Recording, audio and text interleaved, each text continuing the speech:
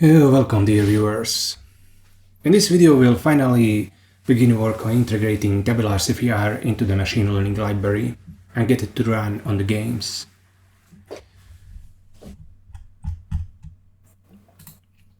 So we have the CFR main. We're going to have to bring the functions into the ML library. And then we're also going to have to integrate them with the layers. And we need to figure out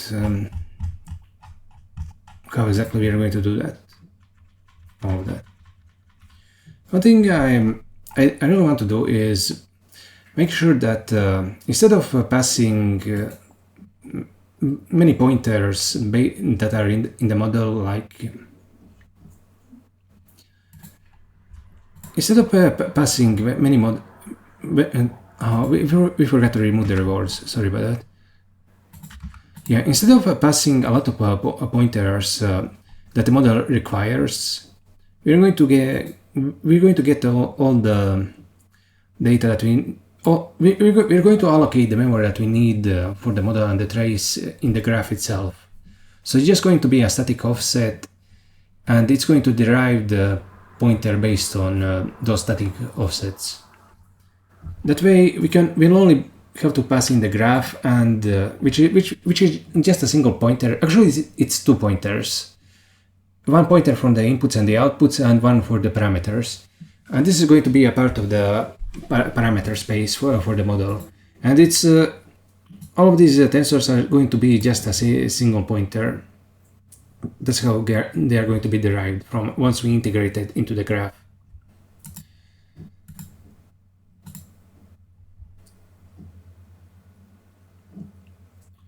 We have to do this trace because we don't have a stack on the GPU. Although actually we do have, but it's very small. It wouldn't be sufficient at all for all the threads. It would probably put it in local memory, which is the L1 cache, and it would get spilled into global memory. And when taking up space in local cache anyway, it's better to just allocate everything ahead of time. The thing is, because the sequence ID will be unbound, it won't be able to know ahead of time how much memory will be required. So that will probably cause issues at runtime that we avoid due to using global pointers, globally allocated memory for the trace.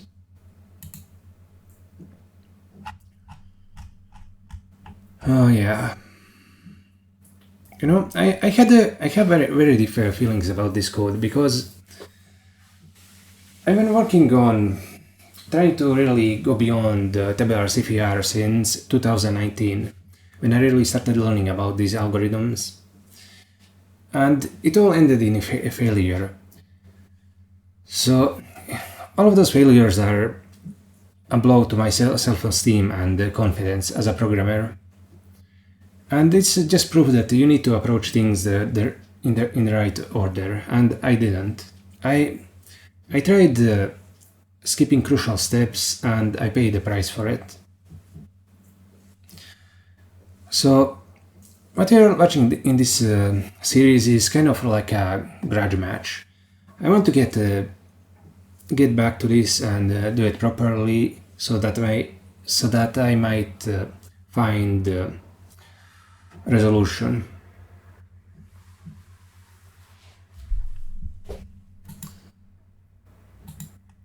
It's all in the name of the singularity. I'm pursuing the singularity, and if the question of omnipotence, and if the question is omnipotence, then the answer is the self-improvement loop. But what we have in deep learning and here is kind of like a very bootleg self-improvement loop. I haven't at all been getting what I really wanted from this endeavor, and yet I persist in following this weak path. I've been thinking what's really important in life, and it's not a talent or something like that. What's really important is that the path you are on is strong. and the path that I'm on is weak. But I don't have any other path, so I have to keep following it. I can only hope that one day this path that I am on will be right.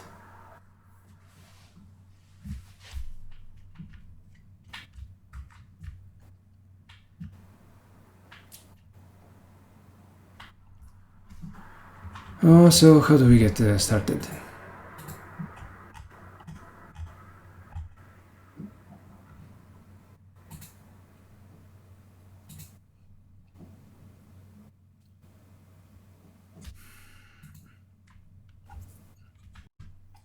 Let's take it one step at a time.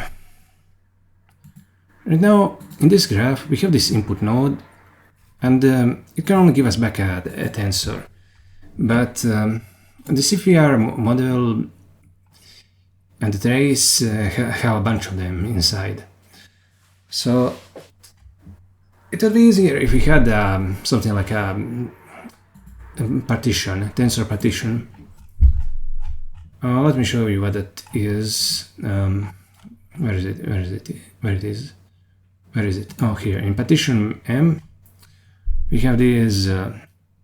We have this partition thing, and we can use that to derive pairs of tensors from just a single pointer or a record, and that's what we're going to be using.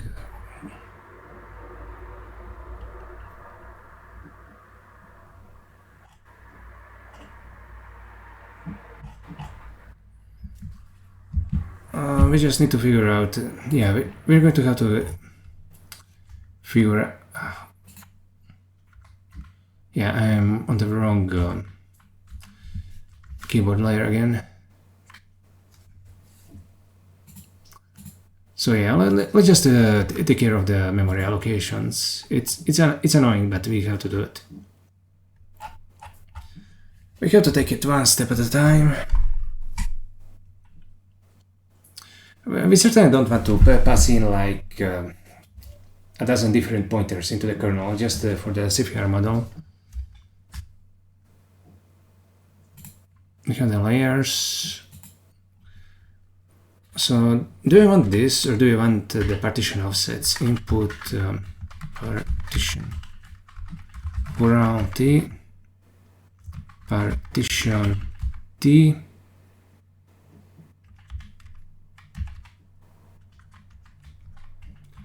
graph T partition M partition T. And yeah, right now it actually can be a bit difficult to understand what this even is. So let's take a look.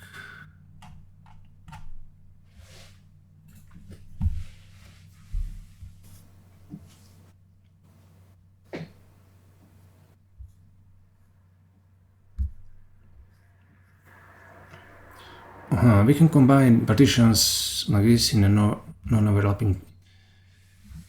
We can take the tensor dimensions to create the partition, and the only real problem is that we don't have a record. Okay, so we're going to deal with that, like a record of partitions.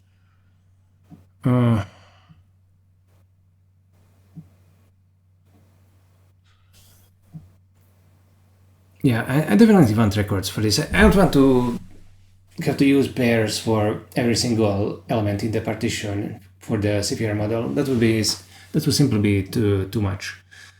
So maybe we can do some kind of bottom-up thing to take a type and then return a partition. Yeah, it's kind of hard to do this using combinators. Maybe like in the pickler combinators, we need some kind of wrap function.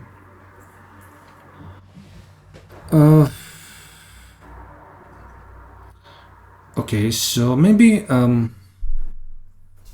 okay, how about this? Wrap. I'll put in a description later. For now, how about input, output, and P is going to be a partition. Partition A.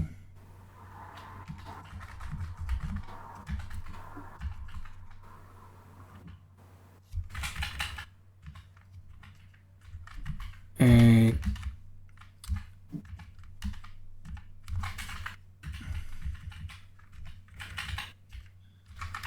B.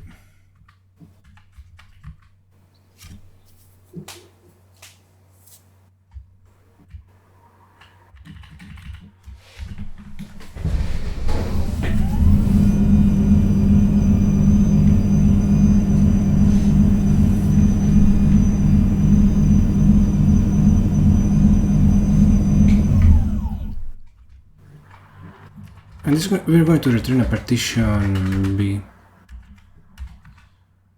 So, and why this function is important is it will allow us to take a partition and map it to some kind of a record.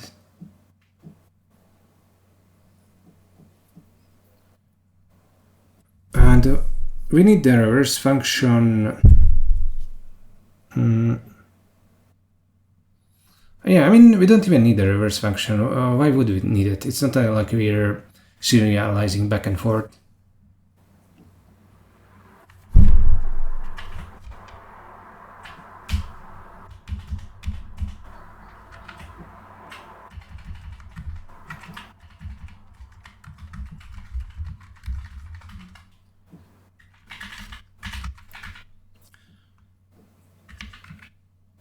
And what we have to do is match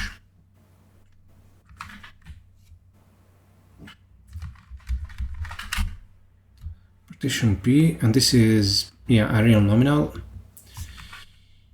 So we'll go into the real segment and then do what? We just partition real f of A.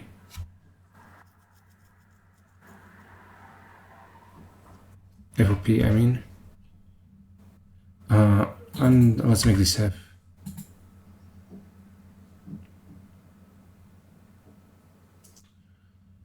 And we can use we can do a little assert to make sure that only the original terms are in the new expression. How did that go again? While we were working on the tensors, we did something like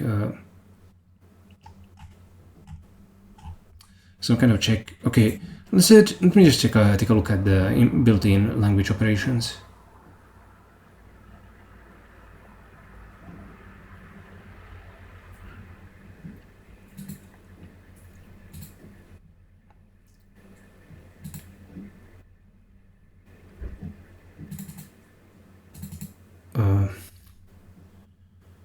In block parsing, now we have all of these.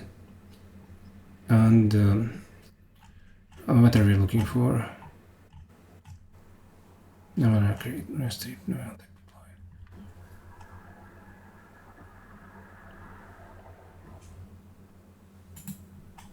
deploy. I'm just wondering, what is this?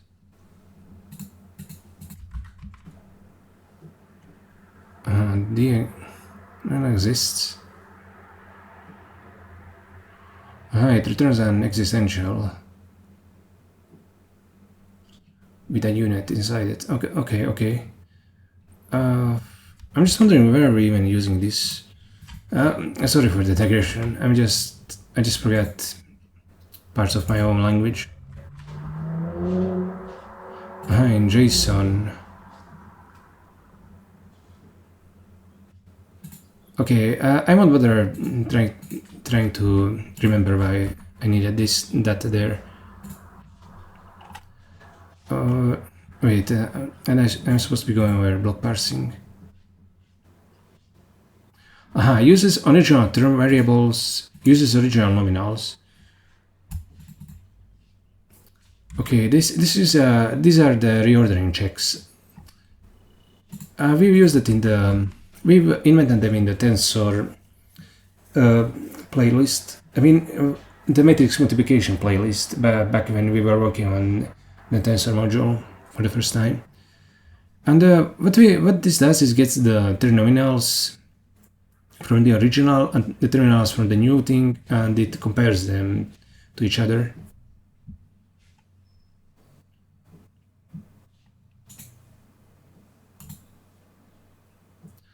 It doesn't go inside the nominals. Instead, it just it doesn't go inside the nominals or unions or existentials. It just it also compares the literals and the runtime variables as they are.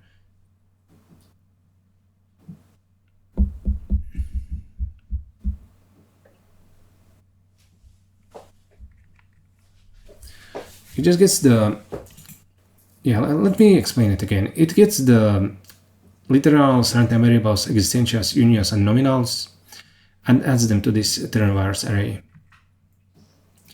And what we have is this data array of term variables. We compare that they are the same, and we compare that they are the same under reference equality. And then we return that as a boolean. And I think this is exactly what we need here. This uses original term variables. This only compares the literals and the runtime variables. It goes inside the existentials, unions, and nominals. And I do think we probably need the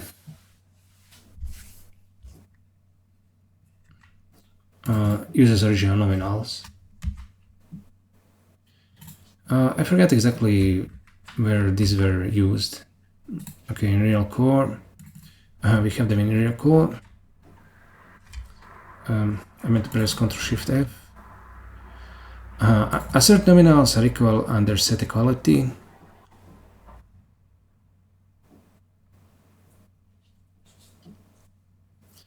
We need to use this. And we in fact use this in in reorder for partition. I think we should also be using that in a reorder for maybe the tensors. But I think in tensors we might be using the other thing. Assert ternvars are equal under set equality. Yeah, this we are using in reorder for the tensor. And specifically remember why in one place we're checking for nominals and here for ternvars, but I guess it's fine. Okay, let's do it all like this.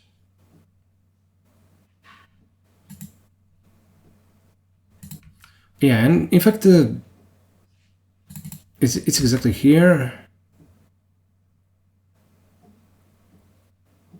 Oh, we have the reorder. Yeah, and this is exactly like the wrap function that we are working on. Oh.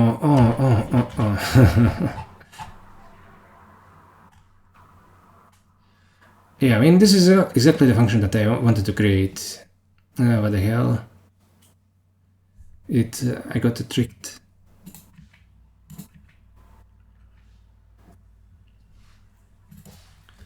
Okay, so we can do the reorder using this.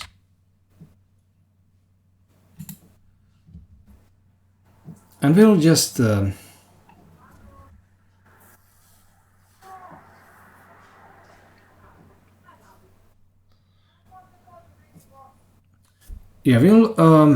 create a model as pairs of tensors. I mean, we're going to use pairs to put in to create the original partition, and then we're just going to reorder it so it has more informative naming.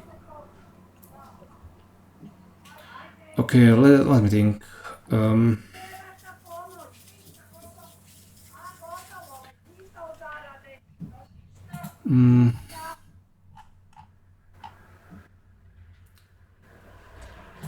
Okay, let's start with this, and we're going to take the stuff from here and paste it into the. Okay, let's make a CFR module like here. We're going to start by pasting the types into it.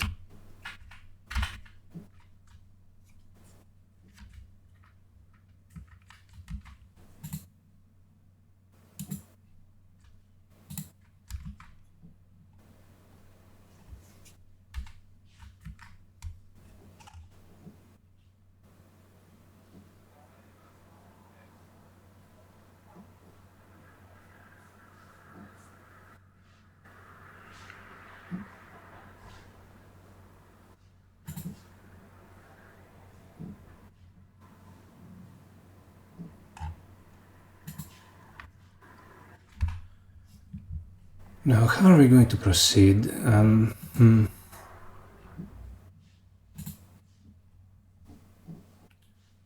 Okay, let's you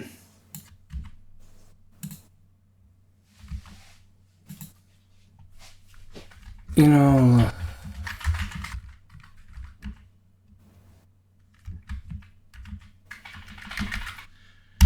and what I want to do is make a graph node.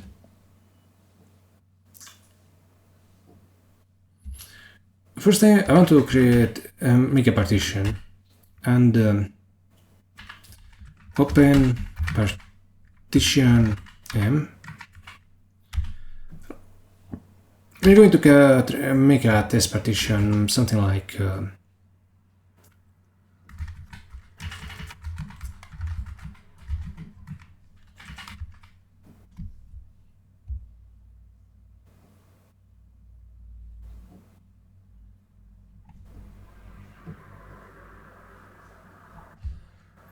wait, what was the operator? It's the hash operator. Okay. Oh no, it's not that. It's the bang operator.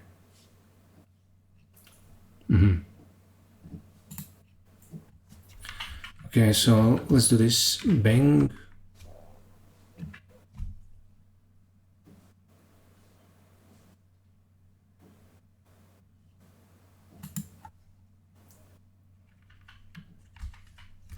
Type CFR. Let's just make it sizes, and then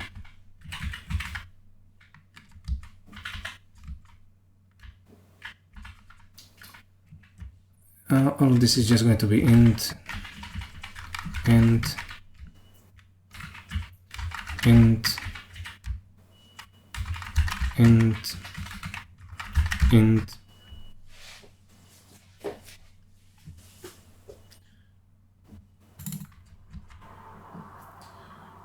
Oh no, it's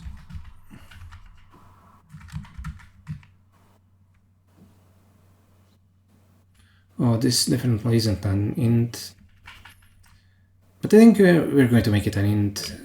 Who cares? We will change the stuff that's using the thread ID, you know, that record dimension. We will change it to a normal one.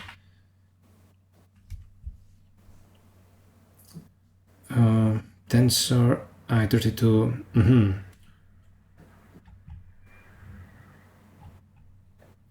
Okay, let's aim for a partition model.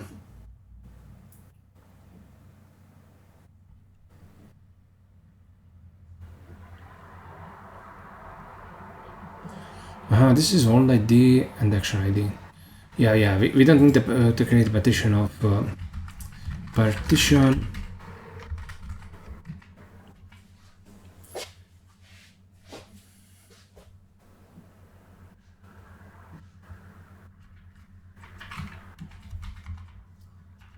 Reorder. Fun.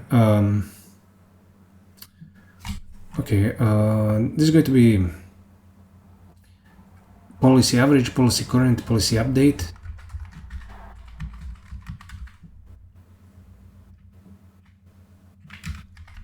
Policy current, policy update.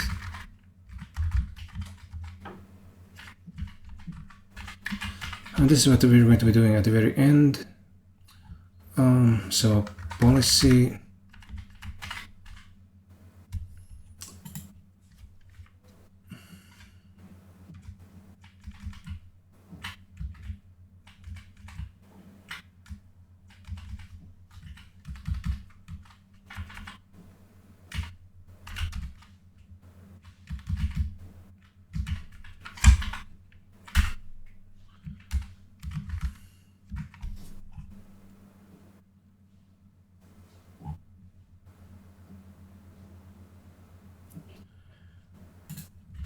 now we need to do the bang bang bang thing. Okay, this is size world ID, size action ID,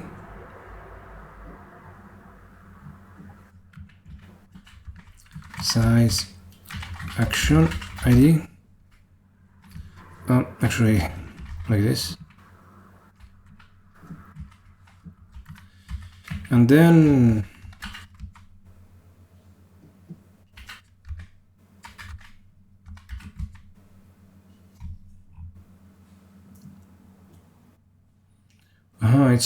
it's all the same actually.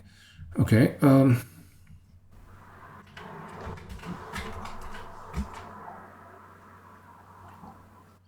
Wait, we don't need to do it like this then.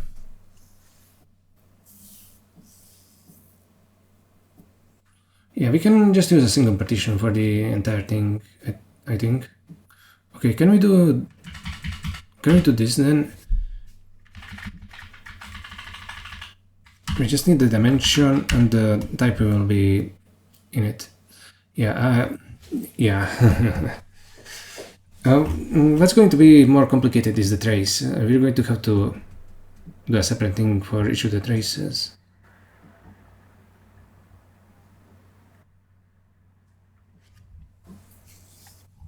Okay, let's type the trace. Okay, this is the model.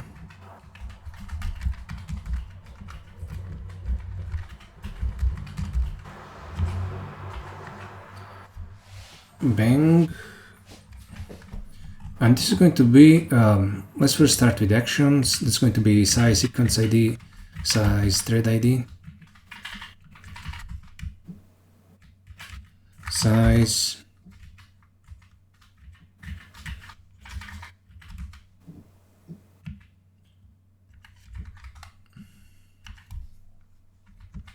and then bang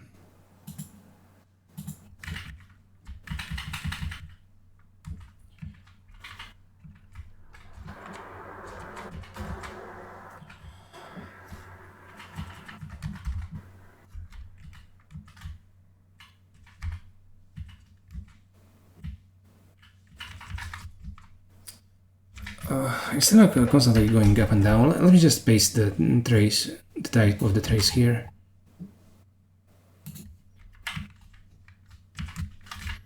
We're going to comment it out, and now you can just directly see what's going on. So this is the actions, that's size, that's a sequence ID, thread ID, this is sequence ID, thread ID, player ID.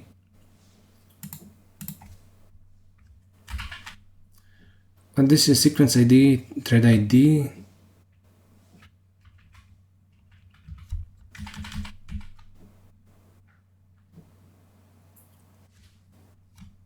and this is sequence ID, thread ID, action ID.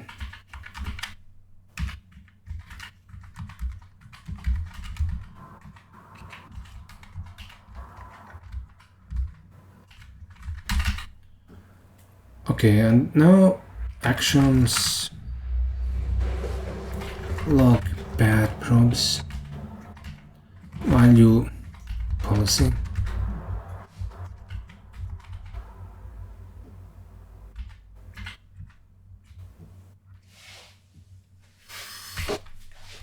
Actions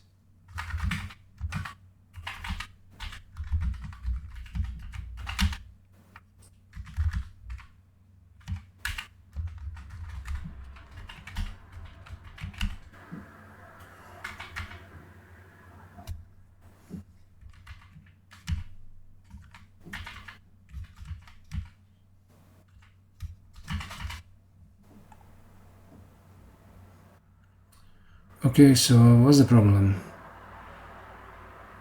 Oh yeah, the problem is this comment. It's when you put a comment at the start of the line, the parser interprets that as the start of a new block.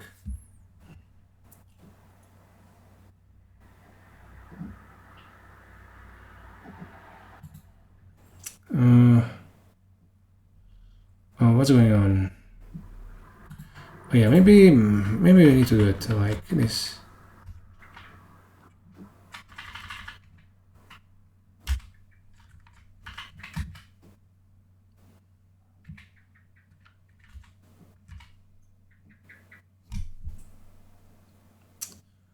Tensor.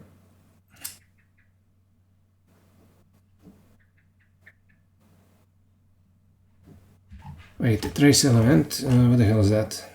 I mean, yeah, this is just a type. It's not a nested tensor or anything. So where are we getting this kind of problem?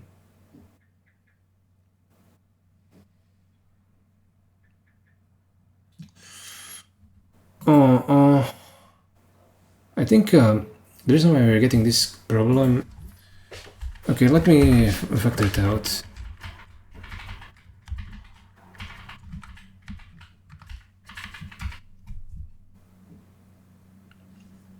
Yeah, as you can see, all the tensors are left leaning. Actually, they aren't. Wait, why is this tensor nested? Why are there so many parentheses? Yeah, they in fact are left leaning, and they need to be right leaning. So it's kind of an issue with the parser. Damn, I shouldn't be. Okay.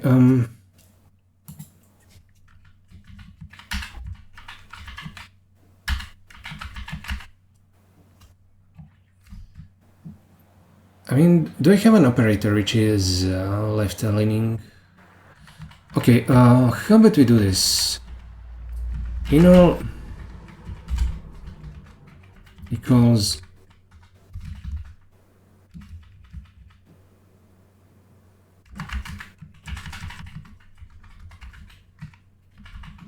so suppose we do this.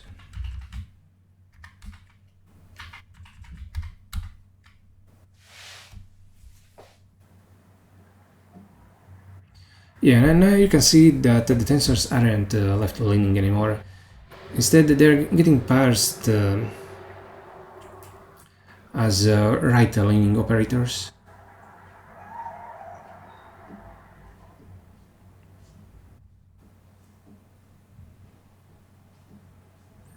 Why are we still getting this there?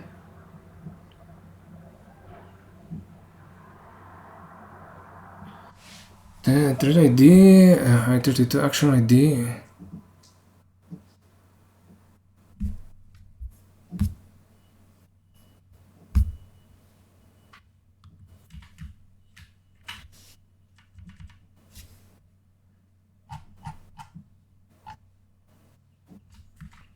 Okay, not bad. Oh yeah, we got it.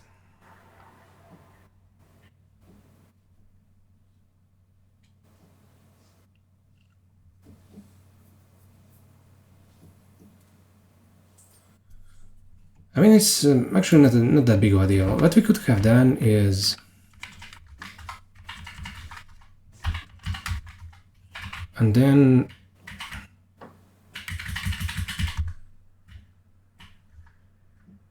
Yeah, this could have also solved the problem.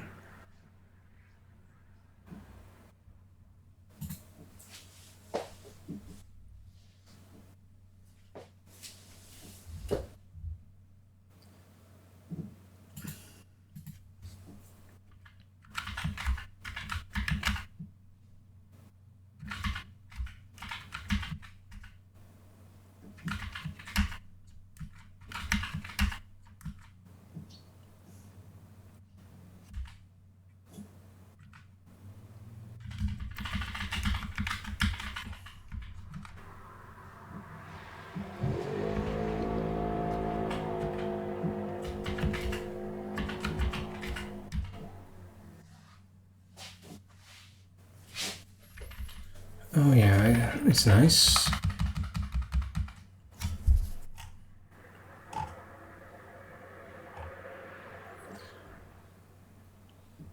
Maybe later we'll just pass sizes as an argument into this, but for now I don't want to bother with it.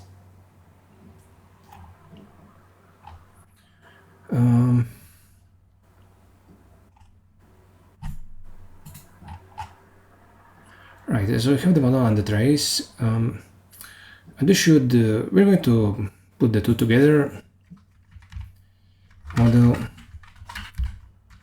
trace, reorder, find model, trace, model, trace.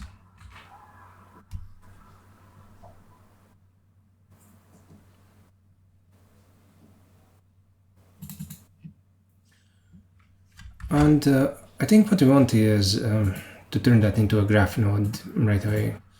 Like input partition,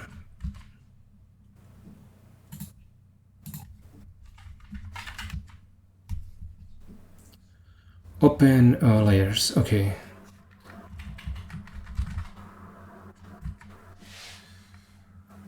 Oh, we can just do it like this.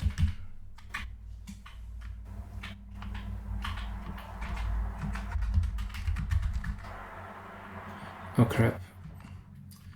Whatever. Layers.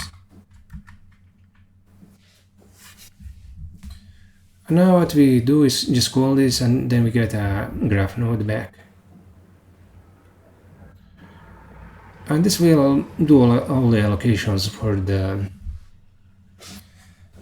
all the memory allocations needed for the counterfactual regret algorithm. The only problem is we don't we haven't actually implemented any of the functionality for this input partition node. We only had the regular input node.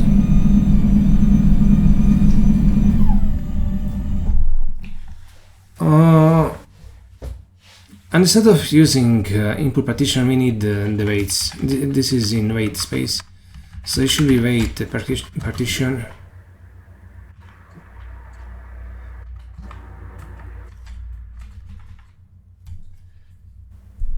Okay. And now we have to go through all of this.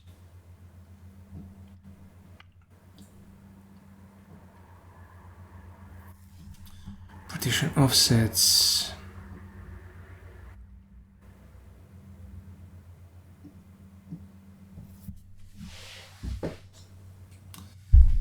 Okay, I guess we'll busy ourselves with that. Okay, what the hell is this supposed to be? It's nothing important since it's commented out. Get the impair.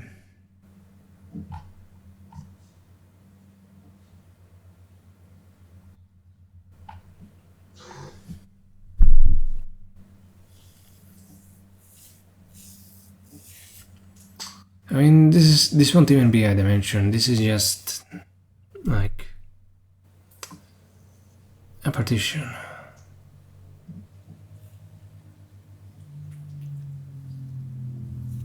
Oh,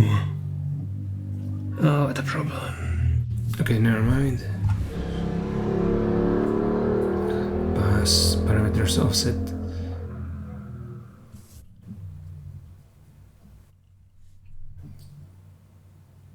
We turn it into a partition, then we calculate the offsets, at least for this regular weight node.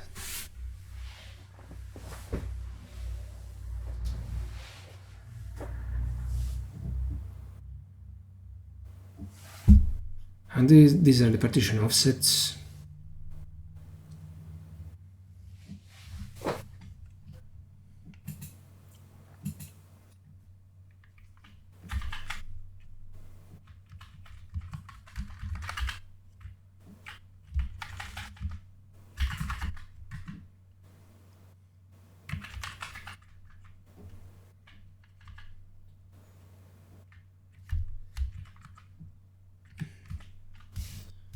Weight partition. Okay, let's copy that.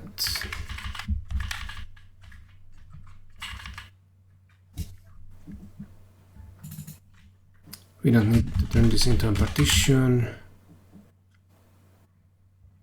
What exactly is the problem? Oh yeah.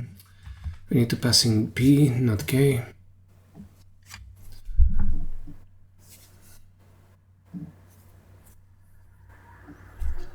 Oh yeah, this is actually easier than I thought it would be.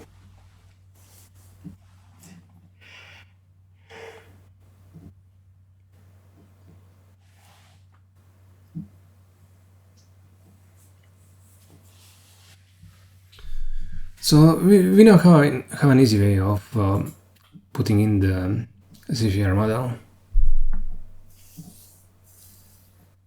I don't know, maybe the trace should be a part of the input rather than the output.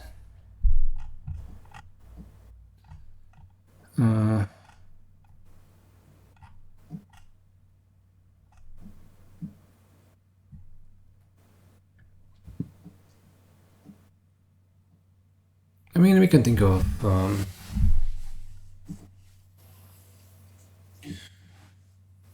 yeah, do we need anything for the output or CFR?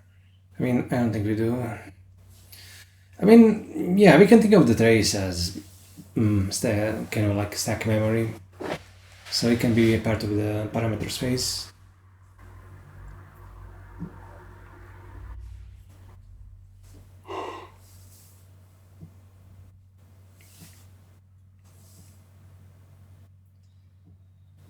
And to be honest, really the CFR part of the algorithm isn't really too important, because the CFR, the tabular CFR model will be fast to train compared to the rest of the system. It's really the fast learning part.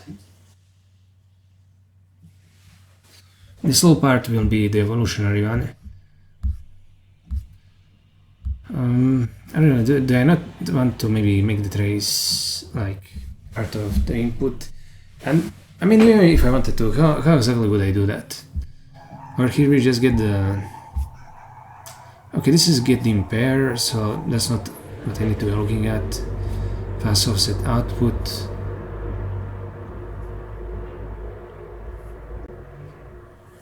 Yeah, here we are also doing this trick for the partitions. And it's really getting the dimension. I mean, for the weight,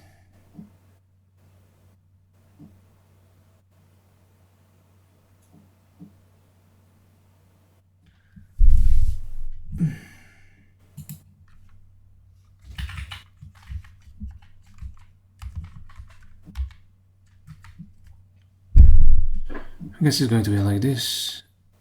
And in fact, I forgot the lesson from last time. I need to make every case unique because we are using GADTs.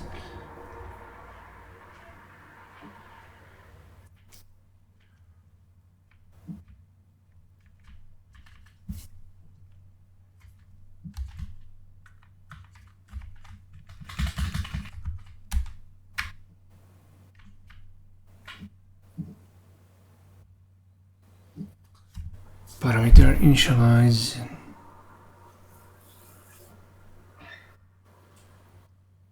I mean, we won't be initializing it to anything right now.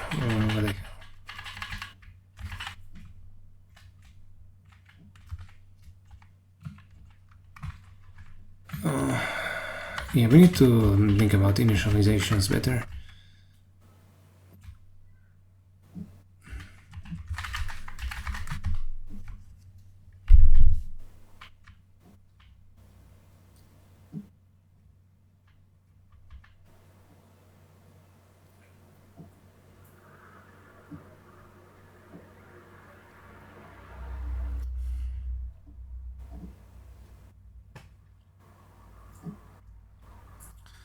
I mean, here's getting the tensor.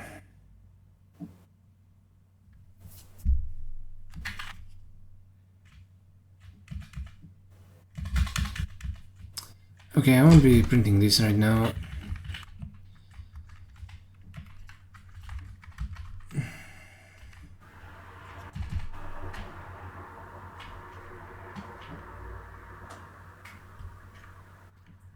Ref tensor extract.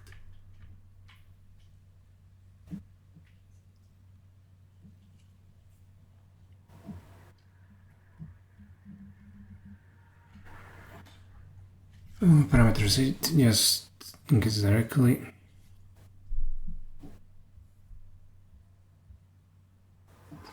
And this is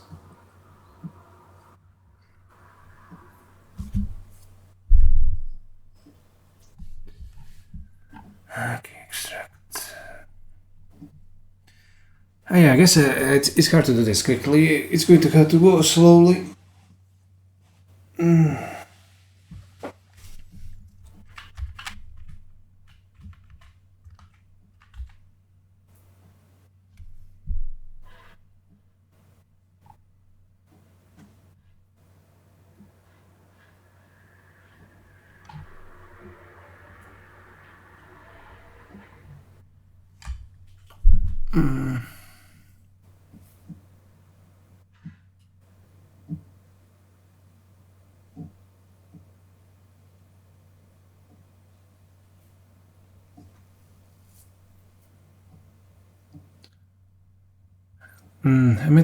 I might have to, yeah, I'll have to put in a special functionality for extracting the partitions.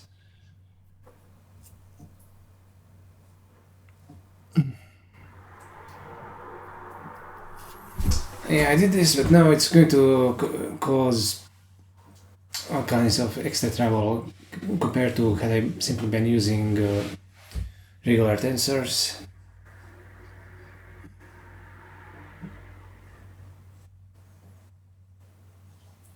If I had regular tensors, I could have just used the inputs node for everything.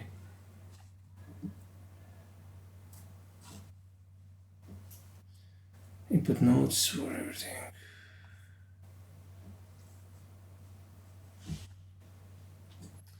I've really been assuming that this key will only return tensors. It's a huge problem.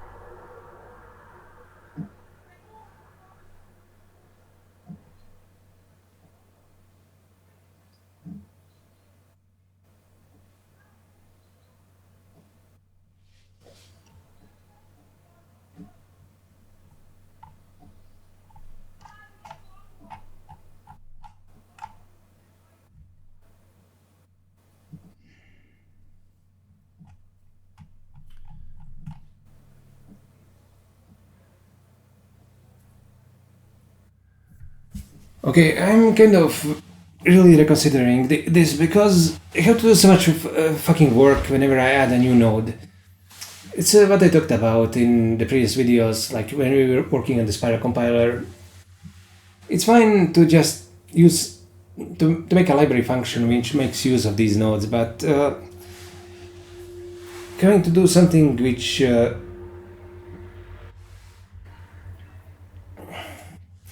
trying to add an extra node like this really requires me to extend the compiler in a significant manner. And it's not like we cannot do all of this with the input nodes, so I guess I should have thought about this more before I try doing it. But it's true that we need some way of allocating the stuff for the partitions. So how could we do this? Like imagine if we had to do like input nodes for all this.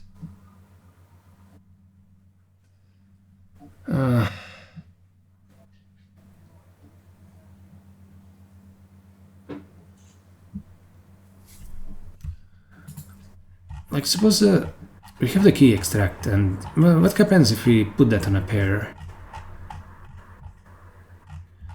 We have the graph run, key extract, key scalar. What happens if we do? Yeah, it tries one thing and then it tries another. Okay, what if we... What's this graph tensor extract? If it gets into a pair... okay, yeah, it actually extracts the type of the graph. It doesn't really... It isn't restricted to tensors like I'd expect it would be. Like this thing, it just gets the actual type.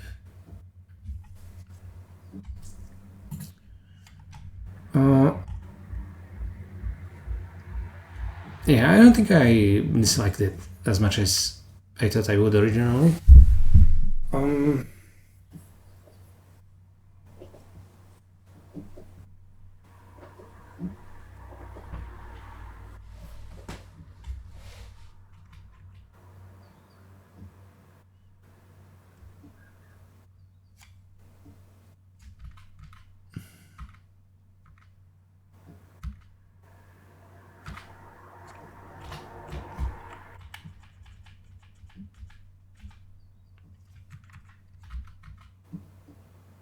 Okay, yeah, then this changed, and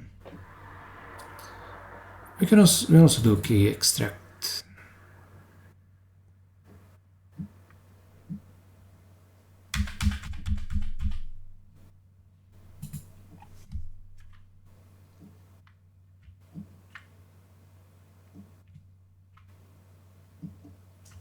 And this now doesn't have a dim.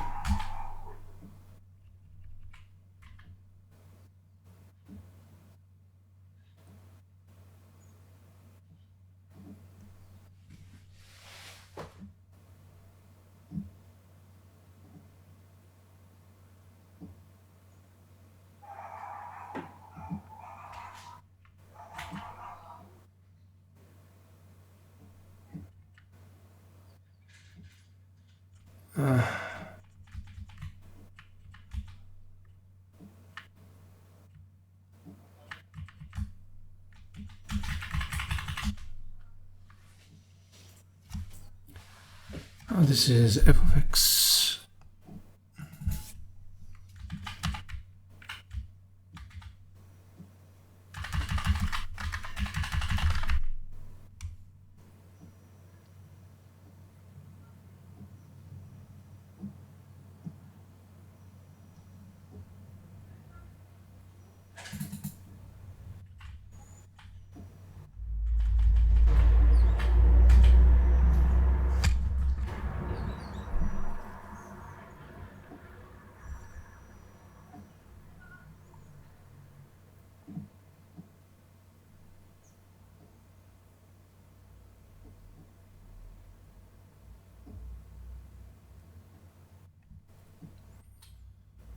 Do I really need this?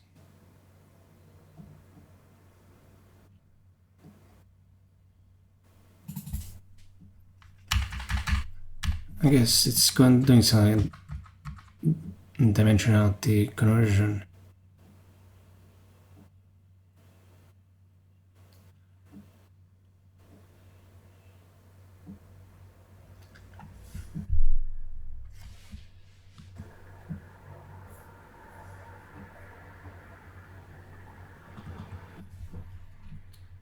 Instead of key tensor,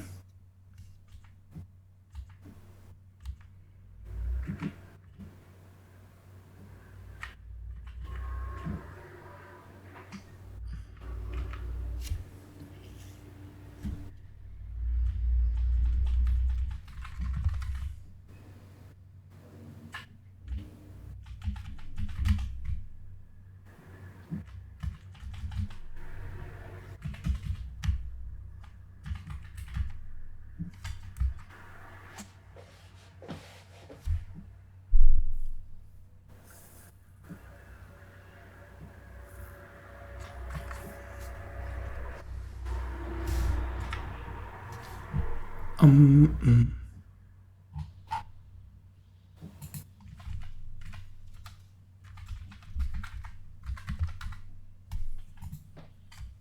now, this dd, which is expecting a tensor.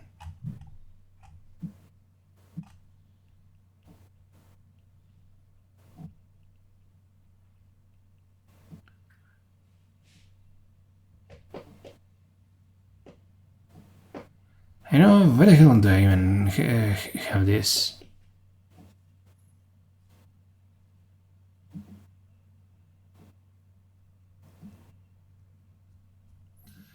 Yeah, I guess maybe it would make the most sense to actually change the weight into this partition T.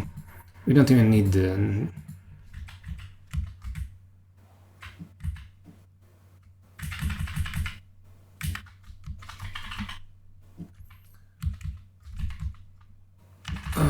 yeah, it's design is difficult, no doubt about that. So we have the dim off.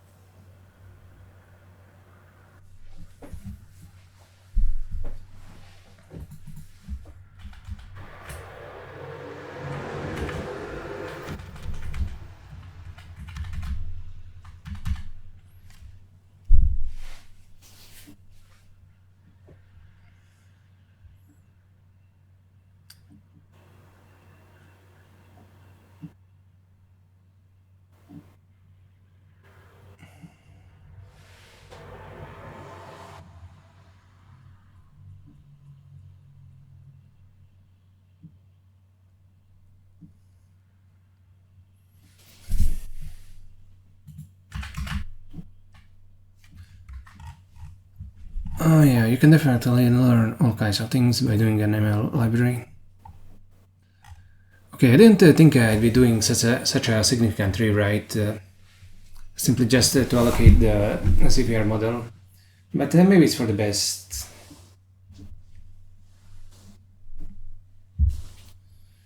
Oh, let me pause here so I can add the video to the timeline. And this is a good spot for me to have breakfast. We'll continue after that. Let's resume. We're going to focus on generalizing the weight node for the next hour or so. Let's just focus on that today. Maybe we'll be focusing on that for next few hours.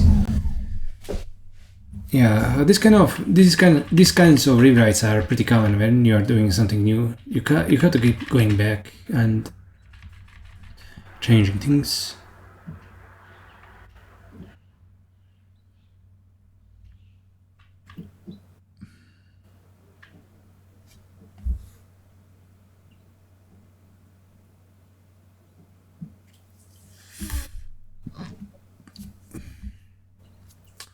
Okay, let me think.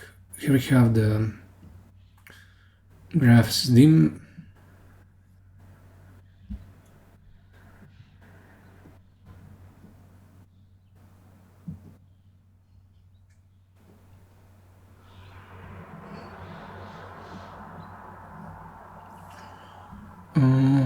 Is this really how it's supposed to be? Like, what is the F? F is get dim.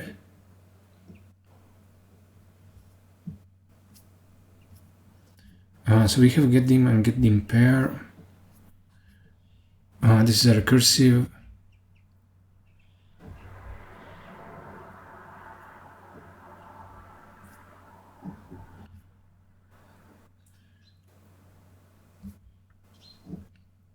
And this is memorizing. Okay. I mean, I could have just used like.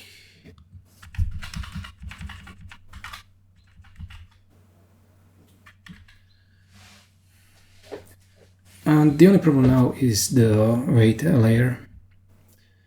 Now it's a partition instead of a dim. And the partition can be an arbitrary thing.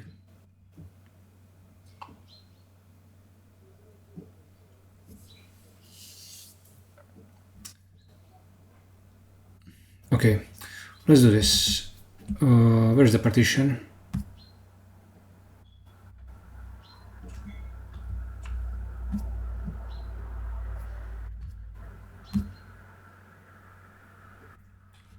Partition dim dt.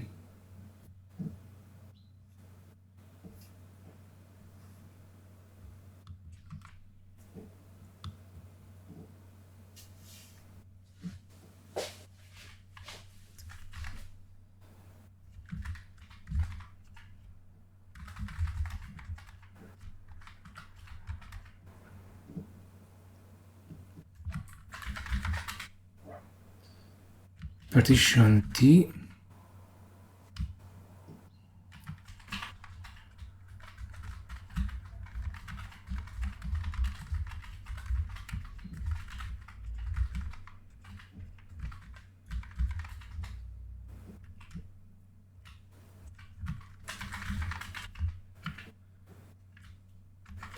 Okay, and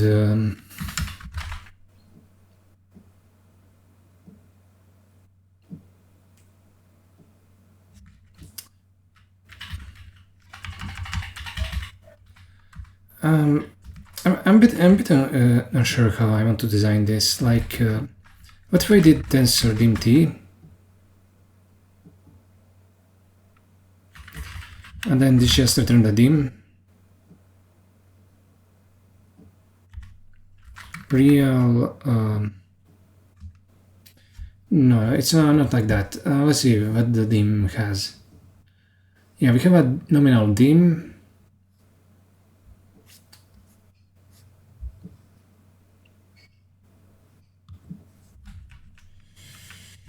You know, dim d. Yeah, like this.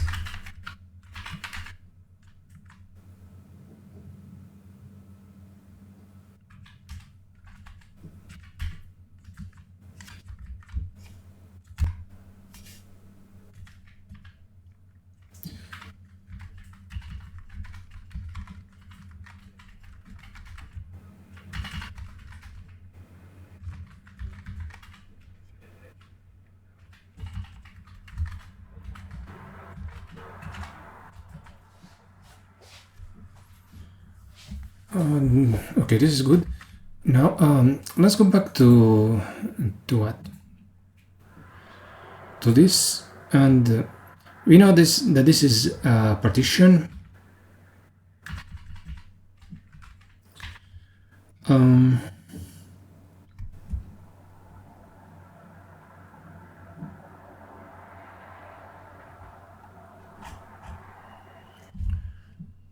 So dim of the top.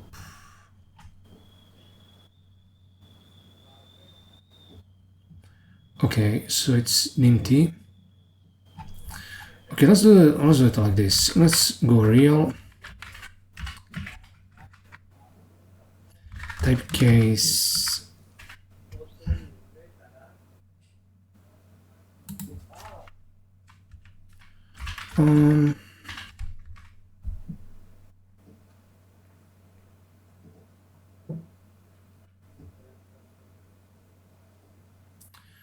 Okay, we're going to type case dim with, and this is going to be a partition tensor dim t, and if it's that, then we'll do a dim, and this is going to be partition m dim of what? Dim.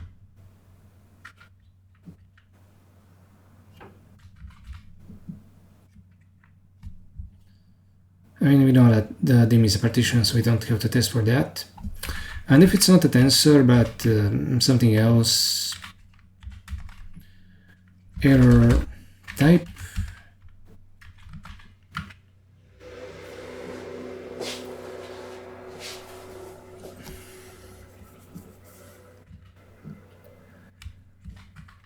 can only get the dimension of a singleton weight layer.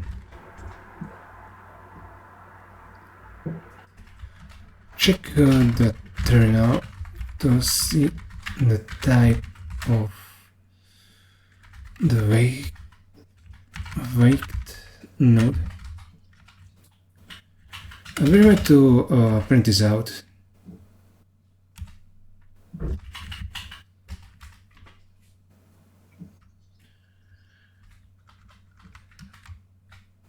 Print static.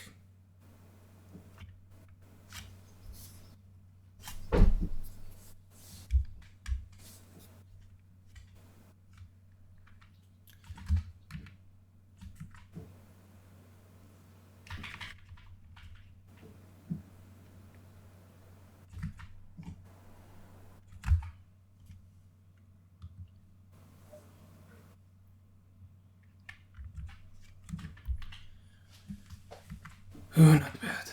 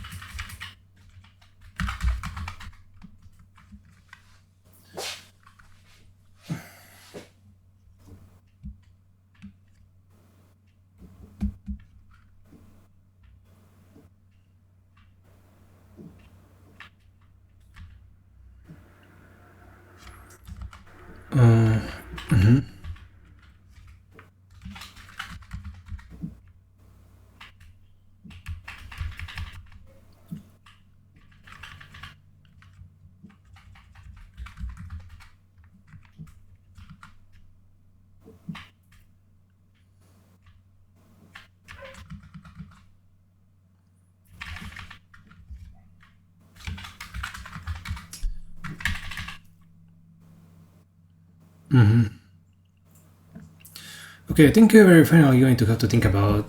We're going to finally have to think a little about how you want to do initialization.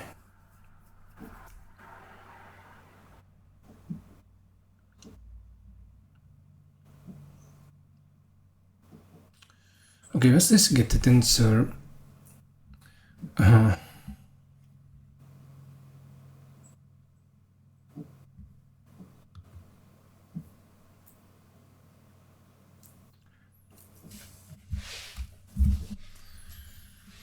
Okay, we're going to have to take the partition, then actually turn it into a structure,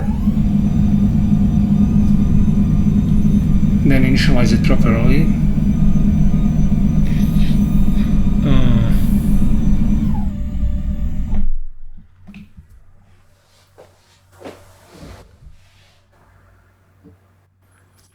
Okay, in addition to this weight, I mean, in addition to the dimension, I think I'm thinking of maybe leaving in a function to do the initialization. Let me just put a bookmark here.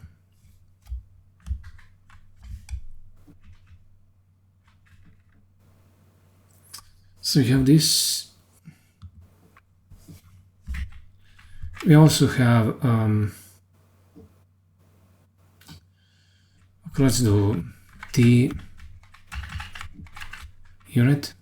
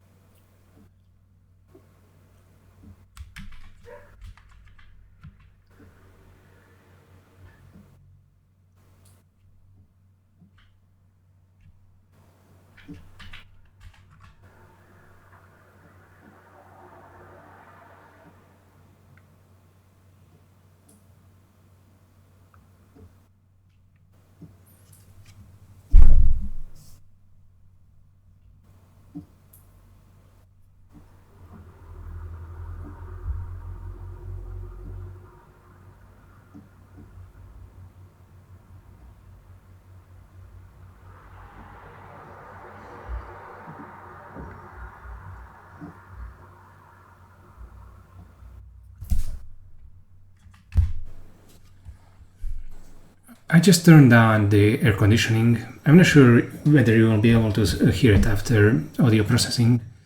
And if you do, sorry about the noise. I noticed that some mosquito went into my room, so I closed the balcony door and turned it on. Okay, so yeah, we have the dim and the initialization function. Oops.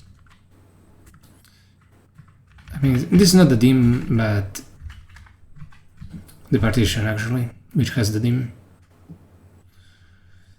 So what we have to do, okay, let's take a look at the pass or down.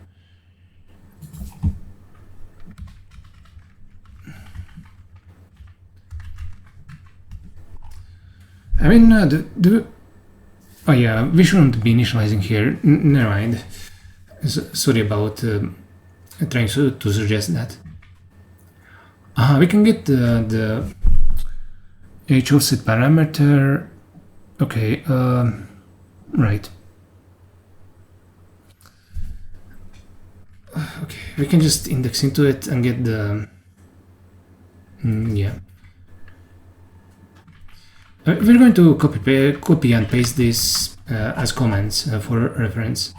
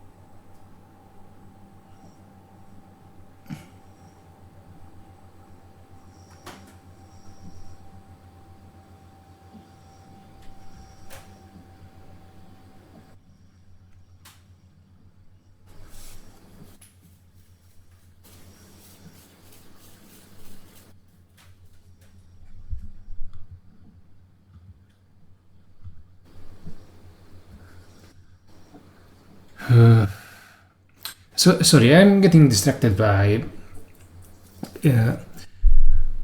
unnecessary thoughts. So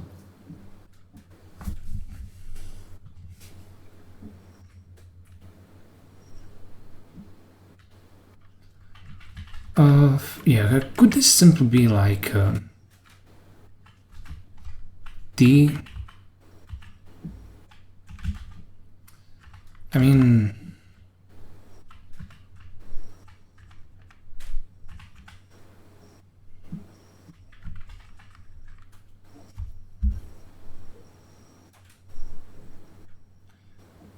oh yeah, we don't need the dim.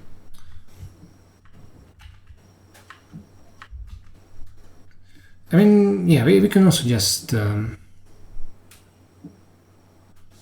I mean, why the hell am I even doing this? Let's do this. Let's do B here. You know, I mean, we don't even need a p. We just need to pass in the key.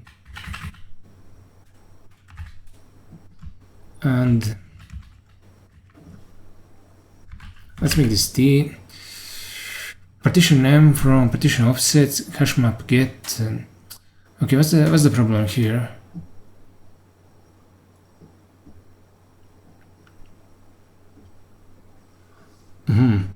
Okay, so this is going to be t. Yes.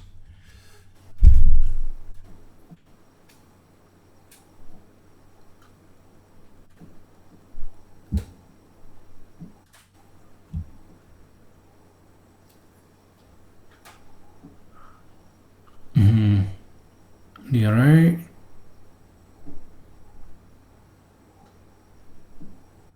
First parameter offset k.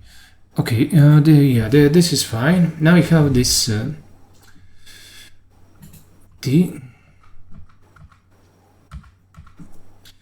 and what we can do is in fact pass it into this initialization function, and we don't even need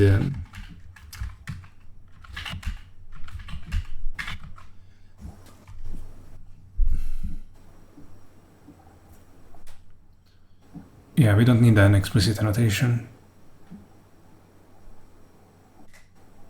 Partition TP and TP to unit. So yeah, that's how the type inference will unify the two variables. No problem. And this prints out all the parameters, and this is the get tensor. Okay, let's make this get partition.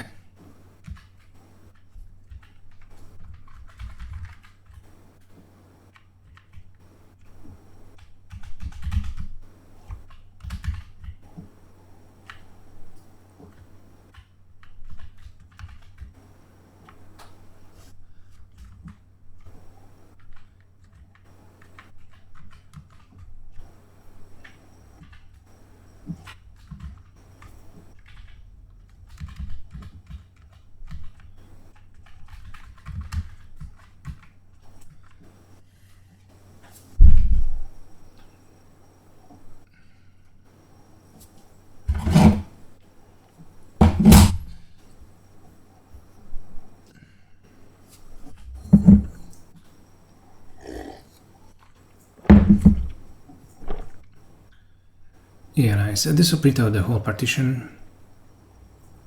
We don't need to do anything fancy. There are a bunch of more type errors. I mean, we've just renamed the key tensor to key graph, which I suppose isn't bad. Wait partition. I mean, we don't have that anymore. Key graph. Graph extract. Why is this an error?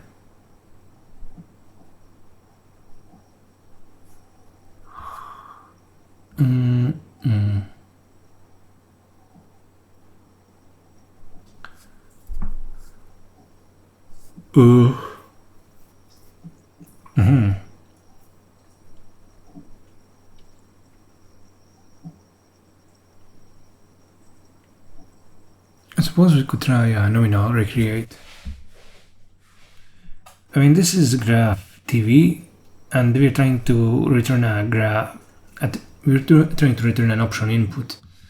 So we have to make sure that the graph of this, I mean, if it's successful, ends up being recreate. I guess we're just going back to what we had to have it was done earlier here.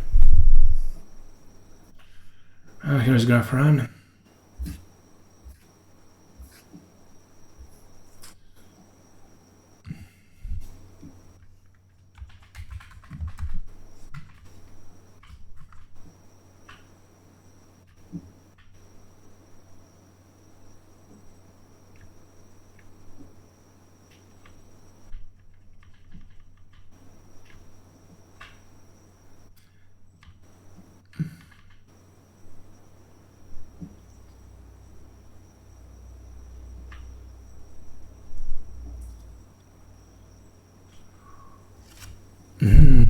Oh yeah, now we're going to have to, here we have the weight, but we are also going to have to put in the initialization function.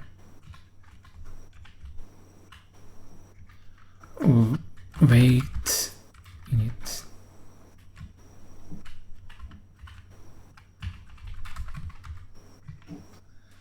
And let's do inner weight init. For all d, actually for all d, maybe it should be tensor dim t. It's not just an arbitrary thing. Tensor dim t is going to be a return unit. And what we have to do is take a look at the thing that we removed. Oh yeah, this copy to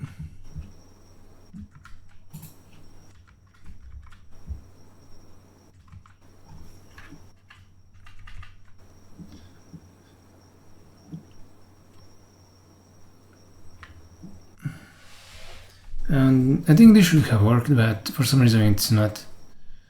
Wait in it.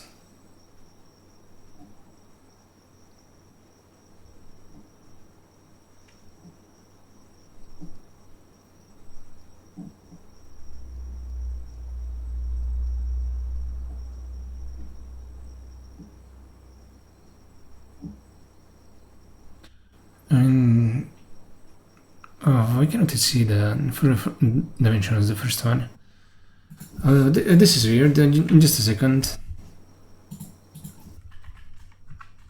You know,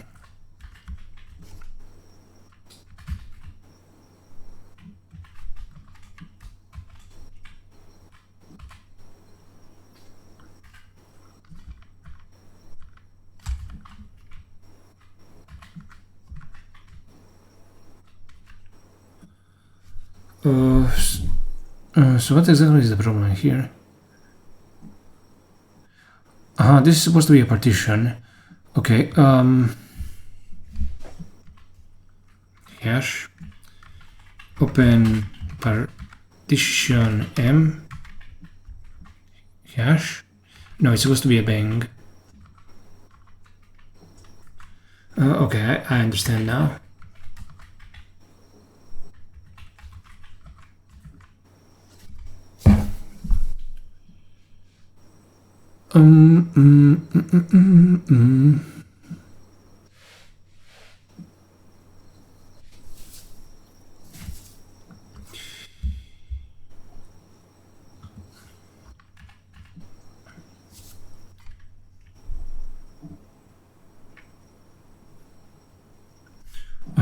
Here's matmul. Yeah, where's matmul? Does matmul have? Oh, here it is. Here it is. And the weight isn't correct. Okay. We're going to be passing weight in it.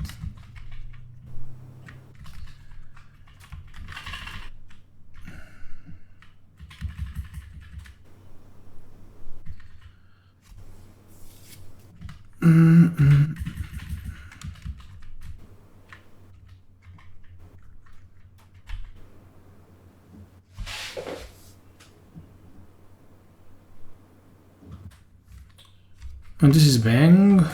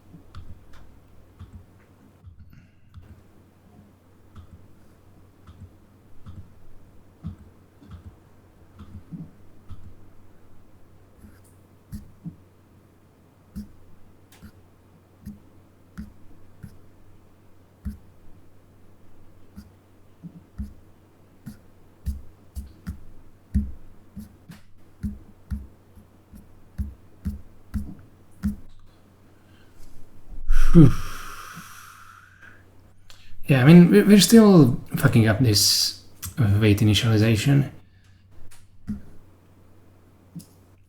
For CFR, we're just going to maybe fill the tensor with zeros. We're going to do a struct map and then fill all the tensor with zeros. I'm not sure which CuPy function that will be, but it's probably something like CuPy fill. We'll get to that when we get to it.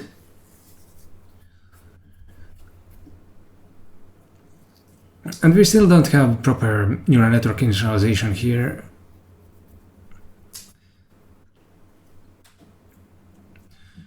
Okay, let's make an attempt to initialize it at least a bit better.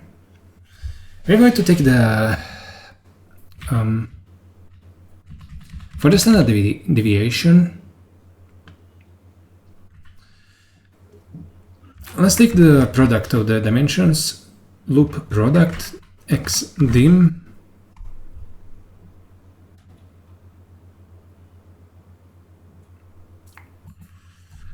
Oh yeah, we're going to convert that to a float. Then we are going to take the square root of that. And this kind of thing, this kind of initialization is known as Xavier initialization. It has it's actually something like a factor of 6 times the square root of the dimensions. It basically works like that. Maybe it should be just the square root of the inner dimension, or maybe the outer dimension plus the inner dimension, something. It kind of goes in that direction. I've thought about it, and basically what the ideal initialization is really depends on the distribution of the input data. So it's either going to be too low or too high, unless we are using something like layer normalization. It's going to be like that all of the time. Ideally, you'd want the norm of the inputs to correspond to the norm of the outputs, but it's hard to get that unless, you know, if you're just using reduce and if you're using regular activations without something like batch normalization or layer normalization.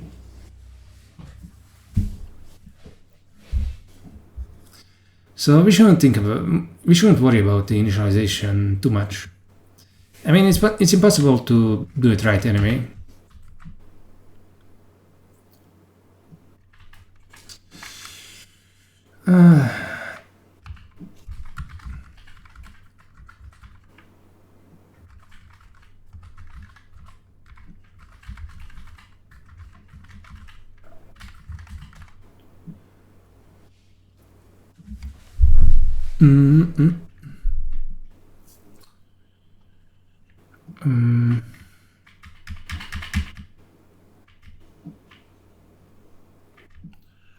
Okay, I think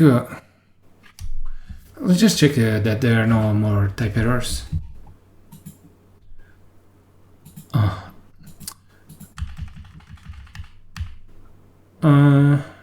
So what's the problem here?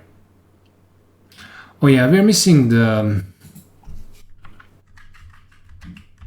Let's make this P. And this is going to be P, and this is going to be fun X. No, it's not going to be unit. We do have to fill it with zeros. You know, so far the empty initialization that we are doing was always initializing it to 0, but we are using CuPy empty, which is telling us that the data is uninitialized, meaning it could be anything. So we need to initialize it to 0 explicitly. For that, let's take a look at the CuPy documentation. Fill. Oh no! This is full. I was looking for fill. Let's just take a look at the CuPy module. first. Maybe we have something there, but I think we won't. Okay, here's the CuPy. Arrange zeros, ones, random normal, random uniform, copy 2.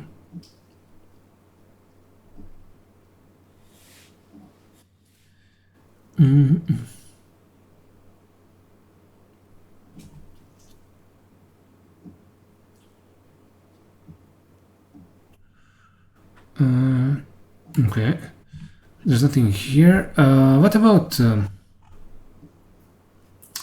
could we do something like, oh yeah, in NumPy you could do something like take the variable, then square brackets, then a colon inside the square brackets, and then set it to some value like okay, let me show you what I mean. Okay, here's what we're going to do.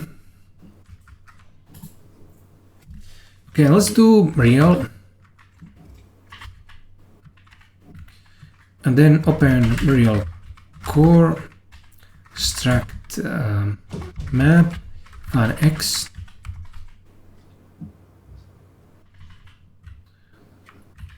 In fact, we don't even need to open the real core. Let's just do this. Oh wait, we have to also initialize the booleans to 0, but I think it will work even if we just pass in an integer. So extract map, and oh yeah, we do need, oh yeah, this is in real, no problem. So we'll do a macro, and then this x square bracket colon equals 0, and yeah, instead of struct map we need the struct iter.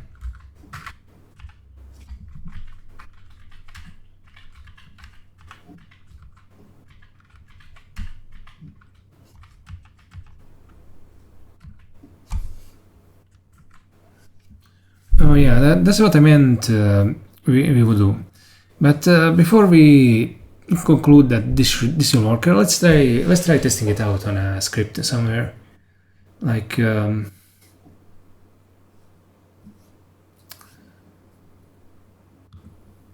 whatever. Let's just import CuPy as CP.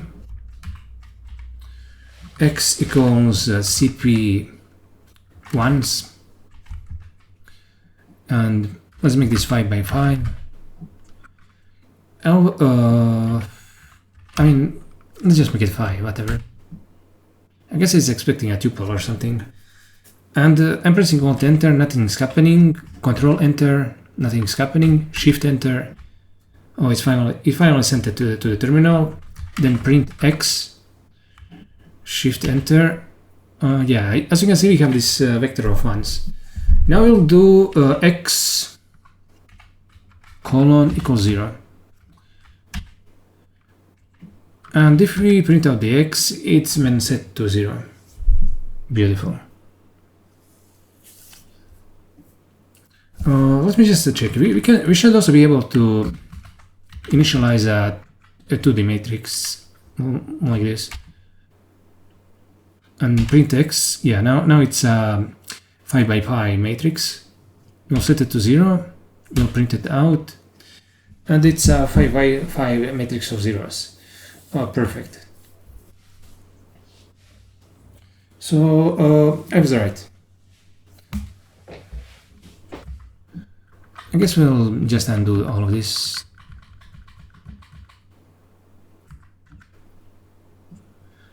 And great, we have the initialization function for all these tensors.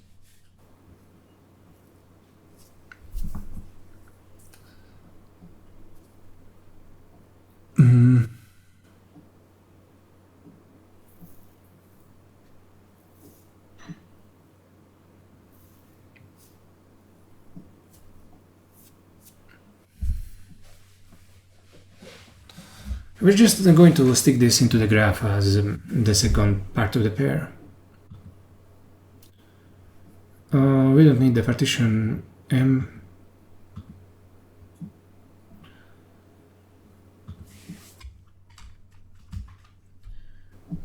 Okay, we have the layers. Okay, let's make a commit here. Change the weight node works. Time to test it.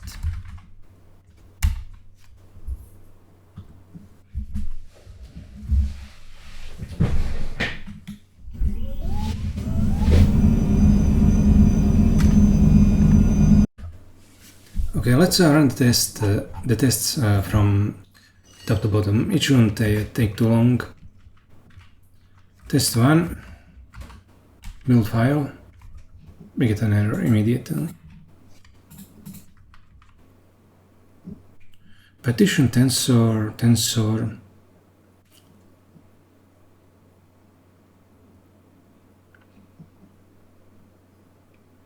Line 113, 113. Oops.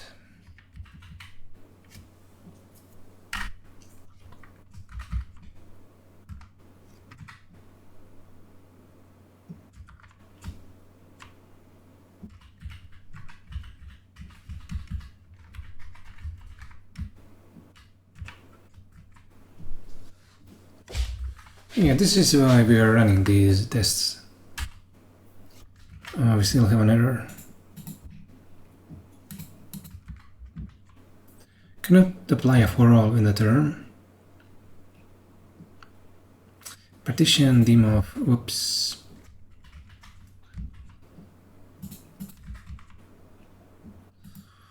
So what do we have to apply here?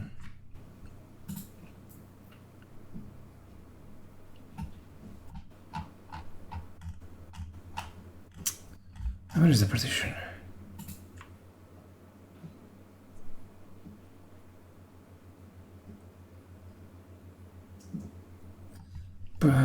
For all dim t.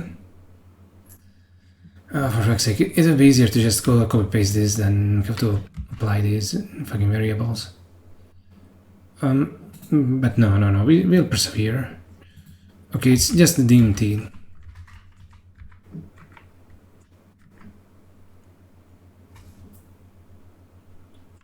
Well, let's try this again. Another error. This is what you get when you do bottom-up programming. Imagine if you do pretty much everything like this. You'd have to yo-yo between error and error. Now we know the other side of the pattern. Got I32. What?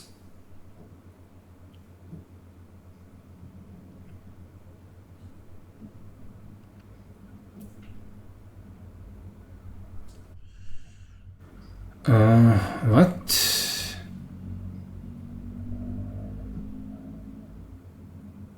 Yeah, it was expecting the dim nominal and it instead got I32. So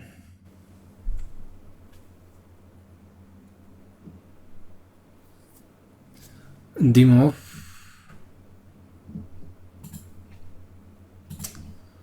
Okay, what the hell is going on? Print static. Open.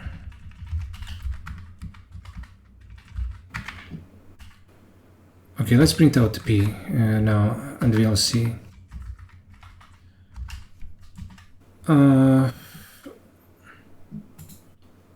Spiral server, we can close this one. 4 dim I32 F32.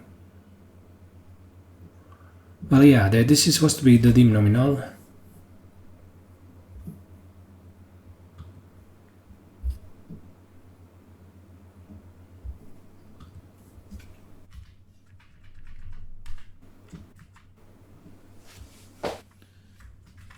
So what's the problem?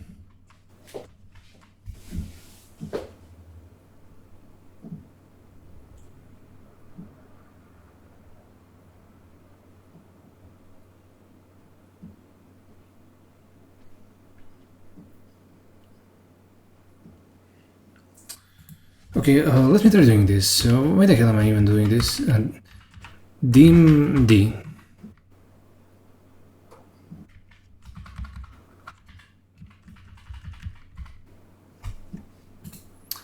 Yeah, because this is a real nominal.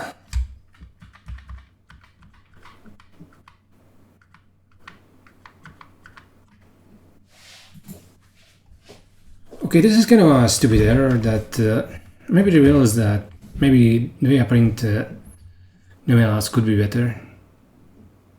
Dim dl d.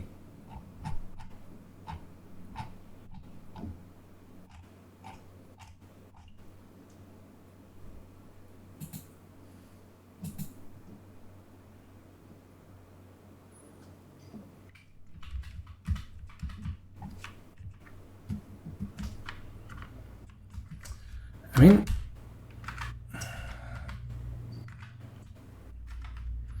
no, I mean, it definitely should be a nominal. Is this... oh, yeah, fuck. And this type variable is shadowing the nominal.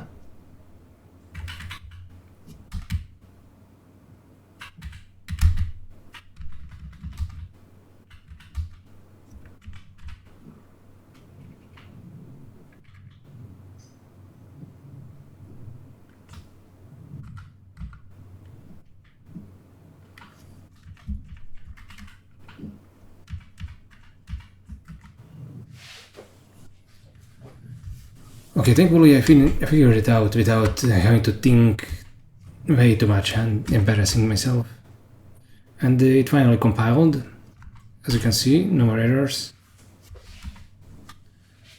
Now let's open the Python file and we'll test it out. We need to run this.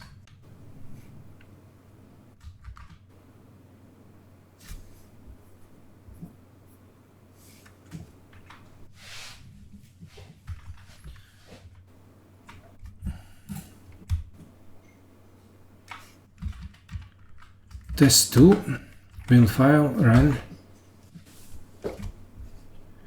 Oh, here the weight matrices.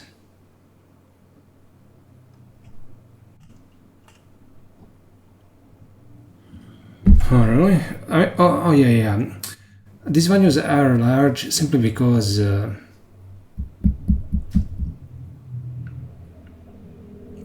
yeah. It should be 1 over square root, not the square root. What was I thinking?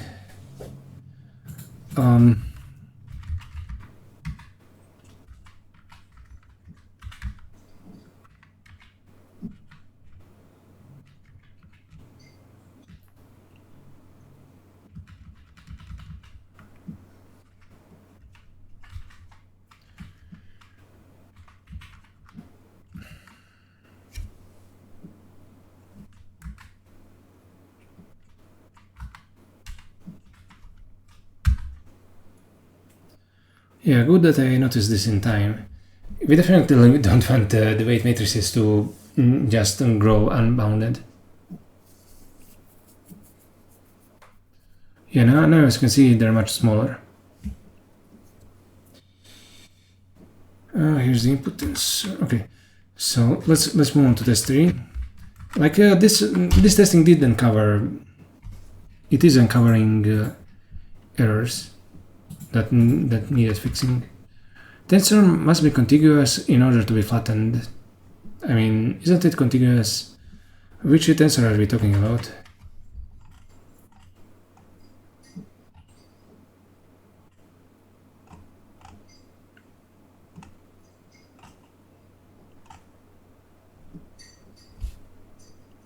I mean, it's flattening it somewhere.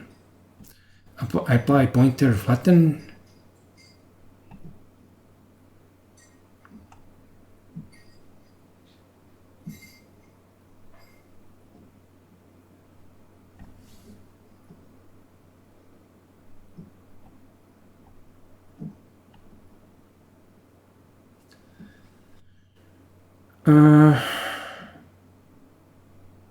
I mean, this is in matrix multiplication. It has something to do with matrix multiplication, most likely. Stored matrix C.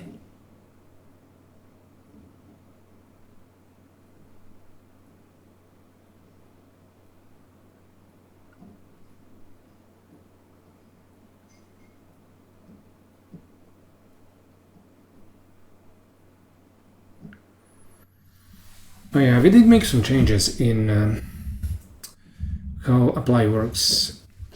Let's check out this line 228 in tensor main. Oh yeah, this is pointer at current offset, and previously it was just apply pointer and then it got the pointer. But now we are flattening it so we can ensure that the tensor is contiguous.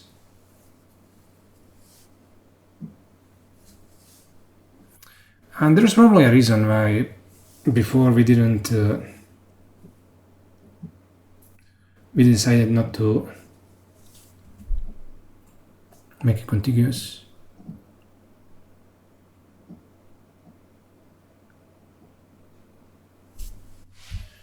Okay, this is something we are going to have to think about. I made this change.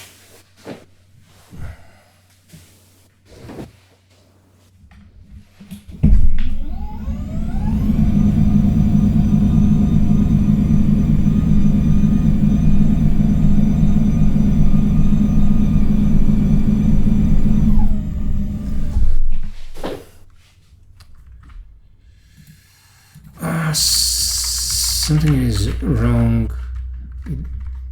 Flattening.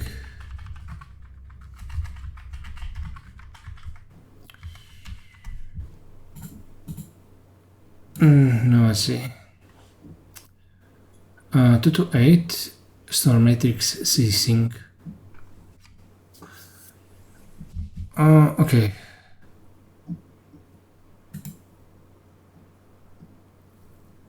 I mean, well, both of these are at line 2 to 8.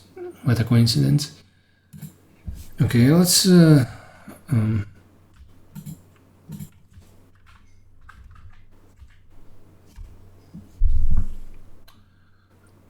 see, and this is a two-dimensional matrix.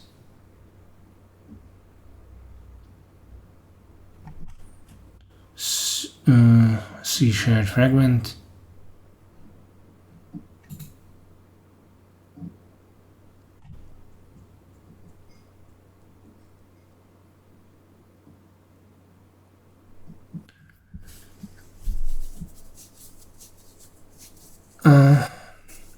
I mean, maybe it could be fine if we're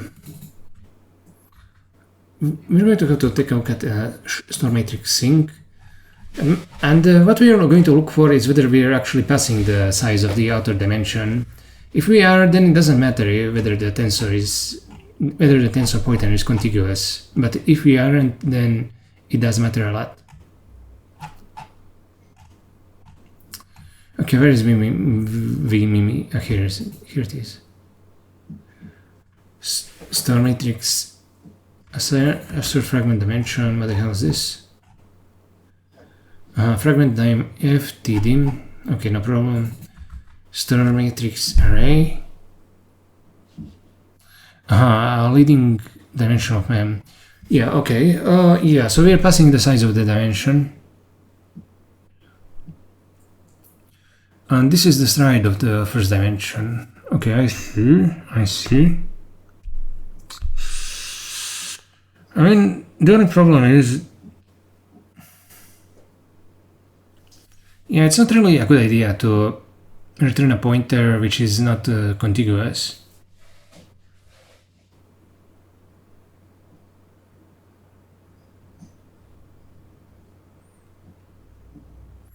Okay, let's check out where this is used, in which places this is used. So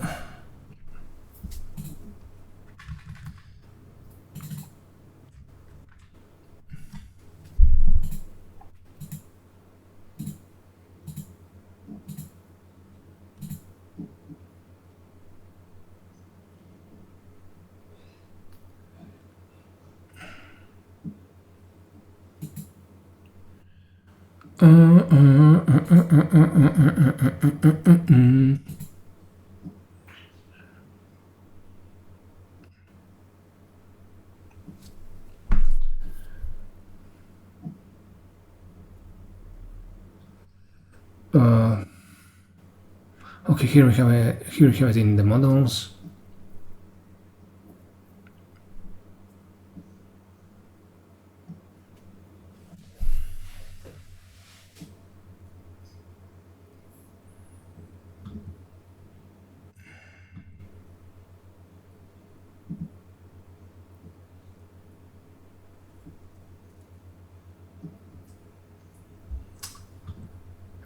Right now we have something very unsafe.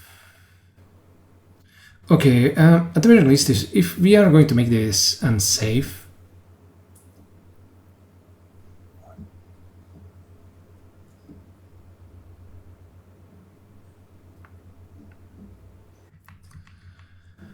we should leave a note that it is unsafe.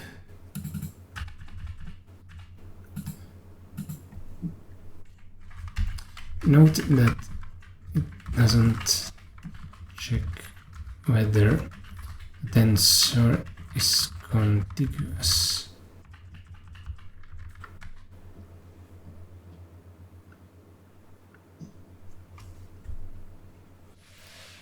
Pointer at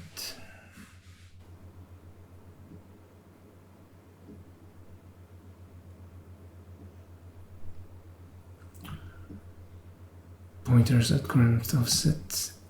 And this became unnecessary once we did that transposing loop.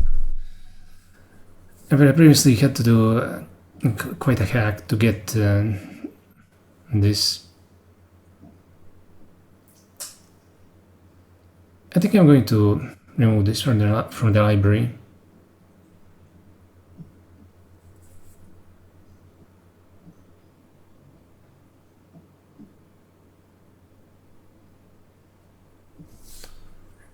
I think it's best. Yeah, I think it's best to maybe just remove it.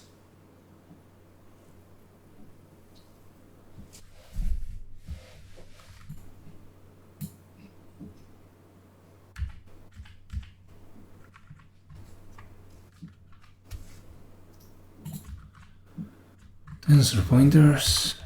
What's this? Okay, now this should work, but we also have tensor input. I mean, this is 1D, so it's most definitely contiguous. We don't have to check it here. Be clear.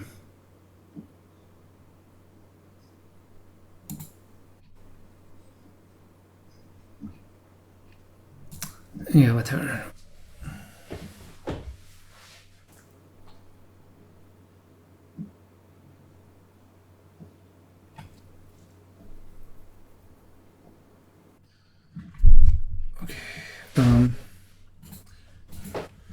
Remove the tensor PTR type and functions from the tensor main module.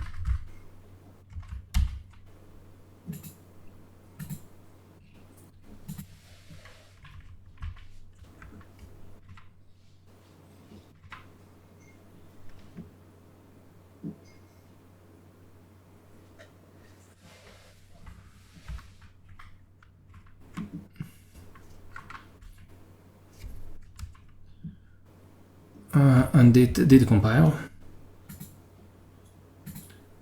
Now let's try running this.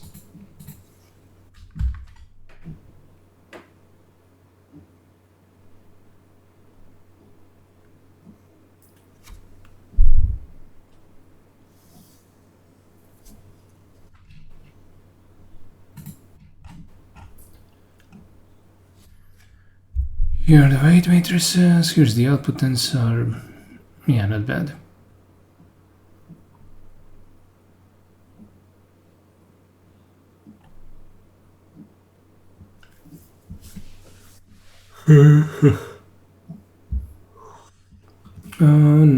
Now let's go to test 4. We'll run this.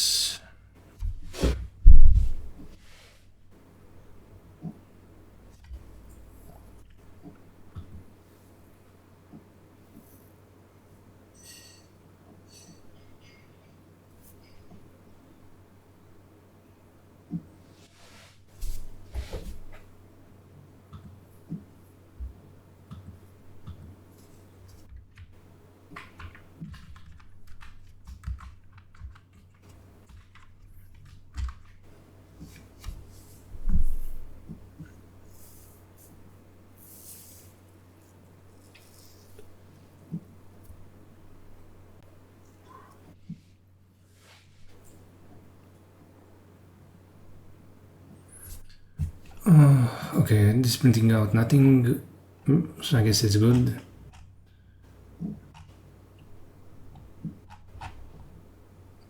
I mean, and let's uncomment this.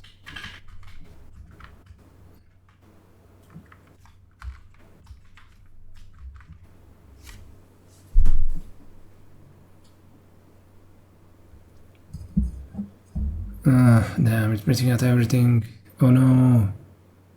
Stop, stop! Oops. What's the size of all this? 32 times 4 times 64.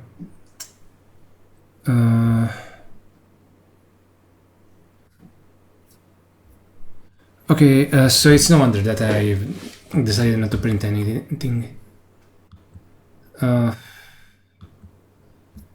Okay, so can we print at least something? Ensemble inner. Oh yeah, so this is why this is so fucking huge. And this is ensemble blocks per grid 32. Oh, no, ensemble that's 4 blocks per grid is 1. This is 32, and this is like what, 1000?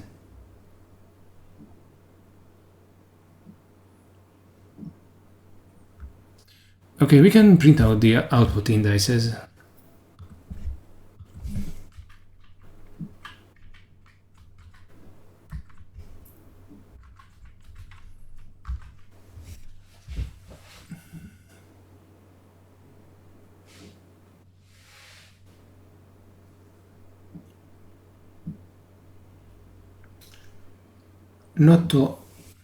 Not bad.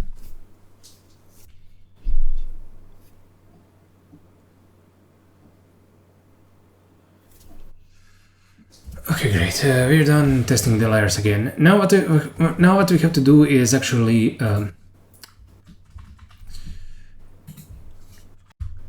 make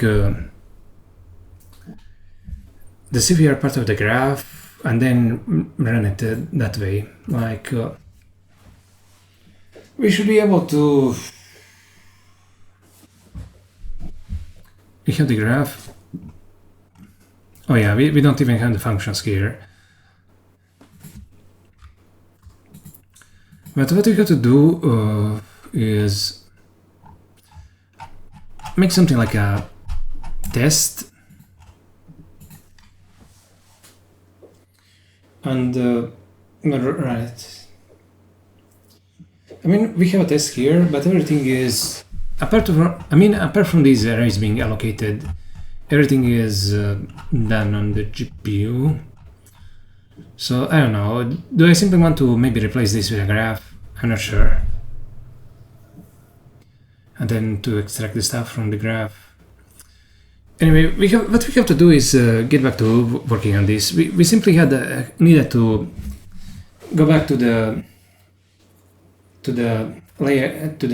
graph nodes, and we needed to change the way that the weight layers work in order to be able to initialize the CFR table. And now that we have all of this, we need to use that graph and essentially replicate this whole test, except using it. We also need to factor the functions that are being used outside the test.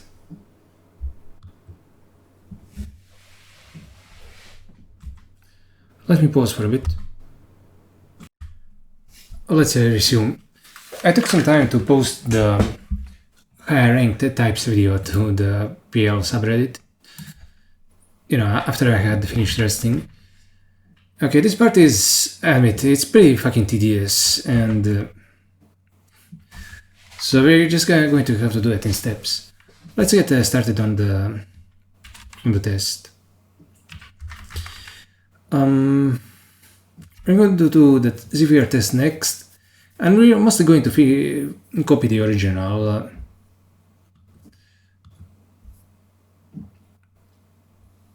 We're going to get a trace on the model based on the graph. Then we're going to run this, and this get action we're taking that out. We're going to take all of these top-level functions out, and I mean, we're taking all these functions that should be at the top level and actually put them there. Okay, primitives. We don't have the model. We need it.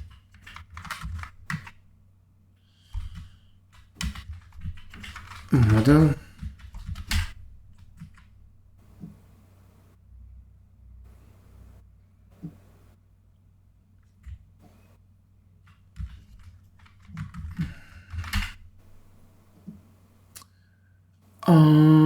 This is going to be yeah, we need to give the type to the mask, or maybe we don't. Yeah, we don't. I mean, we know what the type should be. Row config f32 i32 i32 bool. Yeah, we'll have to pass the mask as an argument.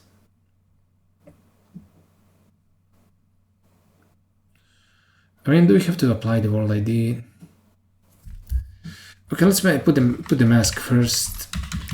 And I'm not going to put a type annotation because I'm lazy.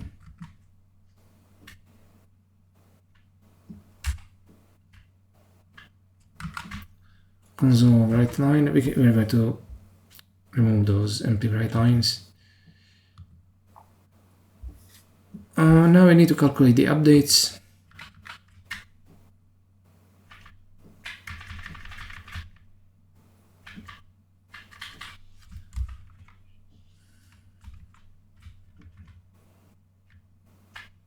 Wow.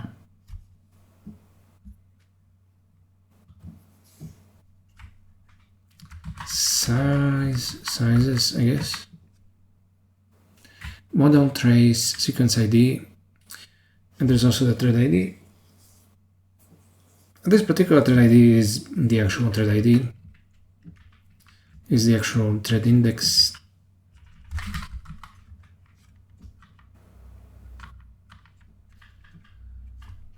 Okay, thread ID equals thread index.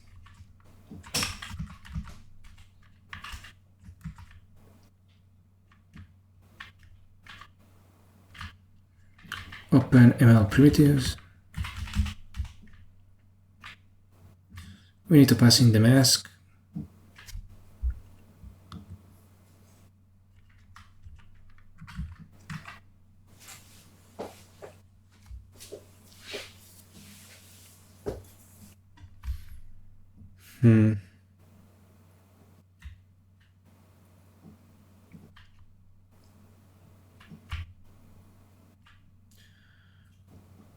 Oh, we don't need this anymore.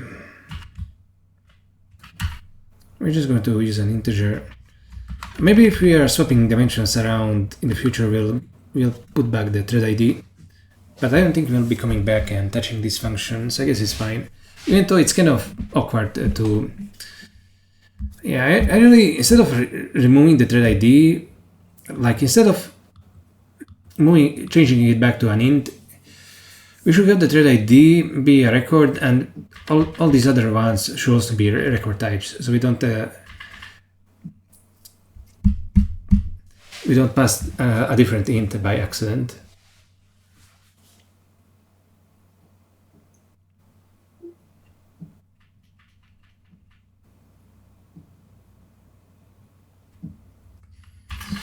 Okay, I'm going to take my advice and actually do it. World ID, player ID, action ID, sequence ID,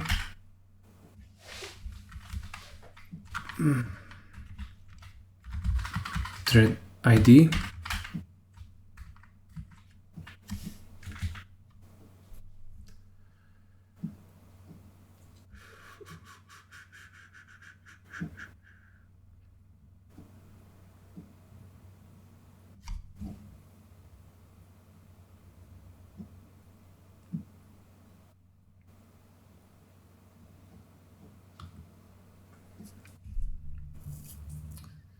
Yeah, now we have to do with these kinds of annoyances, at least here.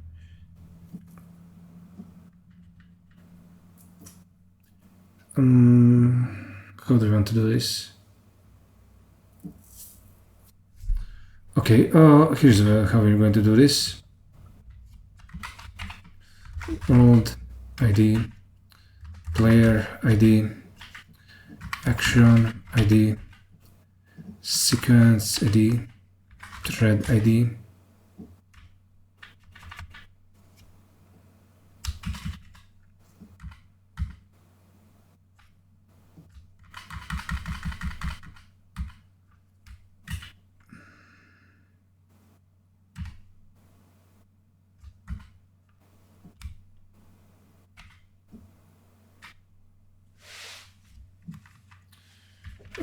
Okay, problem solved.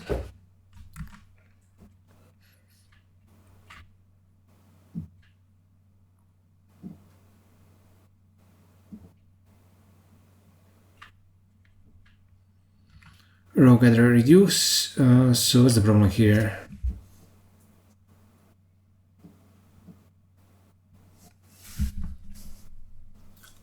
The inner dimension needs to be an integer. Oh yes.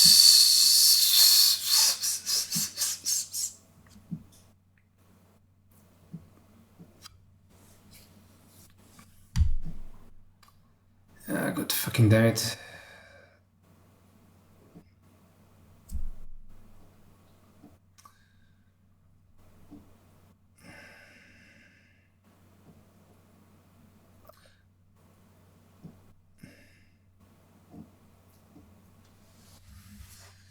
I think I'm actually going to change the row gather reduce so it doesn't have to be an integer. It's simply going to be where are the primitives.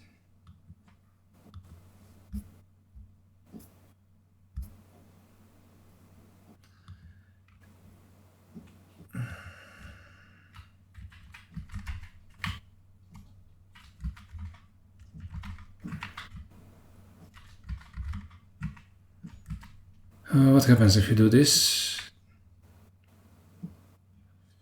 Row config threads per mini block.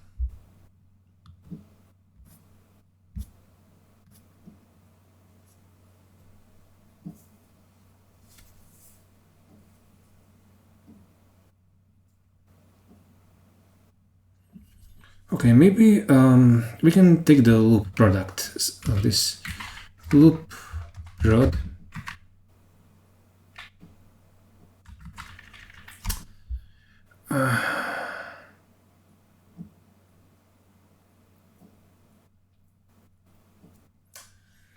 Oh no, it's not working.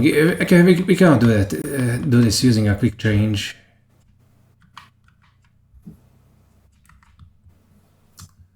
Oh, this is turning out way more annoying than I thought it would.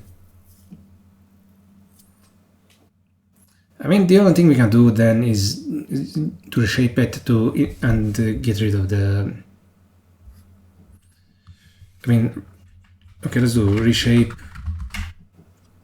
Fine. Thread ID.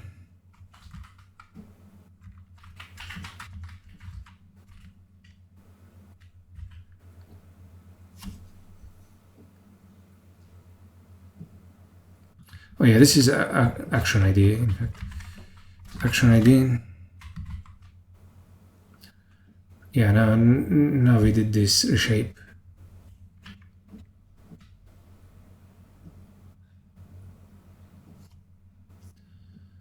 Oh, now suppose I did Control D.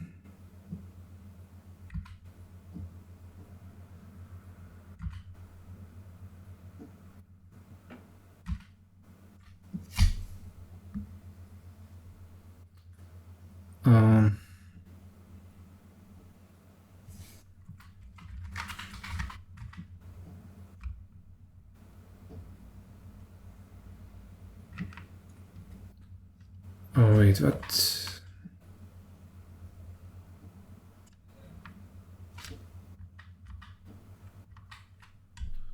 What is this action ID?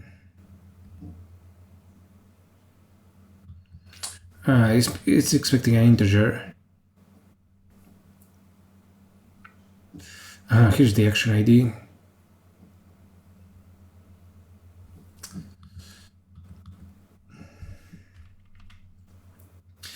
You know, this is one of the issues with the renaming. We've done some renaming in order to make things safer, but now it's forcing us to make a lot of changes, and that has a very real risk of making things of actually breaking things. It's one thing if we wanted to actually debug something, but the fact that we aren't is another case entirely. We're going to do things in an unsafe manner here. And the problem is solved. We don't have to do any refactoring, we don't have to waste time on that.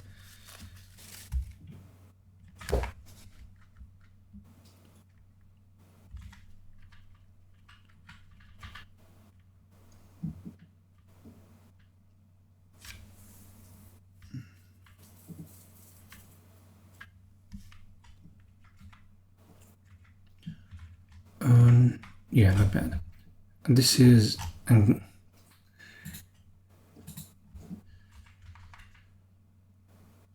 samples and action from model, and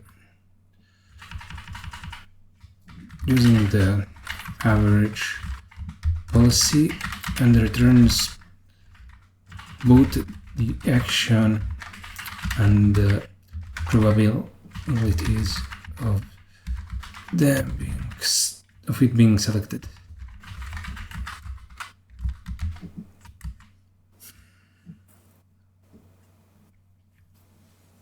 Not bad.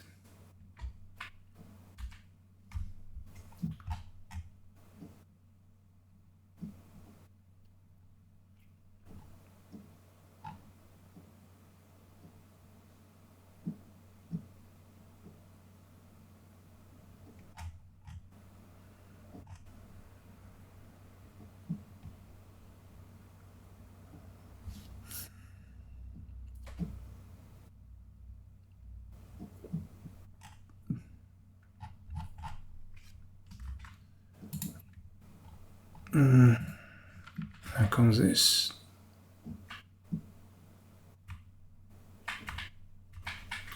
Yeah, the average threshold, we're going to make this something like a global variable. I'm not sure. It definitely shouldn't be like in the middle here. We're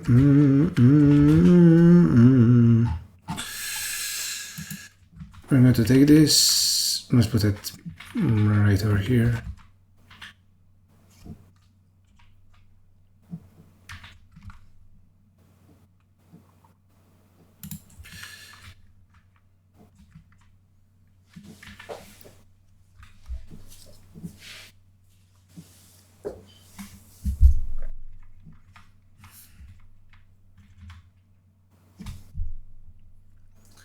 Okay, let's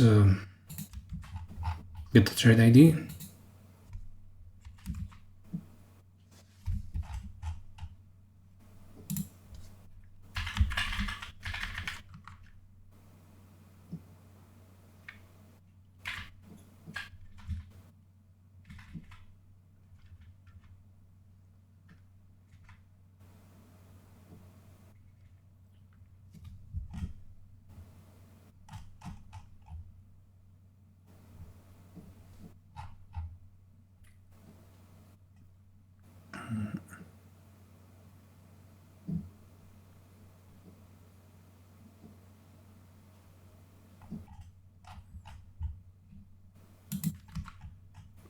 Maybe I can move this here.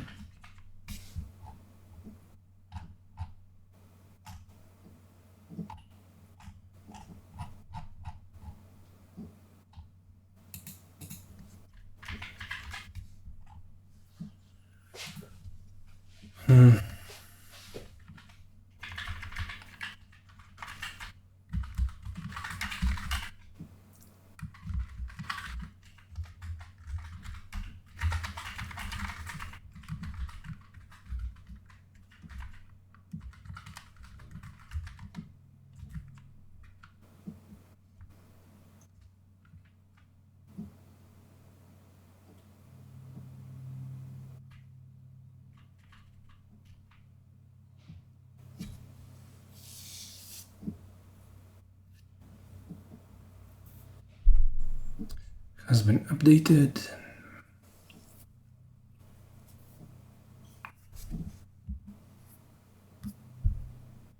Model trace, sequence ID.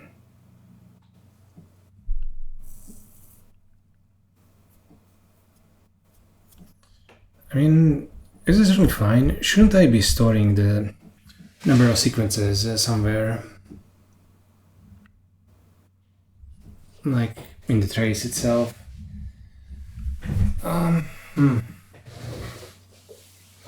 I guess we'll think about that later.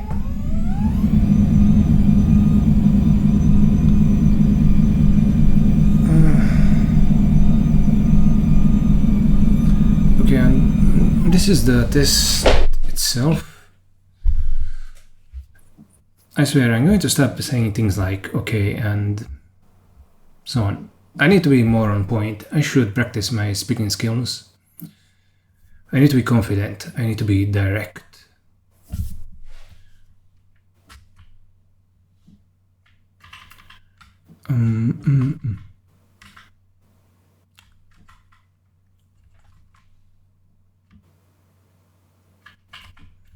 In our test,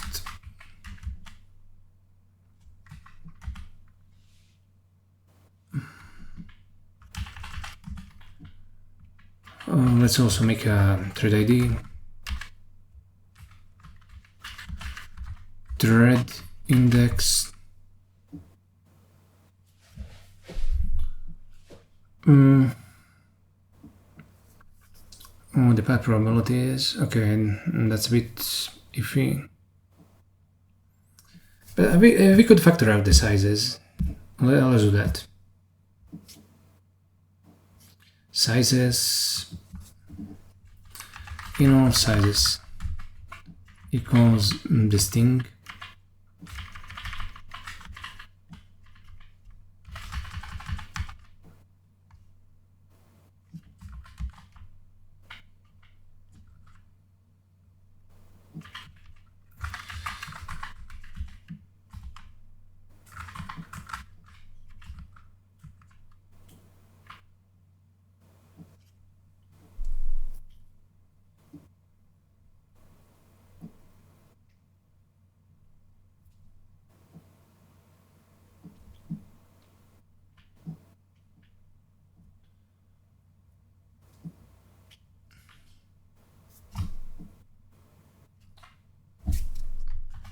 Now let's go to the bottom. Sizes, player ID. Sizes of player ID.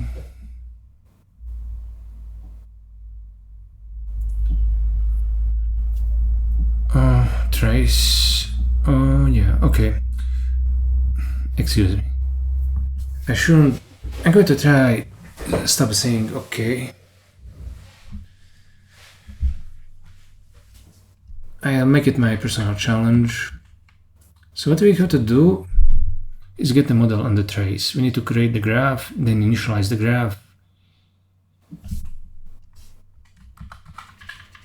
Then all of this will be fine. Let's go into the layers. So we have the graph. Let's make it. First we make the graph using the stuff in the layer tests as reference. Wait, I'm in primitives. In graph, create, and we are going to rename the create to simply graph.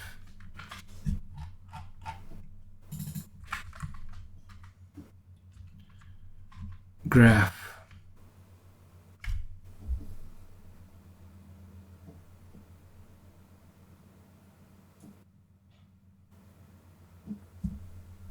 Model, policy, value, trace. Now we have to create a model. Let us create a model. We'll also initialize it. It's actually pretty simple. It's not that complicated, and I made it simple. Actually, we made it simple. I'm sharing the credit for this video, even though I'm pretty much doing this on my own, and none of you are even watching this. It's a pity. But you know, I wouldn't blame you. Like, watching several hours long programming videos, you probably have better things to do. And at some point, I'm just going to go back to making a time lapses out of these. But it's good practice to just talk into the camera. And who knows, in the future maybe AIs will be watching these and learning proper programming skills that way.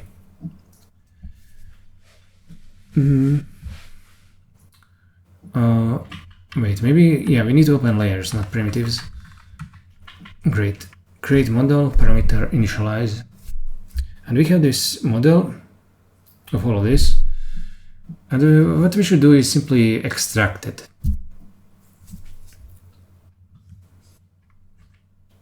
Enl policy value equals graph extract model.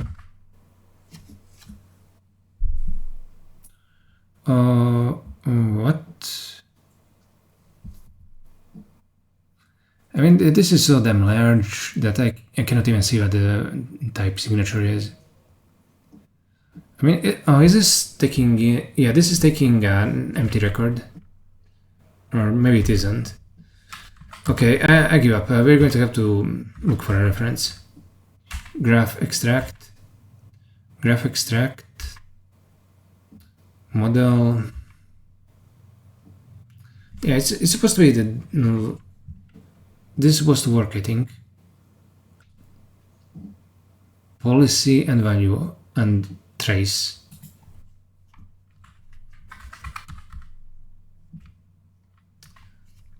I can't idea what's going on. Let's just replace it with X. And now if I hover this... wait, what is this model? Tensor I32? So it's model and... yeah, it's model and trace. Yeah.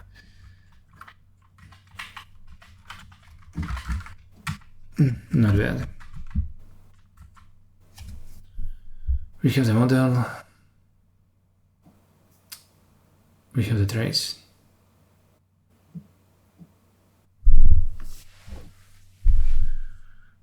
So what don't we have? Apply I. What's this?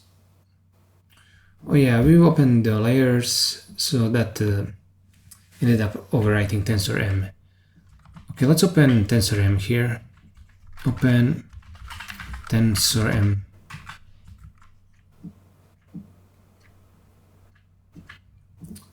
We can always do the layers. This. Where's this? There's this. Now we don't have to open it explicitly. We need to get action. Yeah, we need to. We don't need the masking function. That's a separate thing from all of that, all of the stuff here. Okay, let's take a look at enl mask. It's right over here.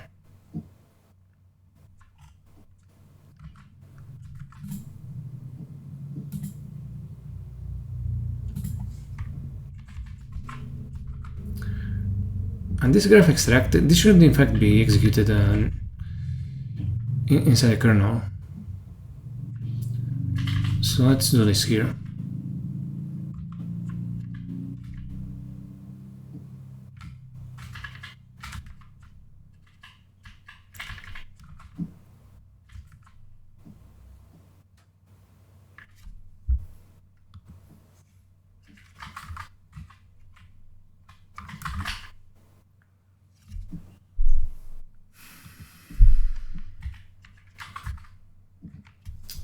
What the hell? Okay, let's take a look at what the type signatures for all of these are.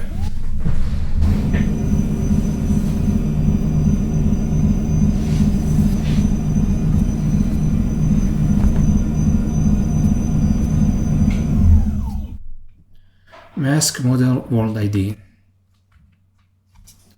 Mask model world ID. Mask model trace. Mask model trace sequence ID. Okay, let's see what the type of this is. Mask size. Model trace sequence ID reward. Okay, so we do need the sizes.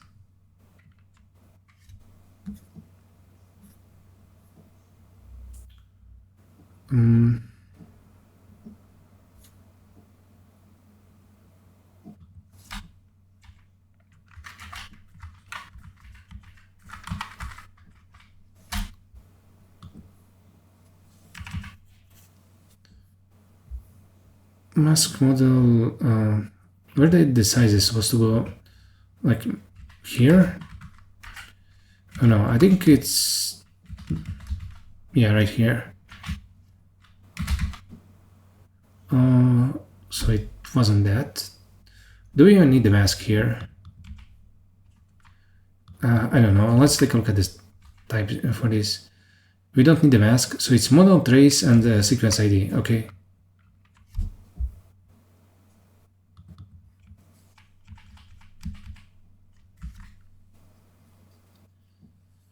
Oh, not bad. We're going to make this test one.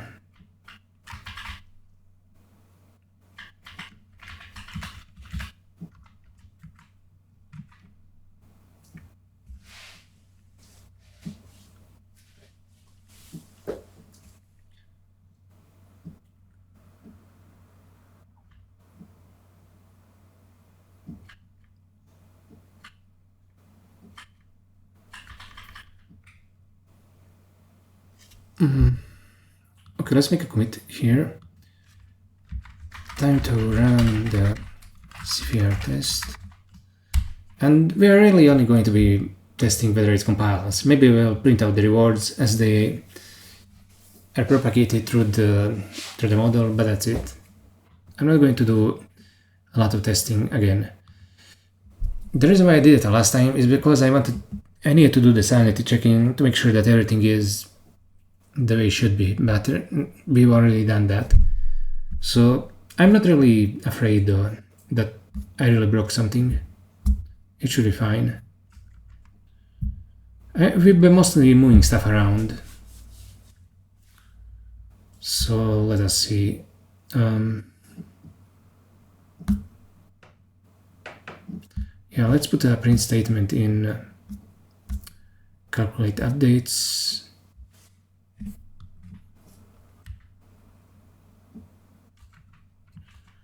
Console write ln rewards. Now I do want to just get rid of this completely. We don't need it anymore. Let me just save this thing just so I don't forget what we need to do.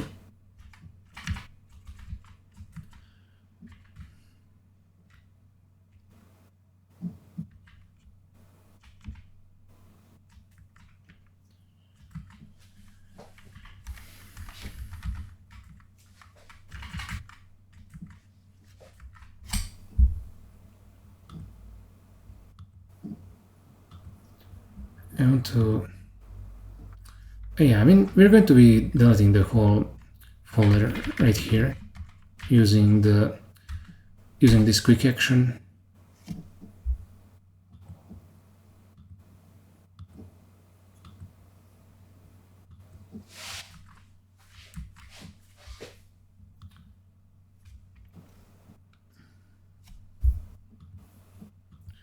Now let's give this a shot. And we get a type error at partial evaluation time. Can't convert the function that is not annotated into a type down. I mean, which function?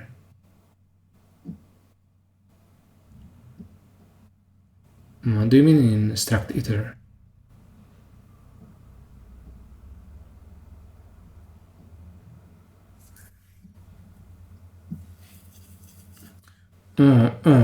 Oh yeah, it's probably when we put it into an union type, it tries taking its type. That's a real problem. Okay.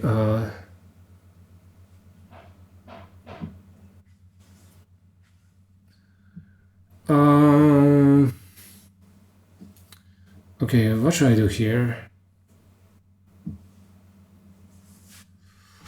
Okay. What I'm going to do, I mean, it won't be hard to fix this. We're just going to factor it out into init. And we're going to be taking this, model and tensor, model and trace, model. I mean, we don't even need this here. We just need to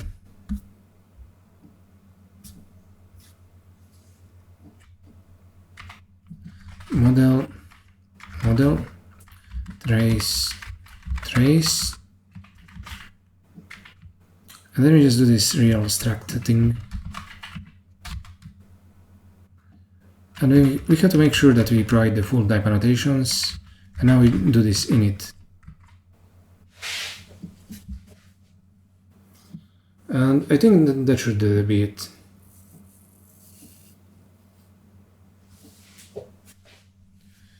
Now this has a type annotation up front, and assuming it's correct, which it should be, because we aren't getting a type error here, we have everything that we need.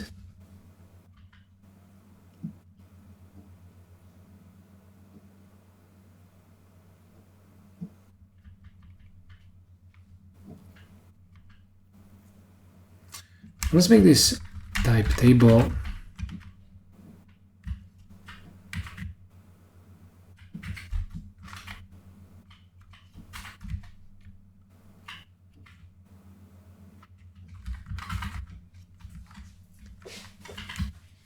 And this is table, partition table.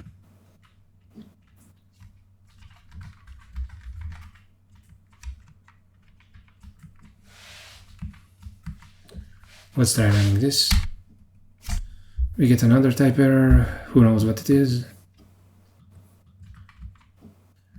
Expected unit got some function.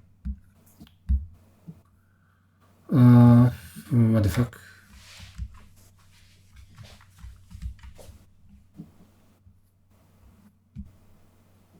Oh my god, some mosquito is in my room again.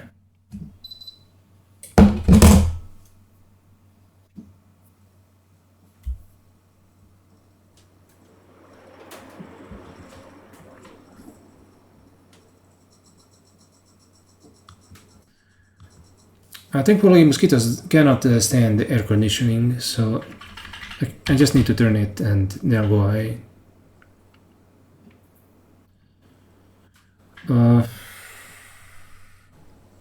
Okay, let me think. Layers init, layers param init, and it's complaining about this.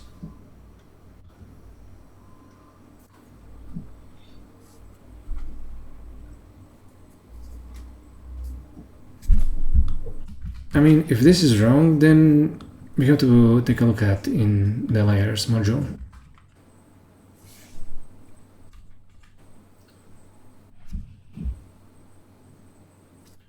This should be returning unit, and is it not doing that?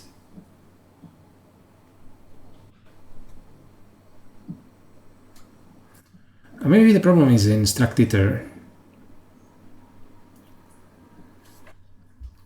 Let me think about that. Struct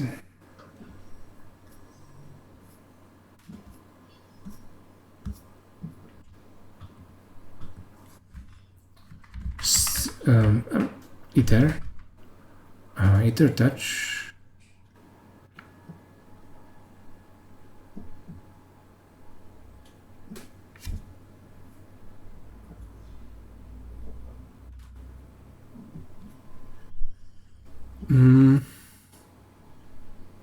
Yeah, we do have a bunch of records.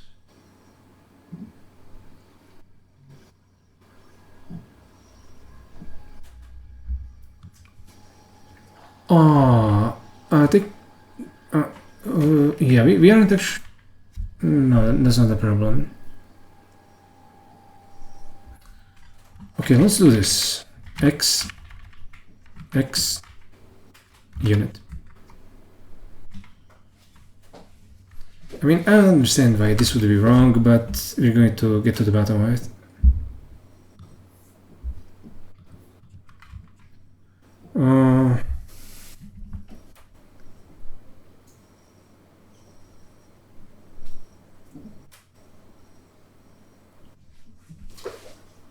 What's going on?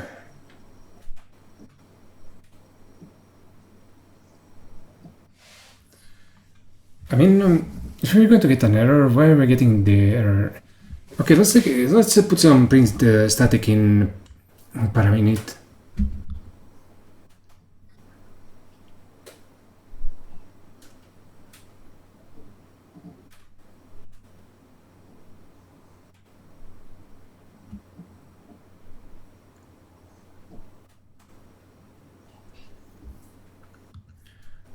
How about we do this?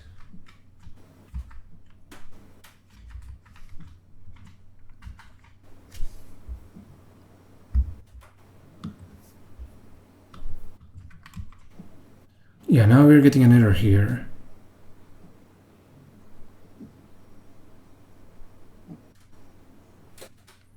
I mean, is this init call really the problem?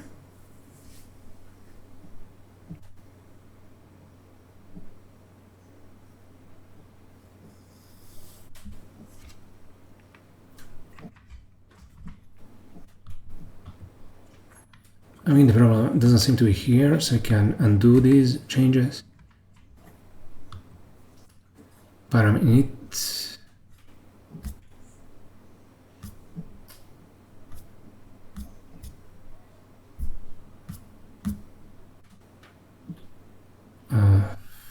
Regular init x table, but we aren't passing the x into this. Damn it. I mean, yeah, we could have just done it like...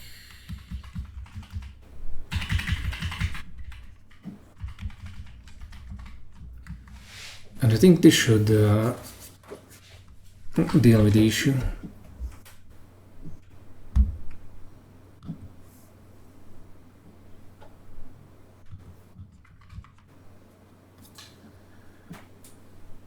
Cannot convert a function that is not annotated into a type. Yeah, now we don't have a function, for fuck's sake.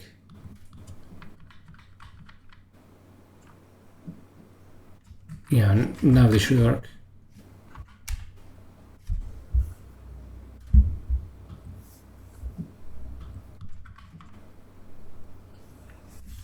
The tensor dimension needs to be known at compile time.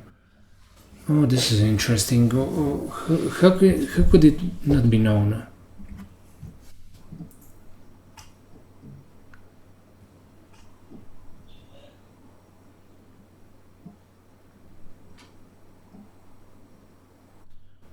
Model, row gather.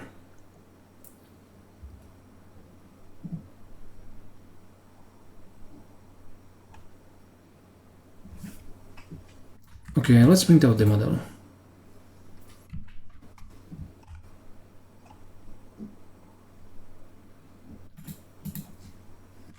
Print static model theme.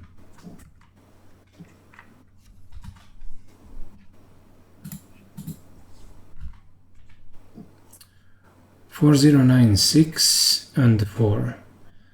This is statically known. So what's the problem?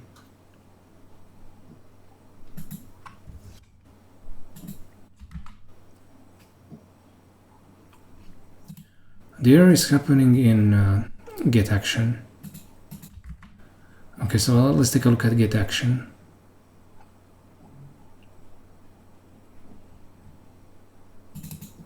mask model world ID.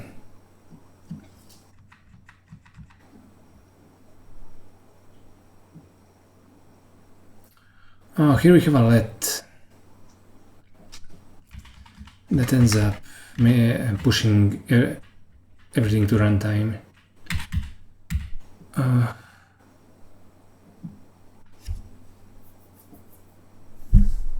Okay, maybe the world ID we can push to runtime and then put a join point here. We don't want to push the model and the mask to runtime. We'll specialize the function for the model and the mask, but leave the world ID as a runtime variable.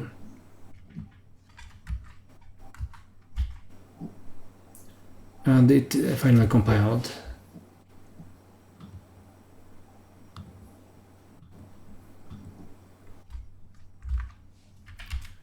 Python tuple object does not support item assignment. Okay, I didn't do this right after all.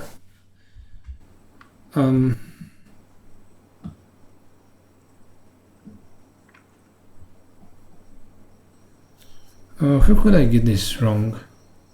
Oh yeah, I should be accessing the array in the tensor body.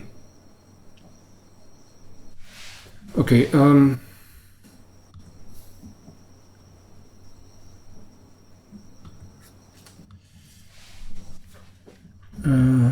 let's see, where did I do this? In layers? No, in CFR. Yeah, right here. And it's going to get me all the tensors. Oh damn, and yeah, of course, I cannot set the tensor to 0 like this. I have to set the tensor arrays.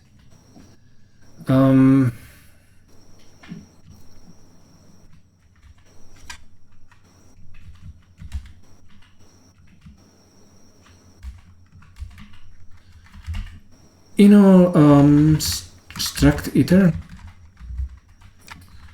fun x.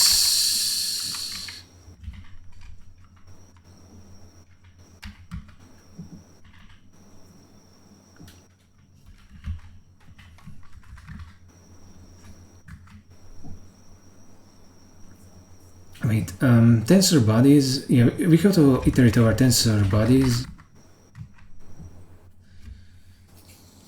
Then we have to set the arrays to 0. Okay, let's do that. And we'll run it again.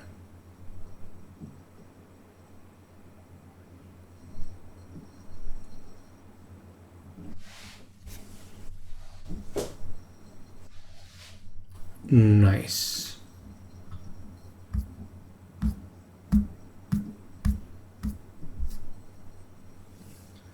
They are always 13. 13 and minus 13. Yeah, it's what we'd expect.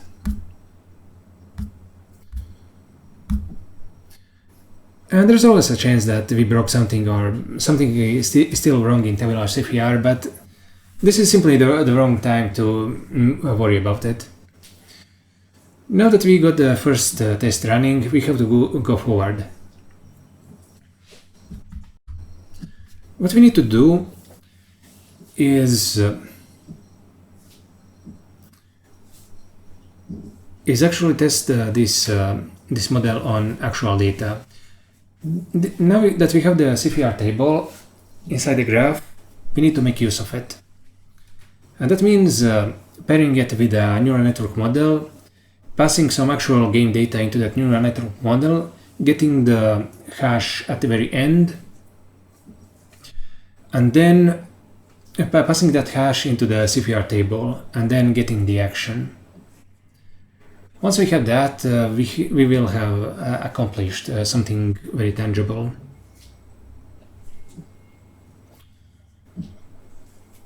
Now,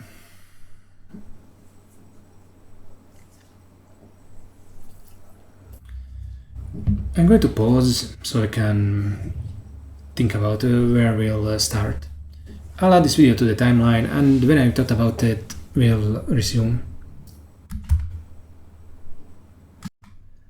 Before we move on to the next steps that I just talked about, we need to go into the primitives module, and we're going to make a new function. One that will take a vector of floats and turn them into an integer, which will serve as a hash set into the array. Primitives.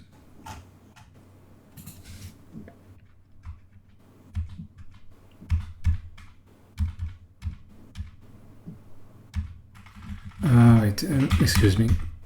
Just where do I put this? Okay,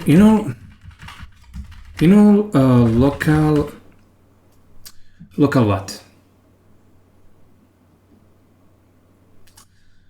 Local, let's call it binarize.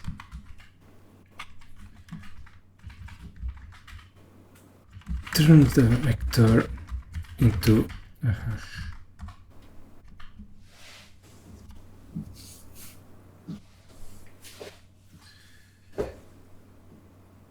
Oh yeah, we don't need to pass in a mask. If, for example, if the integer is too large, we can just mask out the unneeded fields. By that I mean set them to 0.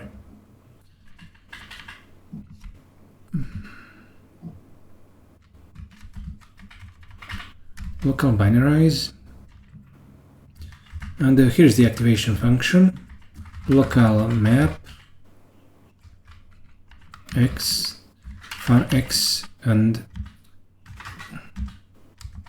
if x less than or equal to 0, then 0 else 1. Local reduce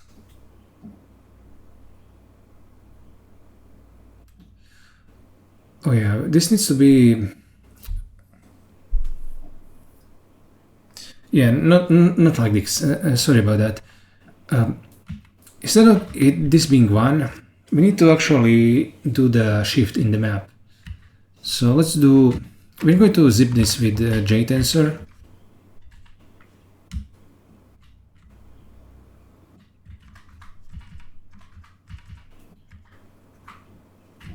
J, and this will be 1 shifted by J.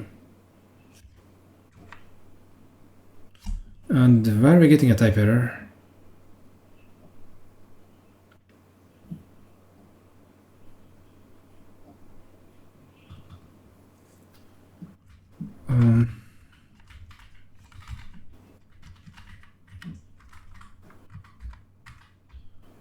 And this is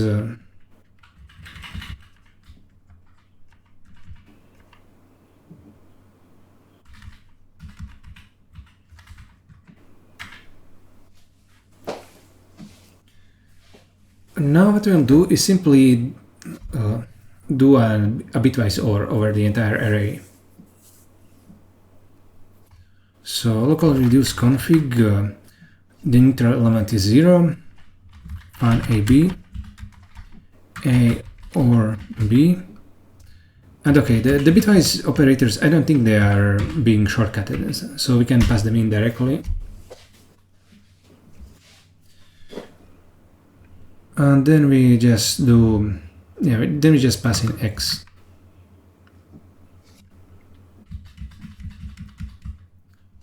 And we can just return int here, and if that's the case, we don't have to put an annotation here. Maybe we could even get rid of the annotation here, but in that case, it will probably, it will interpret this as a number.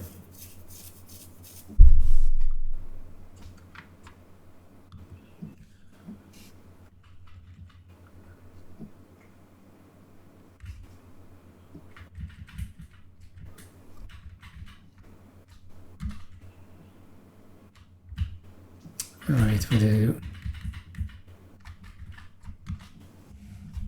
do?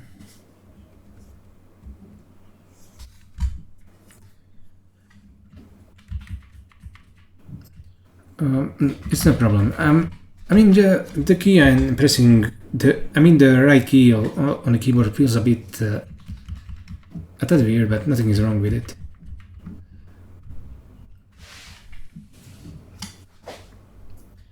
Oh yeah, not bad. What's this A? So that's supposed to be the dimension, the outer dimension.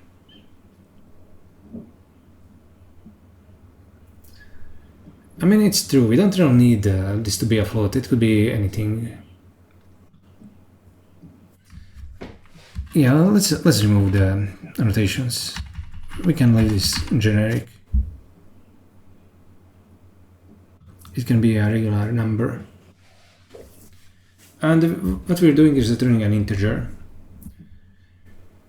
And when we are passing in the hash set into the CFR model, that's when we'll be masking it out.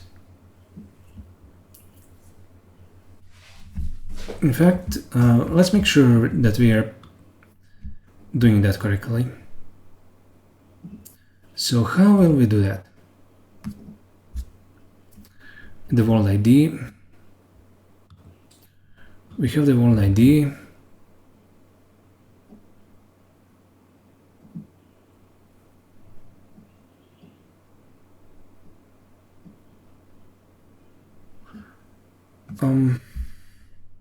Let me just add a to-do. Right now I'm not sure where I want to do this masking out. Mask out the world ID. If it's too large, take the module. We should be masking out the world ID using the module. That's the easiest way.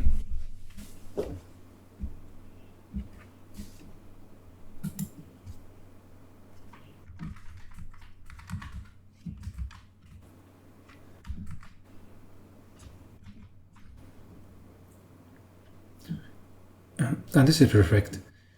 What this will do is for each element in the tensor, it will either convert them to 0 or 1, and then for those ones, it will shift them left by the J tensor.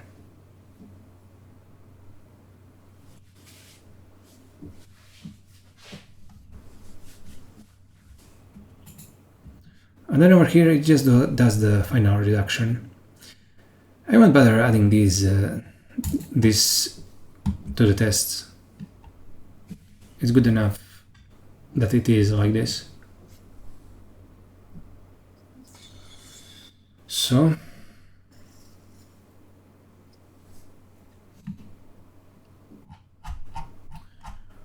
that takes care of that.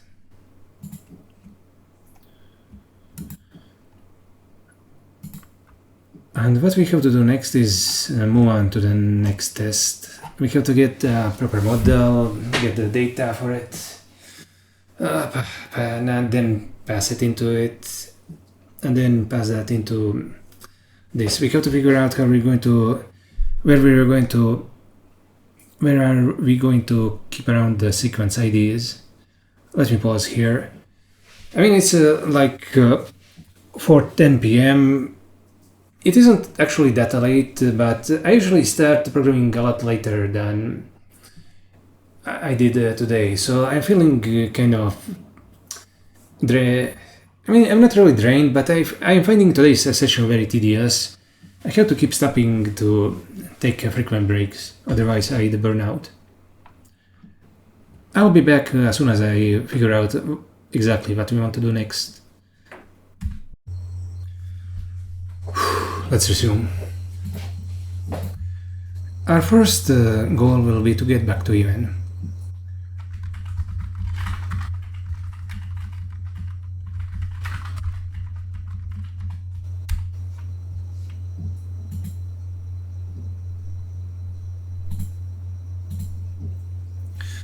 What do I mean by that? What I mean is we have the train tests, and we should go through them to make sure they still work. After that, we need to take a look in Is it this? Yeah, into the game models. Now, where are we actually doing this? Output indices. Oh yeah, we still haven't refactored this, so it takes advantage of raw gather map and reduce. Here we should be generating the ensemble IDs directly.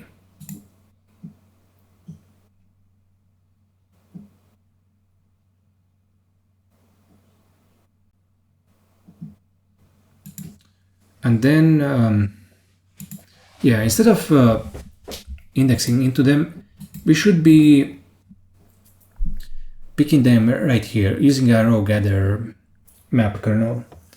But I don't feel like messing with that anymore. This can stay as it is. Who cares? We're not going to be using this anyway. What we're going to do is make a version of this no inline run for the CFR models specifically, not these game models. We're going to have a input with the key CFR table, and we're going to extract the table and the trace. And after running the model to get the probabilities, we're going to simply run the CFR table to get the action. It's going to be, yeah, great. Here we have the actual sampling probabilities, but if I remember correctly, we also need the policy probabilities, yeah, for the path. Yeah. We never actually really needed these sampling probabilities for anything, so that's why it's done like this. God damn it. I think I'm probably just going to remove this entire thing, and we're going to be using the CFR table.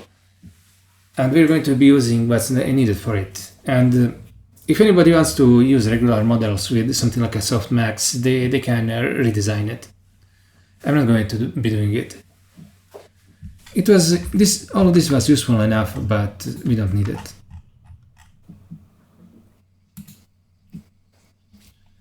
So let's go into Leduc train, and we're going to run all these to see whether they still compile. Build file. And what's going on here? Let's try running it.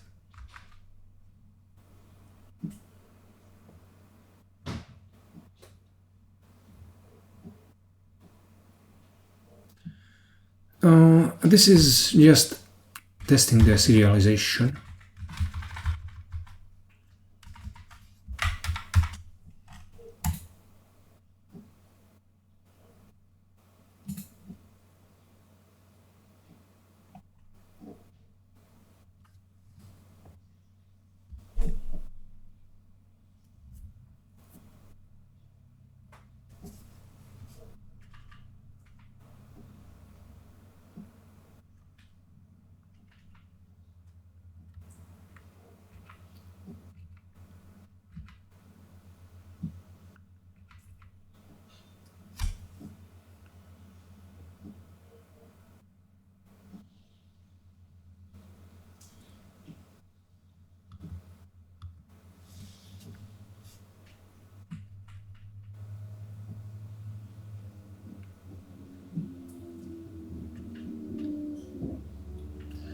Sorry, I'm getting distracted in my thoughts.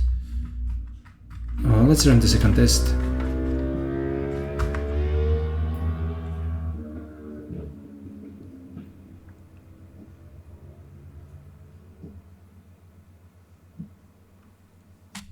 It works. Now comes the third test.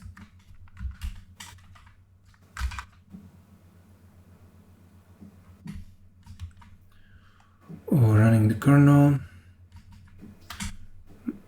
NL models run, game model. We don't. Actually, we do need the device sync if we want to. We actually have this function.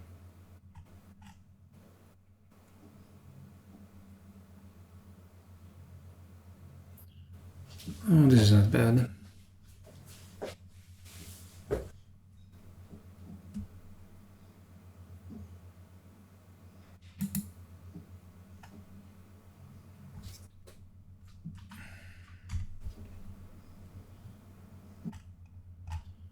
Oh, good enough.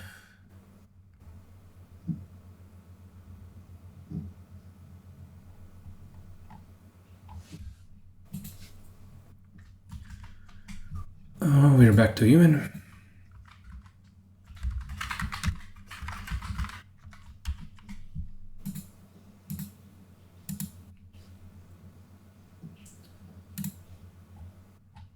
So what exactly do we even want to test? Do we have some more complicated test, or is this as far as they go? Here this is train, but over here everything is commented out. This is play.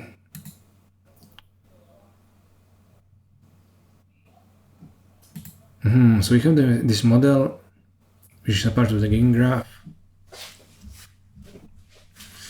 Neural model data.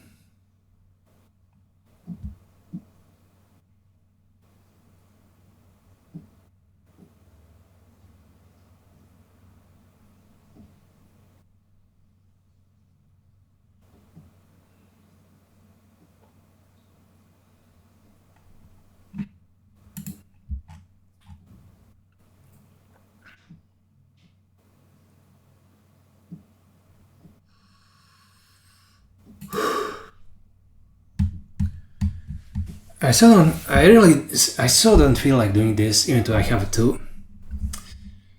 But even though I don't feel like doing this, we are so close. We have Tabular CFR implemented, and assuming we don't have to do any debugging, which is definitely going to be a wrong assumption, we're going to have something significant.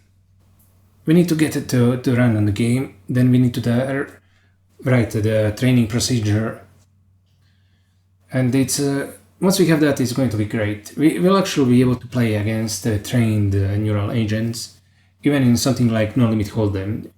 And that is something that I actually haven't experienced back in 2021. The agents that I trained using, after I was railroaded into policy gradients and after the other methods failed, after my personal ideas failed, didn't work well at all. They converged to a local minima. Either they were raising too much. I mean, they were kind of, they had behavior like they would constantly raise, and then fold half of their stack to a re-raise all the time, or they would be complete aggrodonks and raise and then call off with trash. Or they would just fold. I didn't get much.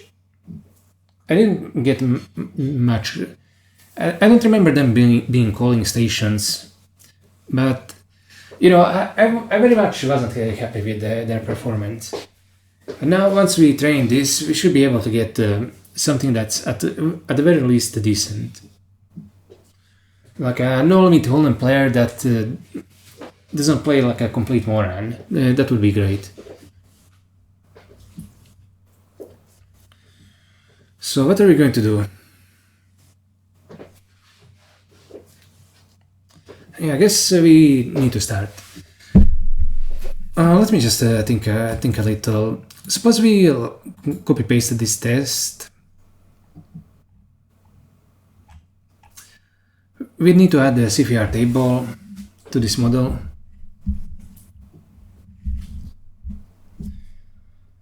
Yeah, forget this. Let's just work on the... Forget this, and we're going to go into models. Okay, this is going to be models. We're going to call this... Okay, we'll leave this as models. Who cares? Maybe we'll just erase it completely later, but for now, let's leave it in.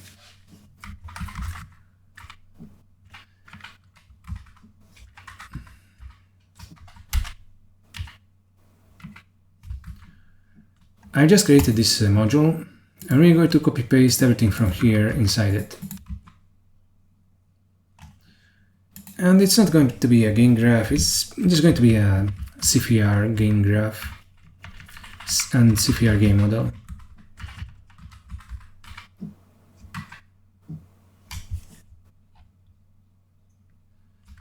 And instead of doing it like this, I'm just going to press Ctrl F2 and then add CFR, Ctrl F2, CFR underscore. Great.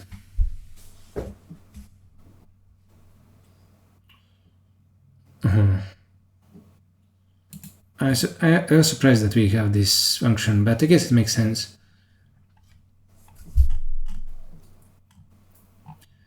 And maybe leaving it, maybe getting the types. I don't feel any need to actually change the types that were in the other module, so I guess this will be fine. But there's no inline run, that's definitely going to have to change. We're going to have a CFR graph, and we're not going to be calculating the indices directly. Instead, we're going to use row gather reduce to do the discrete sampling step. I mean, no, we want to do that. What am I saying? We're going to... Yeah, we're going to get the binarized output. We're going to use graph tensor extract to get it. And then we are going to do CFR module. We're going to do a CFR module on top of that. And in fact, it's not enough for us to just get the model. It's not enough to just get the CFR model. The CFR model will also need to have an ensemble ID, because every ensemble in the graph needs to have its own model. Otherwise, the results won't be correct.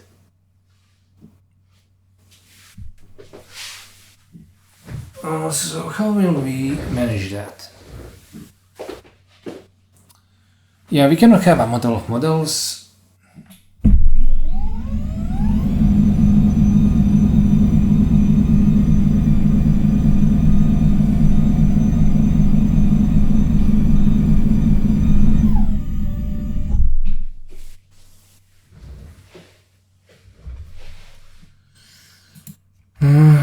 Okay, let's take a look at the CFR types again. The trace, does this need to have an ensemble ID? I mean, it probably does.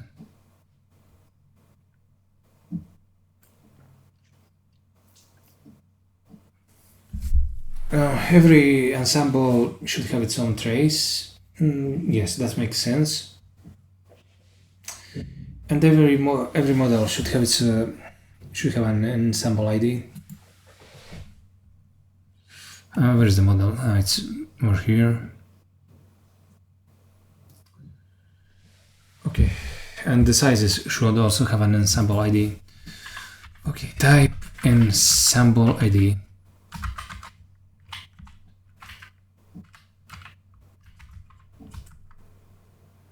Oops, I meant to put it as an int.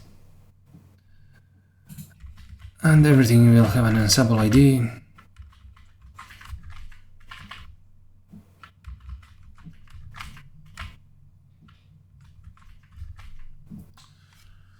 And in fact, these two are so bound together that we could just pair them with the sequence ID.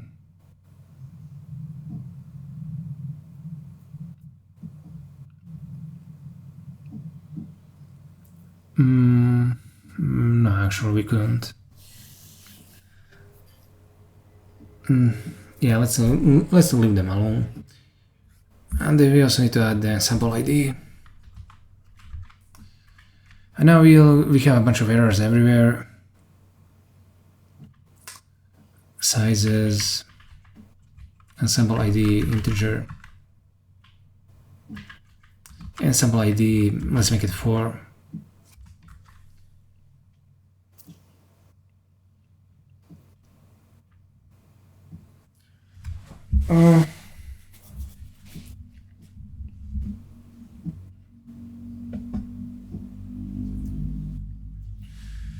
Maybe we should just dump these sizes in the graph itself. Right now, we have the weight node, but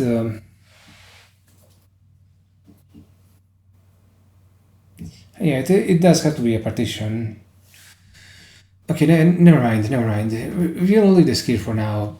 We'll figure out later how to not have these big global constants. For now, it's fine. And we have to add the size ensemble ID pretty much everywhere.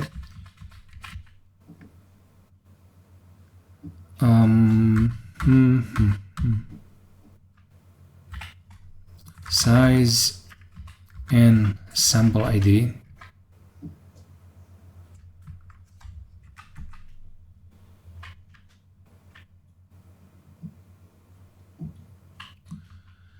World ID.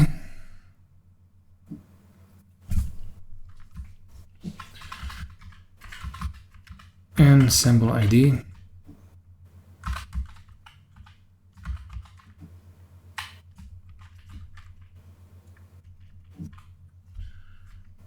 We're going to apply the ensemble ID.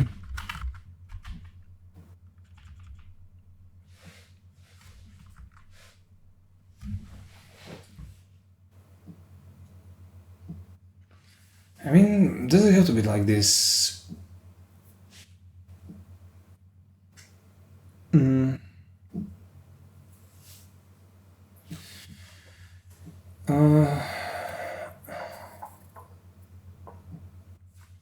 I mean, maybe it does. If you think about it, maybe if we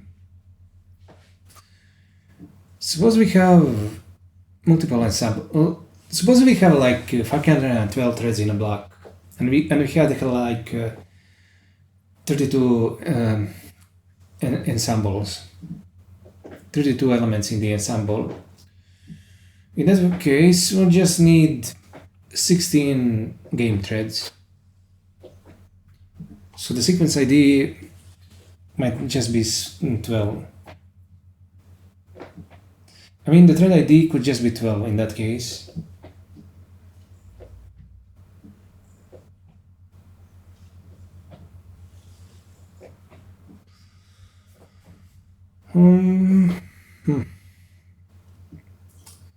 Okay, never mind that. Let's just continue.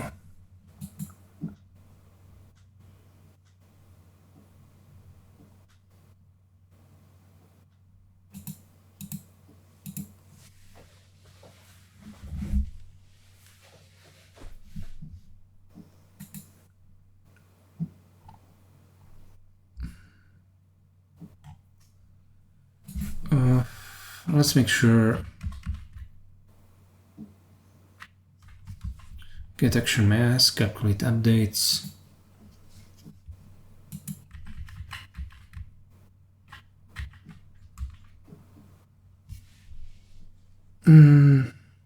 Wait, this is the sequence ID. Okay, ensemble ID.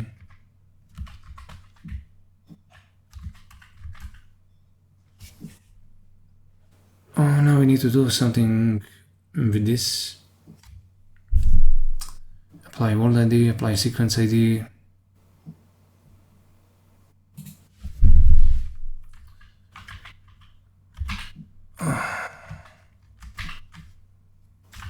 Ensemble ID.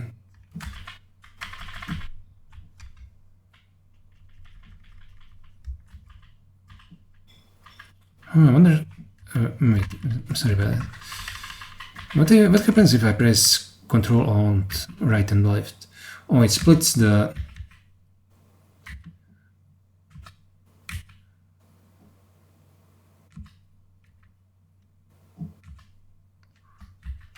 Suppose if I did it like.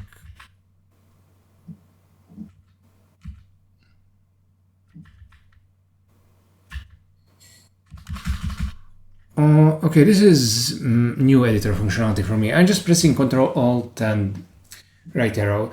Maybe you should get familiar with this pane splitting. It could be useful in a lot of cases. But how do I put this? This is how I put it back. With the Ctrl Alt right, it splits the pane and brings this to a new pane. I don't think it's open here anymore. Here's the sidebar. Yeah, and we don't see CFR anywhere here. And if we press Ctrl Alt left, then it goes back. Okay, I see. Yeah, I mean, this could be useful. I should be thinking about using this. In some ways, I am still a novice in using the editor. I have some tricks to learn. I mean, getting good at using the editor isn't just about configuring it, and it's just about using what already is. Like some people use the Vim editor and so on. I couldn't care less about that. Okay, this requires the ensemble ID most likely because everything does now.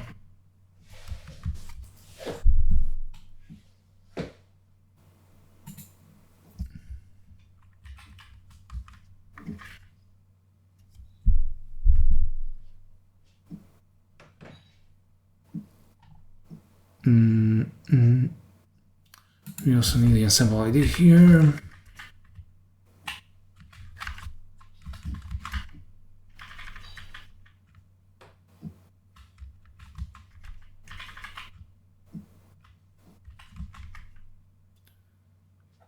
Sample ID.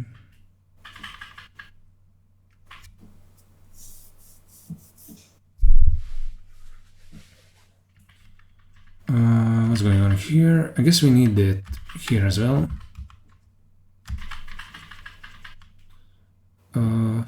Yes.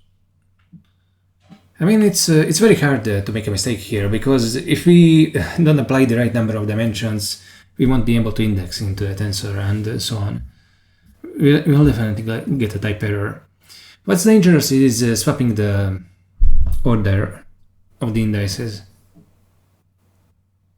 But there is a way of making that safe, and I demonstrated that in the previous video. Okay, so what's the problem here? Maybe, is it the case that we are not indexing into the model correctly? I mean, we're not indexing into it anywhere. Alright, so we have to query the, or unquery the, the inner model. Let's just reorder it like this. Inner model reorder fan ABC, and we'll do AB here and C. And if you look at what we did, we now have a left leaning pair instead of them being right leaning.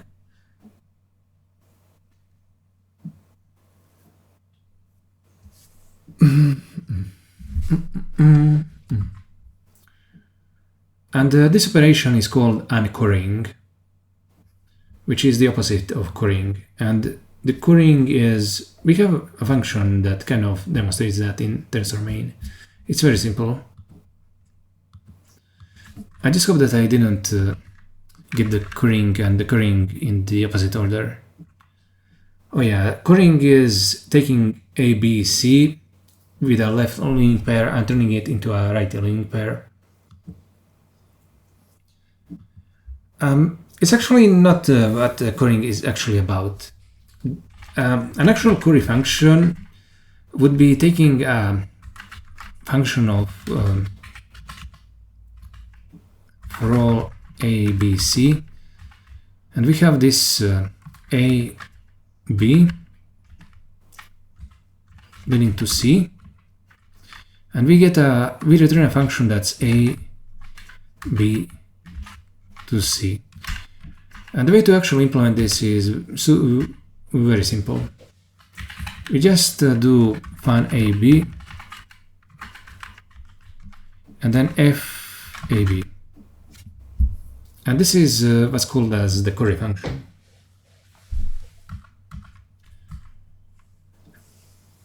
I mean, I tend to do it manually, but if you are programming something like Haskell, you'll see it in the starter library, most likely.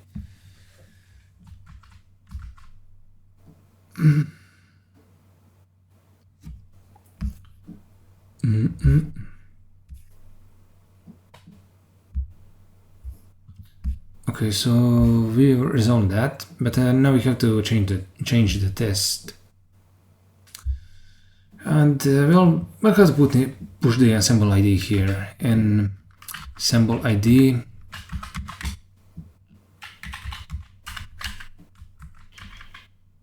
I guess. Yeah, this is weird, but yeah, we should be putting the ensemble ID in the trace. And the fact that we forgot about it is weird. I mean, and does this need to go into the trace? Well, yeah, you'd figure it should. Wait,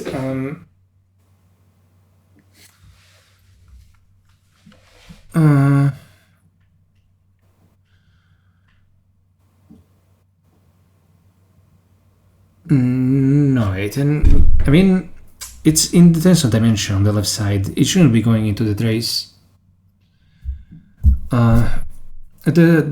The ensemble ID is implicit in the tensor element. Like, we know what the trace, we know what the ensemble ID is because we are using that to index into a particular trace sequence. So yeah, we shouldn't be putting it here. But what's the problem? We have the trace actions. Yeah, we need to apply it with the ensemble ID here. And what's the problem here? Yeah, probably that because we're not applying the ensemble ID. Apply ensemble ID. And now we need to push it into this thing here.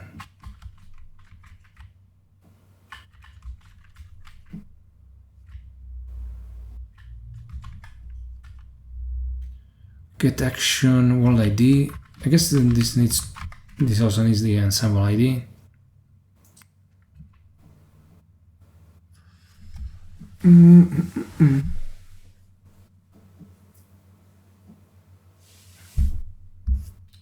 And for the test itself, I guess we should be pushing this thing here.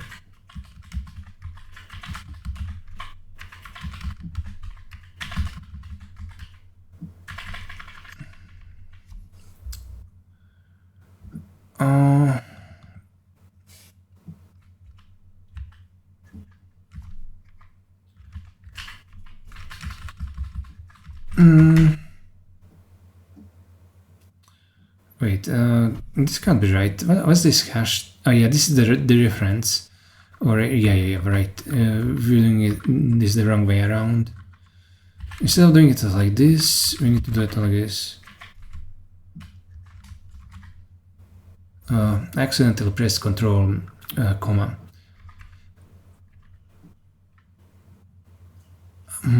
Oh yeah, we don't have an ensemble ID here, so we just need to pass in 0. And yeah, that will make this test work, but we should run the test first.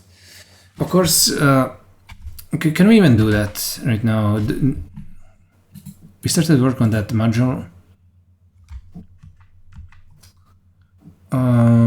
Notepad probabilities. We forgot the ensemble ID here. Yeah, we'll definitely be able to run this test now. We don't have any type errors. After that, we'll get back to the module. Spiral build file. We'll run the test just to make sure that there aren't any runtime exceptions.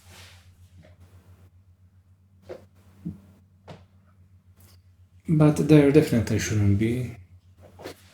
I thought I pressed Ctrl F5. I guess it didn't register.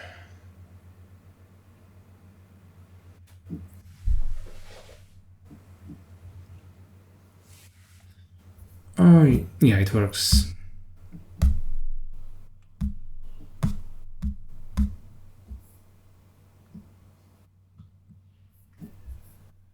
Oh, okay, no problem.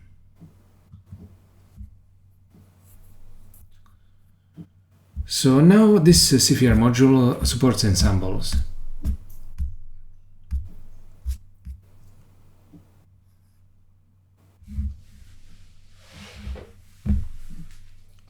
Every tensor has the ensemble ID. Forget about that for the time being. Let's move on. We have the models here. And what was I saying? Okay, we'll close this, close this, close this. Let's close this as well.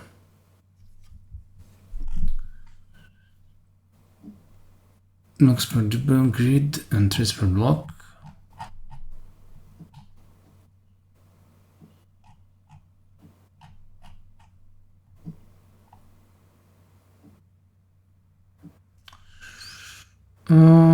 Yeah, now we can finally work on this. Sorry for the sudden transition. Yesterday, after I did the last thing that I did, I really didn't feel like doing anything else for the day, so I called it quits. But now it's not Friday, but actually it's Friday. And a new day has come, and I'm done with chores and taking a break. So I want to do some programming. And what we had the schedule for today was working on the new CFR model. But before that, I really do want to take care of masking. I mentioned maybe in one of the previous videos that I'm not really satisfied with converting one action to another. By that I mean, let's go into Leduc. Is it maybe... Yeah, we have this Leduc output. Okay, it's... And we have this... Actually, I was talking about this action convert. And as you can see, if a fall would be a purely negative action, then we can just... what we are doing here is converting the call action... We're converting the fold action into a call. For example, if the pod size needed to call is equal to the pod size of the current player, then it makes zero sense to fold, since you're just throwing away money. In that case, it makes a lot more sense to call. So if the agent generates a fold action, we just auto-convert it to a call here. But I'm thinking that it would be better to just mask out the fold completely and have it generate the call action directly. And that would have the big advantage of making sure the path probabilities are exactly right. So instead of doing this, instead of converting an iterative action to an action, what I'm thinking is that we should be generating, okay, maybe this alt action, but also do a boolean whether the action is valid.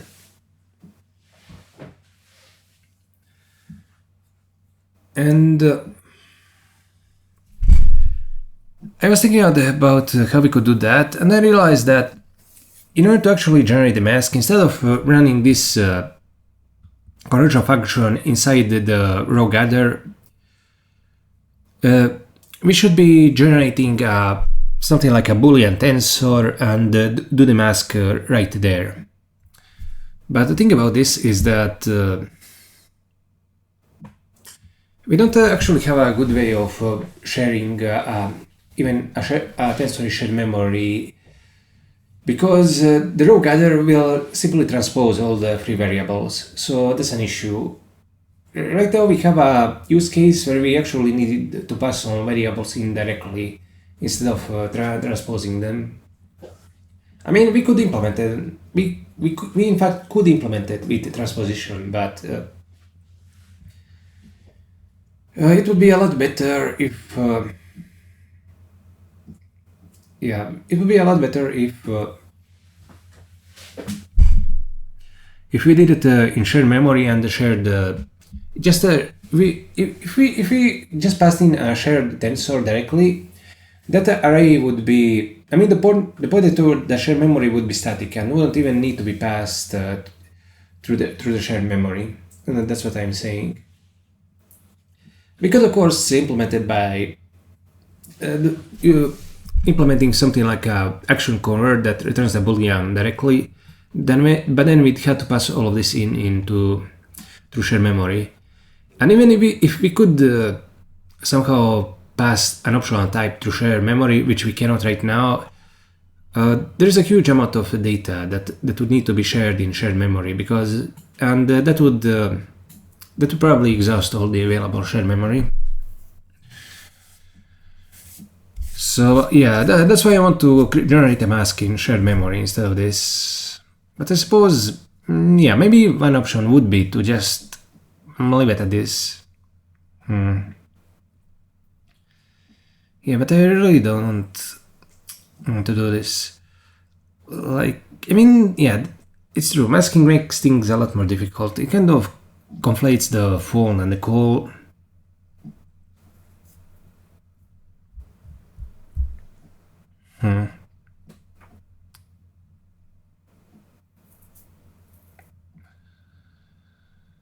I mean, but it's not like the kernel wouldn't work.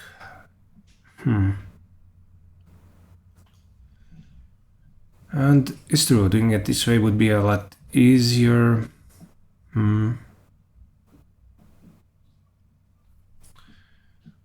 Okay, let me do the last bit of thinking to actually, even if let's ignore whether we actually want to do this or not, whether we want to leave it like this or do proper masking. We still do need to, in fact, have some kind of channel where we could pass in the trade data directly instead of having it be transposed in the transposing loops. So we might as well work on that anyway.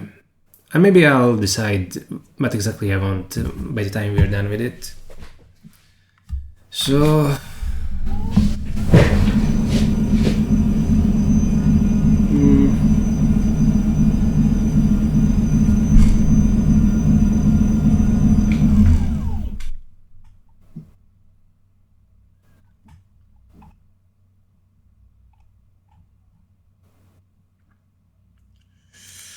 okay, focus me. Where's the transposing loop?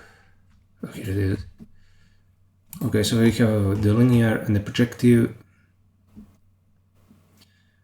And yeah, what we have to do is not that hard. So first of all,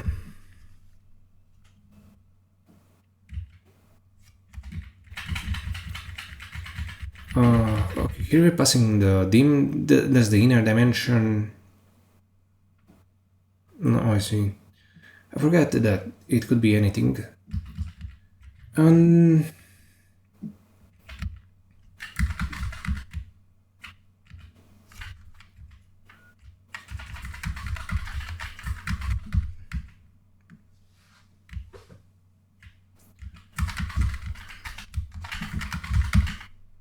Oops, I meant.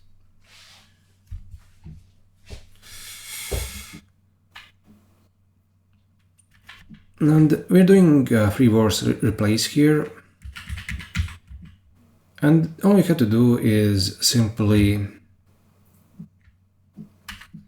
play the shared. And because they are outside the place, they won't be transposed in the loop itself.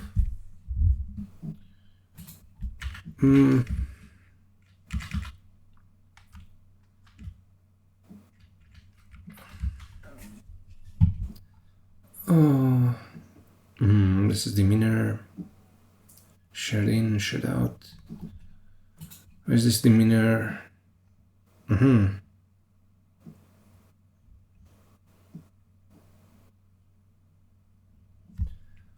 Okay, whatever.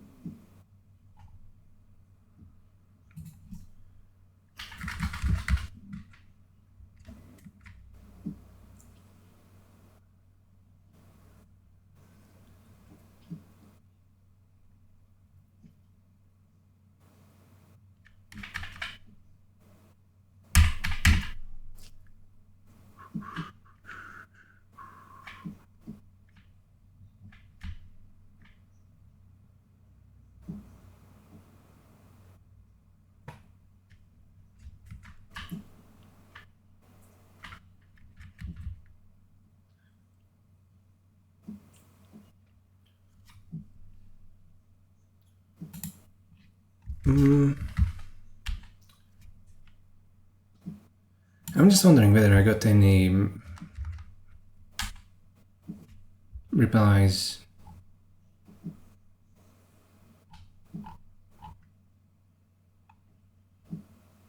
I mean, this is what I wrote. Okay, I got some upvotes. I guess it's fine. I suppose 3 upvotes is good enough. Types. The whole point of creating C++ was to introduce types. I mean, really? By types, I mean something more than just pattern of data which are C structs. C++ types of type inheritance, which means it introduces a hierarchy. This means there's another play by the void pointer curse of C. Can now set pass cat to a method which requires animals for some good. And that's the good part of the paradox, the one where the quest requires obviously wrong types. Here's my confusion. C++ is criticized by some for being too rigid, compile is too opinionated, it's too... Really?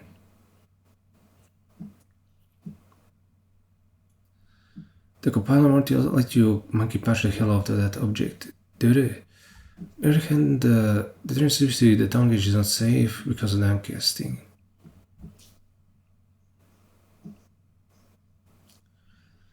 Why do I call it a paradox? But one type safely requires types, type inheritance, function. Virtual tables make it influshable.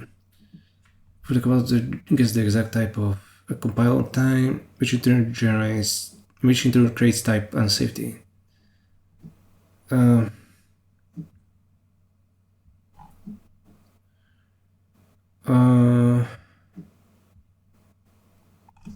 Okay, this is a kind of a stupid post, and I'm just wasting my time reading this. Let's go back to programming.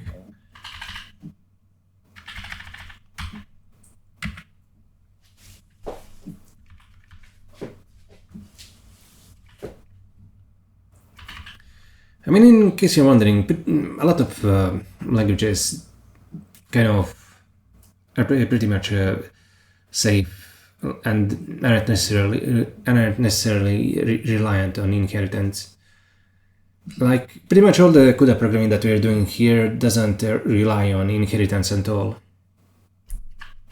You can do pretty much everything using composition that you could using inheritance, and it would be a lot more safe. I mean, he does have a point, you know. Because of upcasting and downcasting, you can, if you have something like a banking application, we can get security issues due to that. Whereas you couldn't do that, whereas you wouldn't get that using composition. But I mean, it's kind of language design is kind of a fad. object orientation was all the rage back then. And actually, it's kind of amazing how shitty the inheritance in C++ is, considering that much better object-oriented languages existed at that time, like Smalltalk.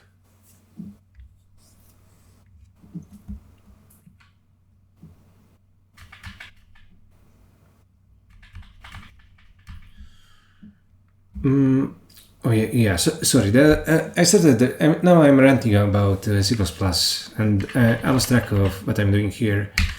Anyway, we've enhanced these loops so we can share thread-specific data. I also thought that we should also be passing the number of active threads into this.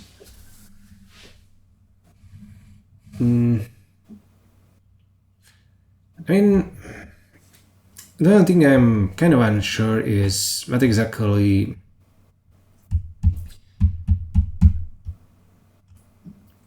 let's just do it.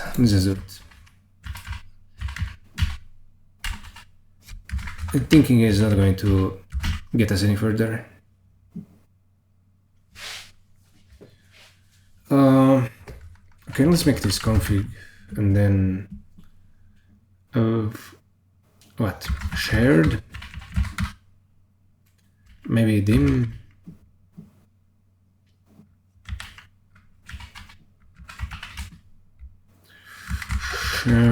Shared?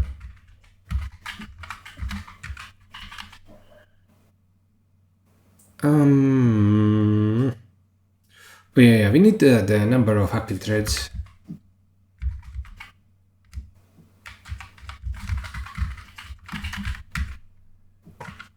Number of active threads.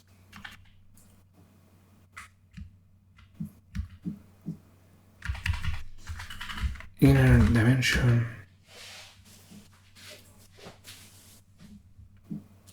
Let's just name it as dim. Okay, so we have the number of active threads, we have shared, we have dim. Okay, let's make this config.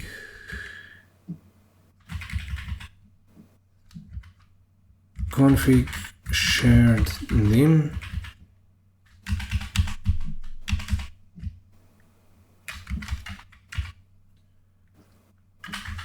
Number of active threads shared dim.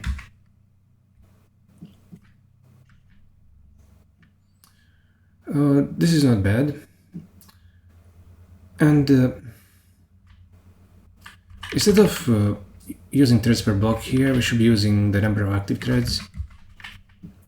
But I mean, those aren't necessarily going to be the number of active threads. We're still expecting every thread in the block to be active. We just okay, maybe we should name this the dim outer. Dim outer.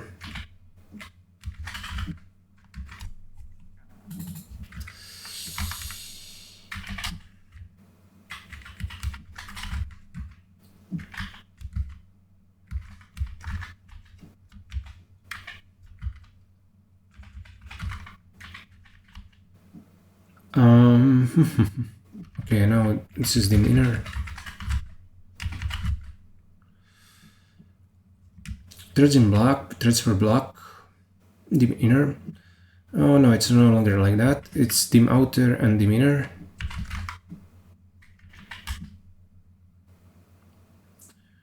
Tensor set thread ID.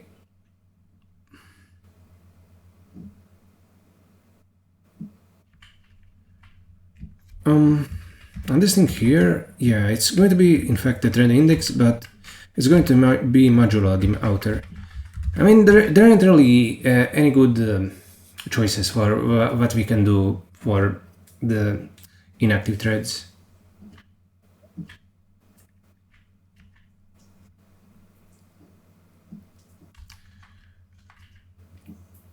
Also, if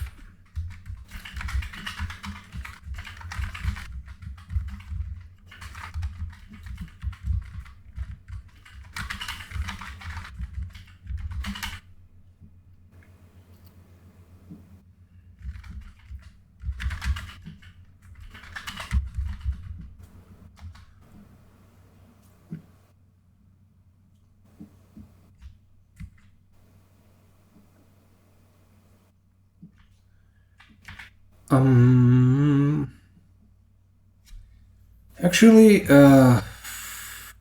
okay, let's do this. If thread index less than the outer, then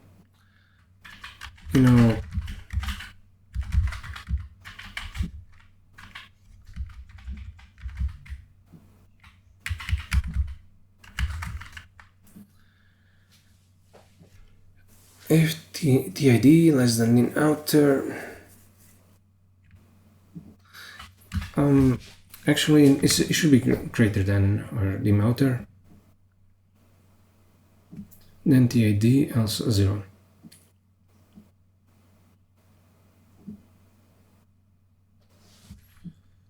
Oh yeah, this isn't a bad way of doing it.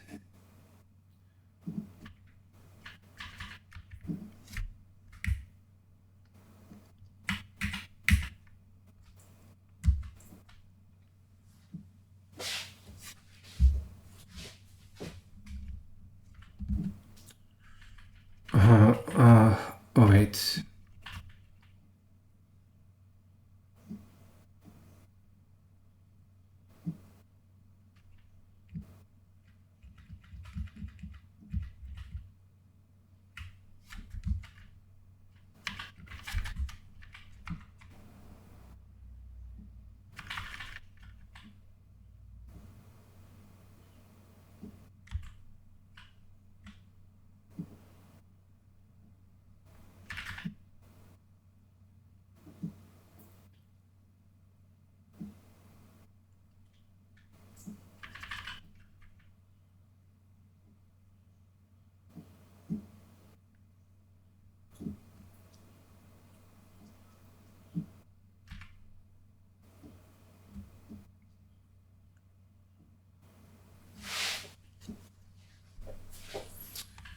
Oh, this should be fine. Let's move to the linear.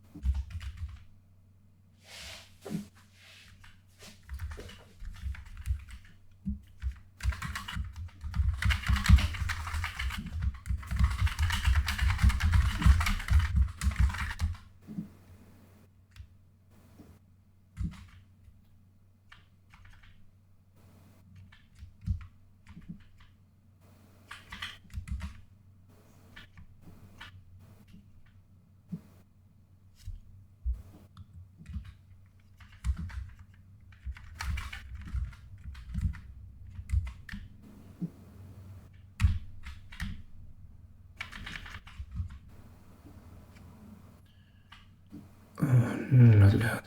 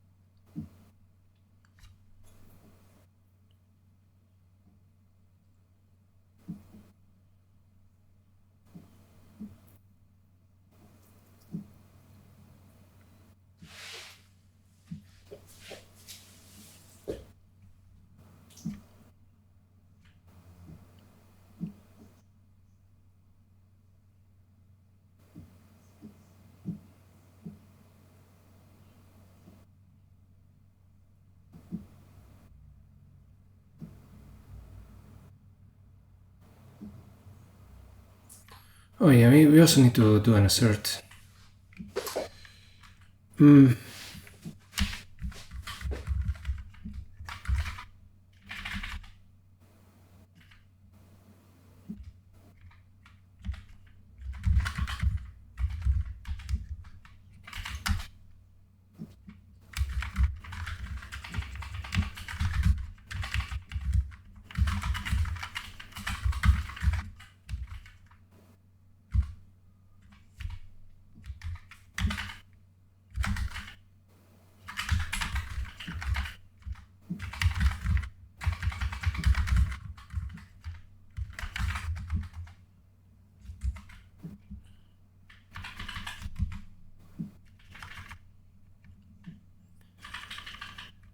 At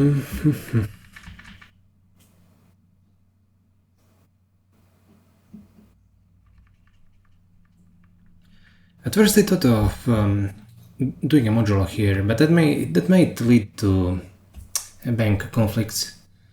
So I want to lessen it as much as possible. In fact, instead of doing this, we should really just return some kind of undefined type of that sort. Like, why do we even need to? This is in fact going to cause some kind of main conflict. So why do it at all?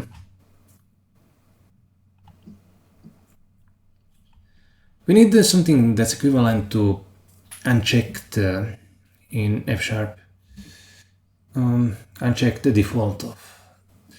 In case you're wondering what I'm talking about, let me show you.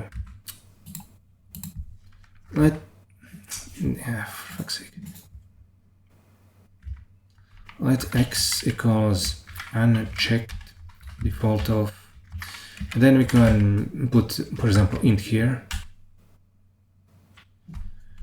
If we put a float, we get a float, and so on.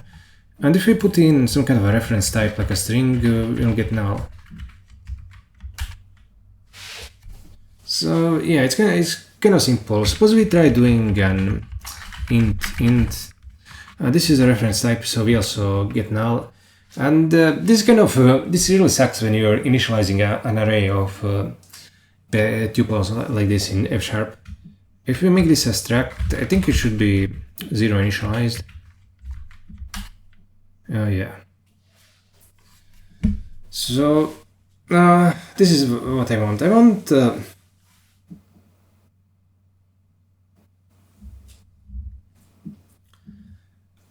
want the ability to make undefined variables. I mean, I don't really have much choice.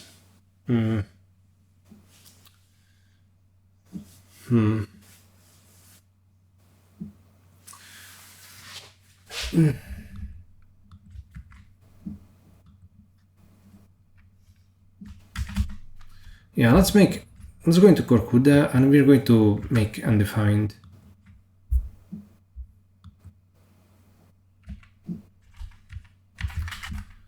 Undefined for t. And how are we going to do this? We're going to make an array.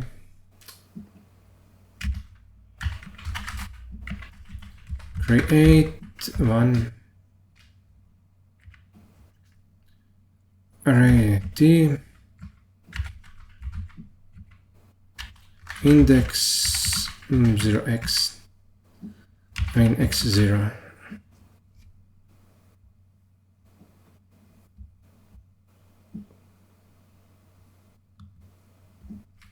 We can just do it like this.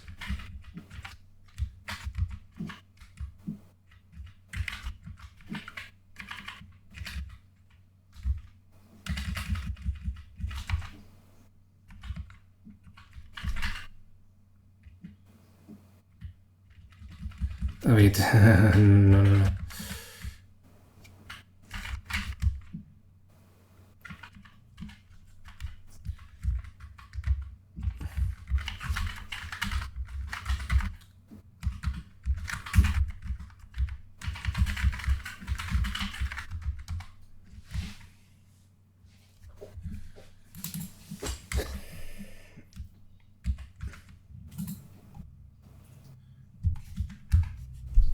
And yeah, this is, in fact, we should be doing what the description says.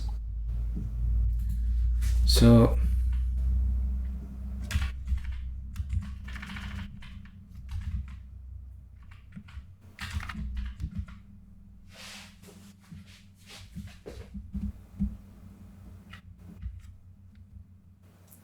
oh no, wait, it should be less here.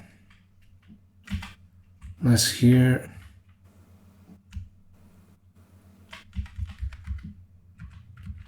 Else undefined.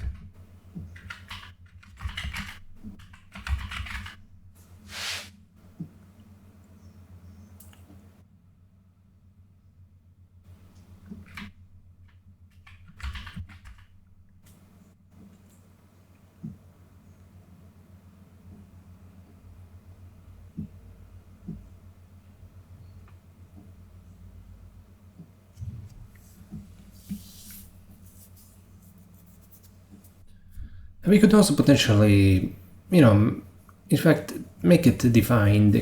We could make something like struct infer, and then for all the primitive types, create a default.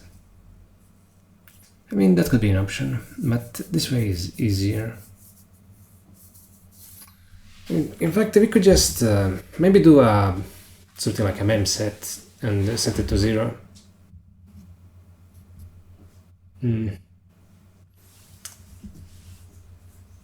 Forget it.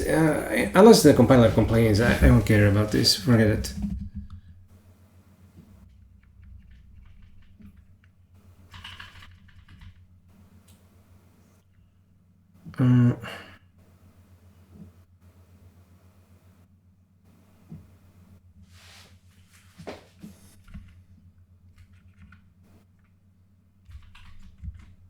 Oh yeah, now we should do that trick that I talked about. Actually, no, we cannot. I cannot actually do it.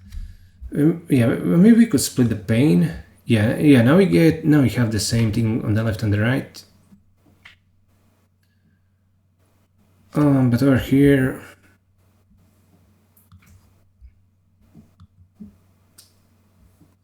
we have the idea and we have the trend index here.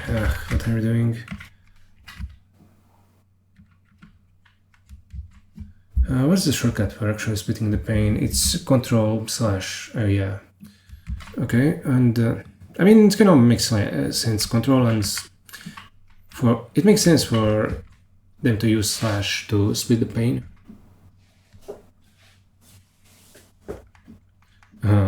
It's like this.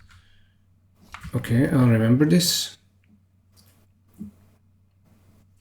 Ctrl Shift left.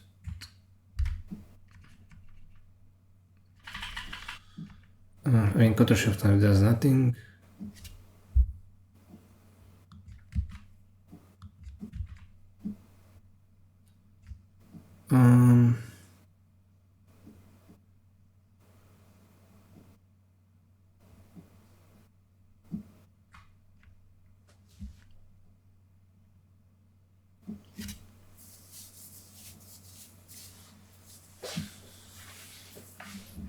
I'm just wondering, won't this maybe cause warp divergence?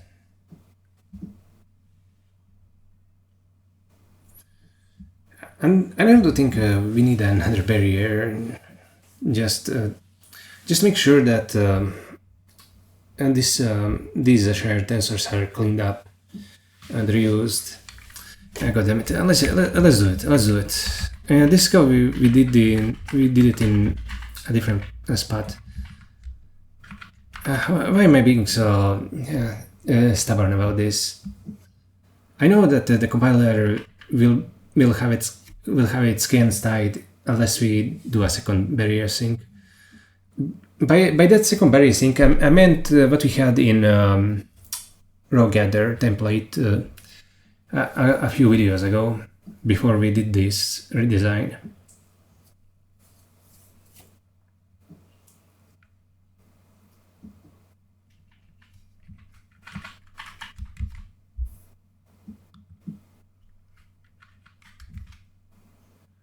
Nice. Let me just close this. This actually might be the first time that I'm using split panes. File annotations, what the hell is that? Open changes with previous revision. What's open changes? Compared to the previous thing. Okay, now the entire thing is fucked up because Spiral cannot deal with git changes. And that's something we need to work on.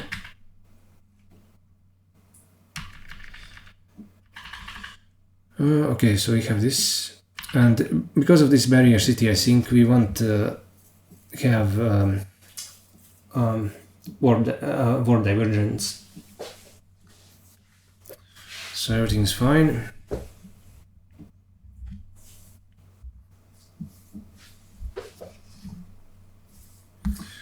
Oh yeah, now I remember. I went to this morning to maybe look into Triton. I never really looked into it, and I'm kind of curious what it will be, what it's about. Okay, is this fine now?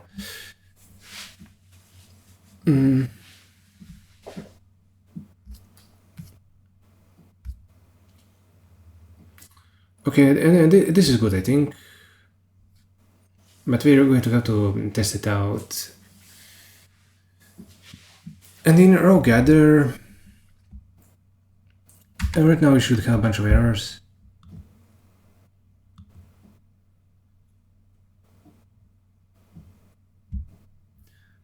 This is oh fuck! I forgot that we have to put in dim outer.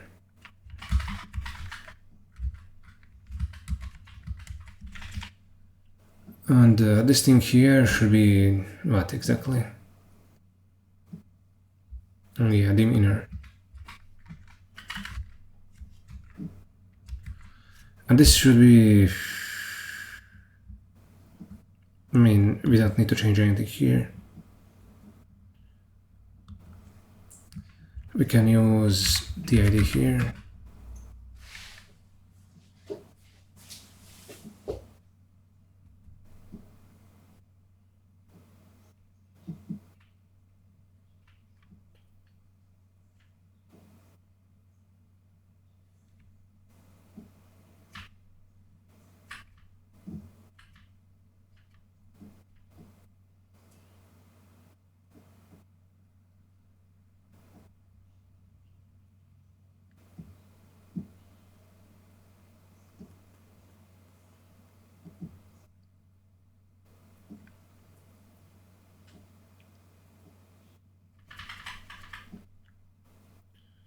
Dim outer, dim inner.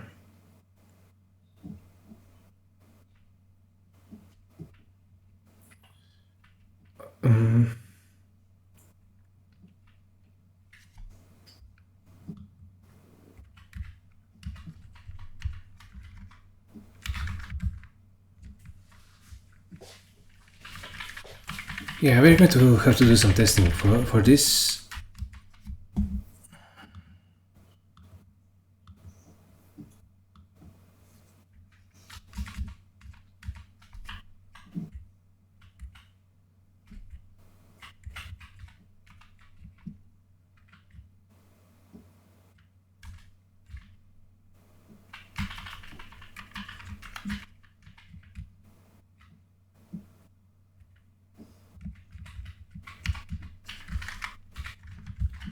Dim outer block, transfer block.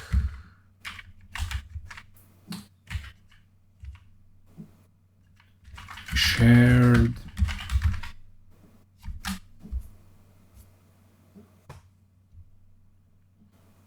Yeah, this is how it should be.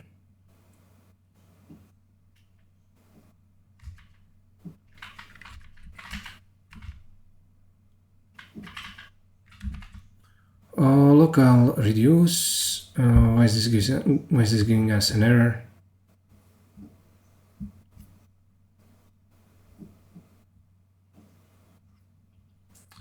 Oh yeah, because we forgot an argument. And yeah, now this should be correct. We're just going to patch it up really quickly.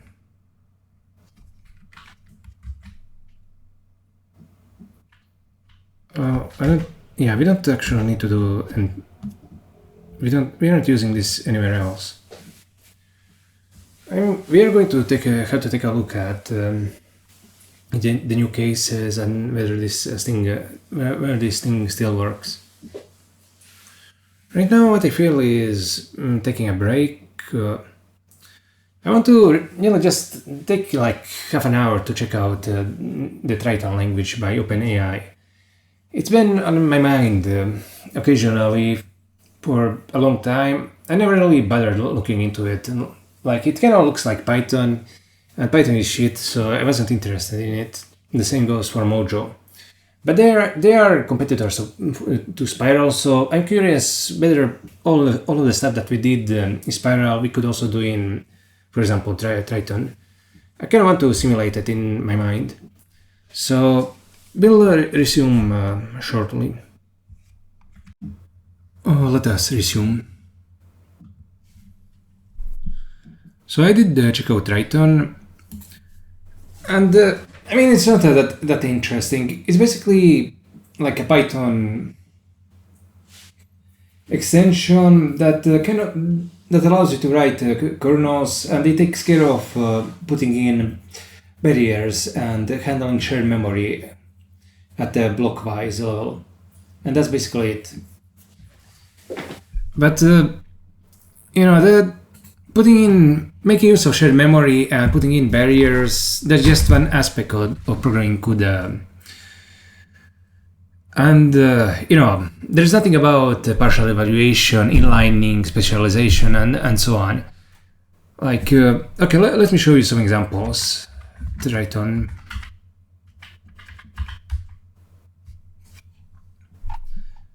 Programming guide, tutorials.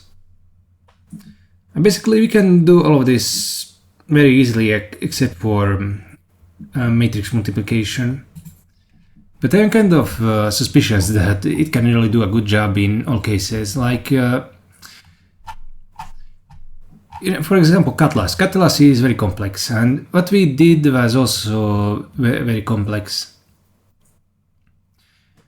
And I'm kind of skeptical whether it can really just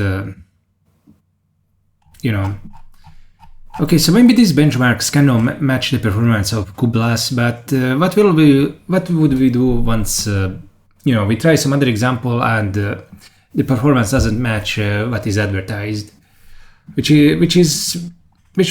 won't be too hard to get in case of these high-level DSLs.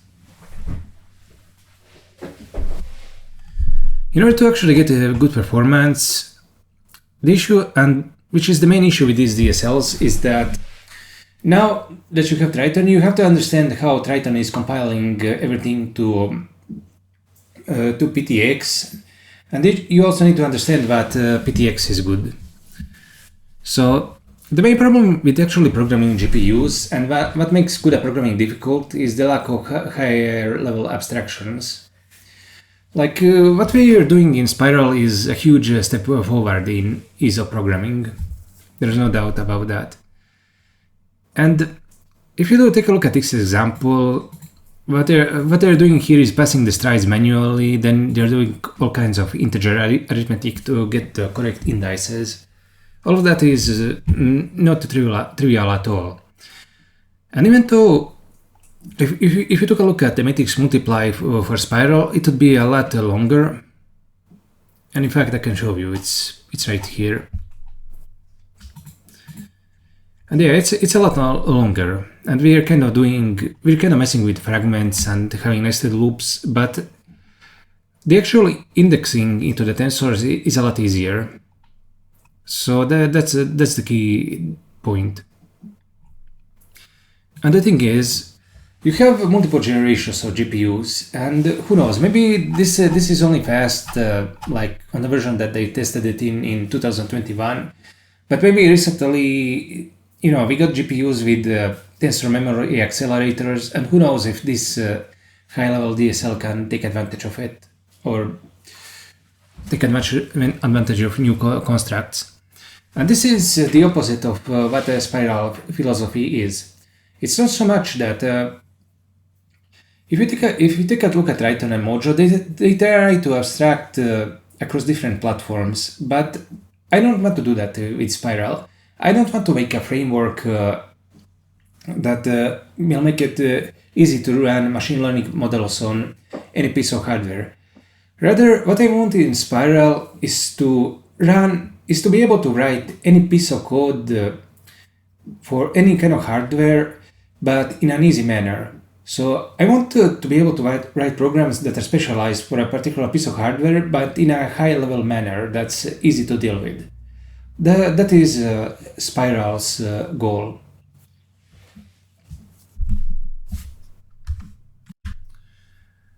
Now let's go forward. Let's close this. I'm just getting distracted by reading stuff or hacking news. Oh god, I waste way too much time, but I like wasting time. Okay, did we put this assert in the other place? Yes, we did.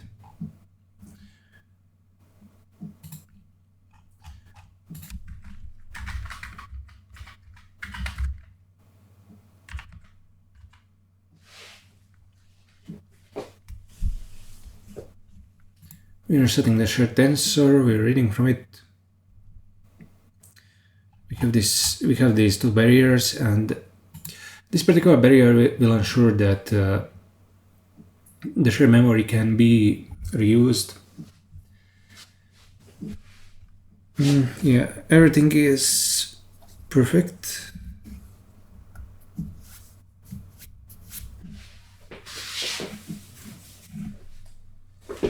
I'm just cleaning up some dust. And now, let's... what should we do next? Oh yeah, what I wanted to is rename this. It's the shared is not... this should be pass-through. Pass-through.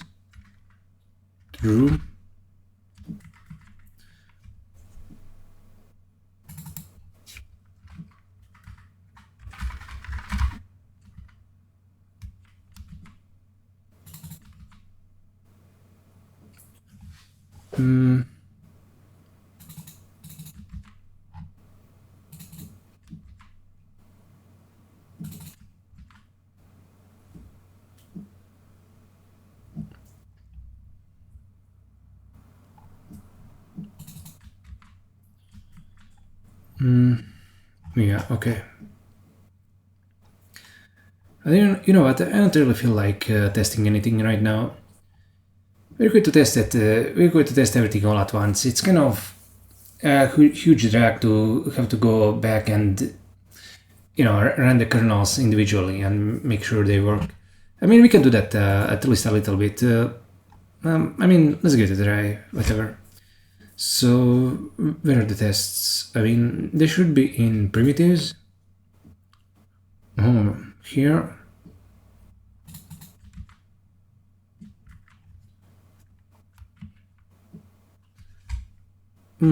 Let's try running this.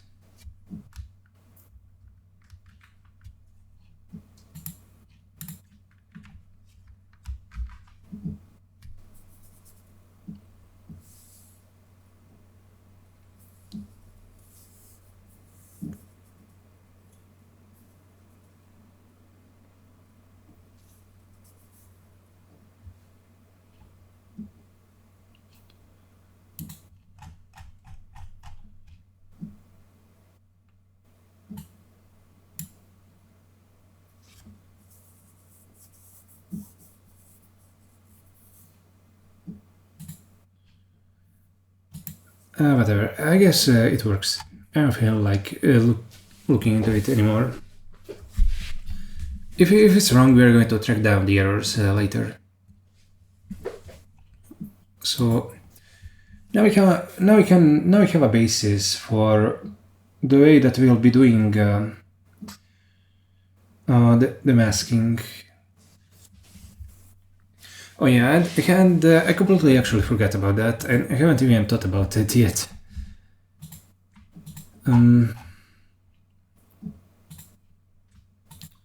Okay, CFR models. Let's call this.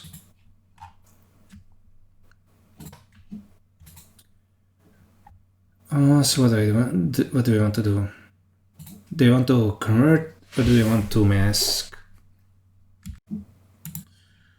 Okay, I took the time to really think about this, and I'm going to explain to you my reasoning. we are not going to be doing the masking. And basically, here is why. Maybe I should draw something out. What exactly am I going to draw? I'm not sure.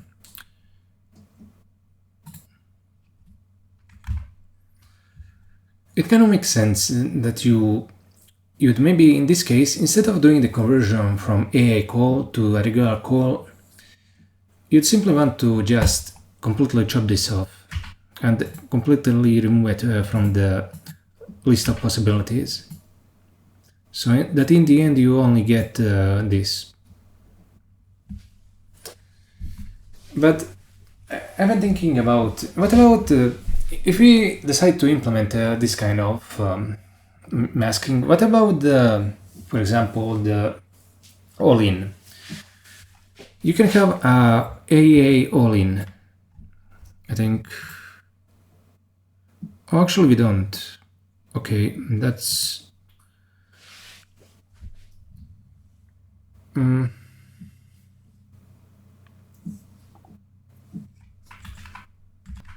Okay, I won't try to pursue that avenue of explanation. But, for example, try to imagine this. Like, imagine that we have one player which has a stack of 100 chips and the other player with a stack of 50 chips. And they are in a heads-up situation. In that case, then raising to something like raising to 50, 60, 70, 80, 90, or 100, those are all, in essence, the same actions. In that case, should we mask out those equivalent raises? Should we mask out those raises that are equivalent, except for all but one?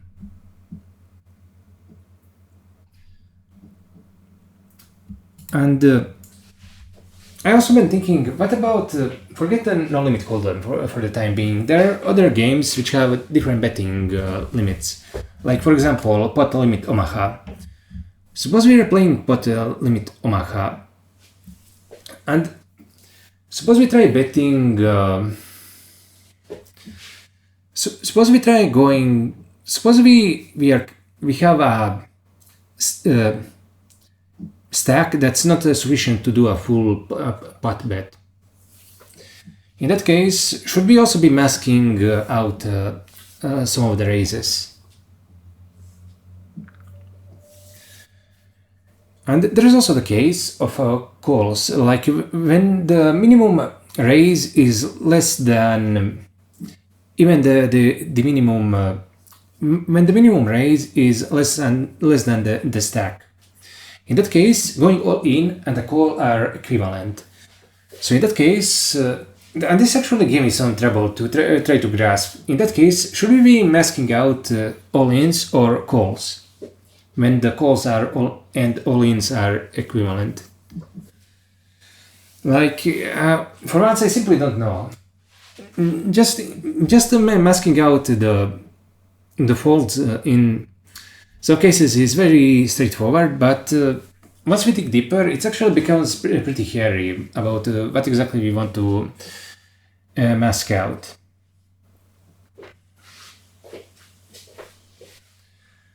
In the past versions of the discrete sampling kernels, we were kind of generating a random integer, and then we were, I think, taking the modulo based on a softmax, and it was higher than the number of actions. And then later we realized that we don't want multiple bins to give it the probability of the same action. Instead, we want, if we have like 10 actions, we want each of them to map to a unique action. I mean, if we have like 10 bins, they should have a one-to-one mapping to an individually unique action. So in our case, we have here we should have a list of possible actions, and as you can see here, they are only unique.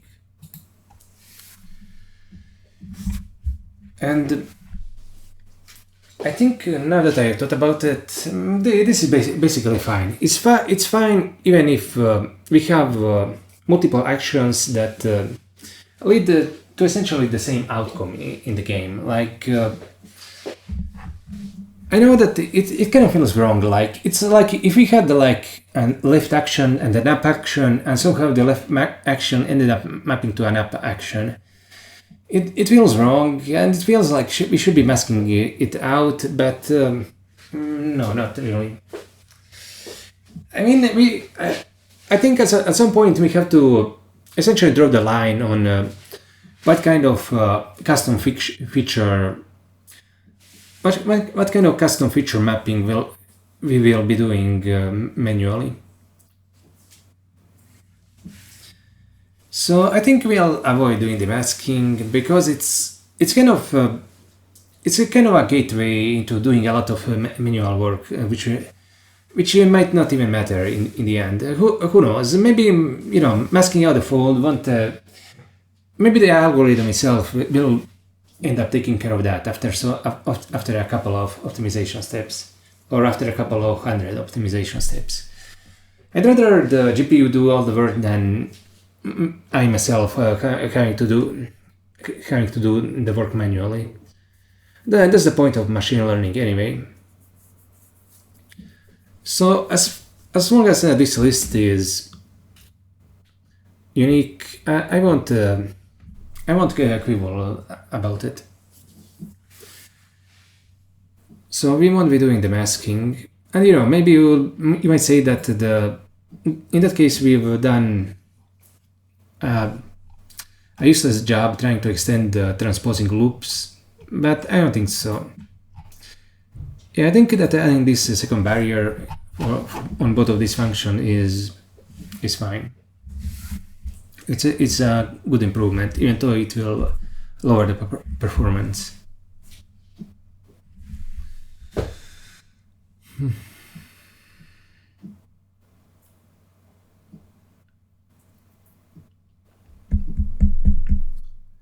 And we'll definitely find a use for the pass-through and the dim outer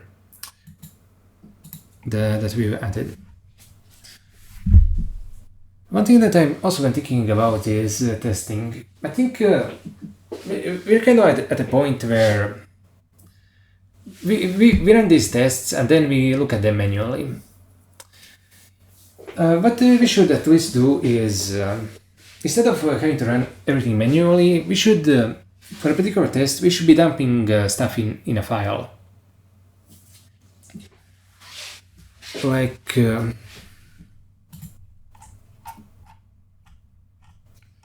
let me just go into the primitives. I can never find, it takes me a while. It always takes me a while to to relocate myself.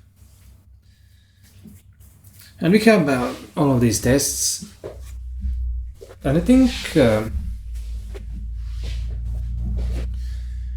the very least, instead of having to go each time we make a change, instead of having to go through it manually, at the very least we should be saving the results of the old version and keeping the random number generator seed steady, and we should be comparing the outputs of the new version with the old version. Like, I'm not since we're doing parallel programming, it's actually we need to test it on large inputs as well. We cannot write unit tests which have tiny inputs and outputs. So we should be dumping things to a file and then diffing the results of the new version we compare with the old version. In fact, that is how I'm comparing the results of the Spiral compiler. If you look, for example, in Spiral compilation tests, we have a bunch of these, and for example, I can build this file, and then it will compile it and tell me whether there is a difference between this version and the old version. Of course, since I don't do Since I am not automating this stuff, I have to go through it manually every single time. And that is it's pretty nasty.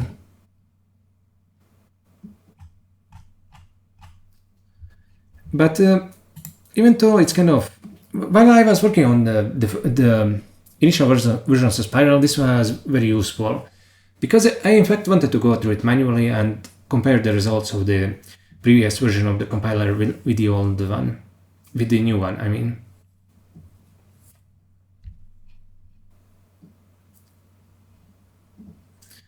So what we should do is, what we'll do in some future video is have all the tests dump their data into the all of their outputs into a file, and if there's any difference, we'll simply be able to see them in the git diff like this.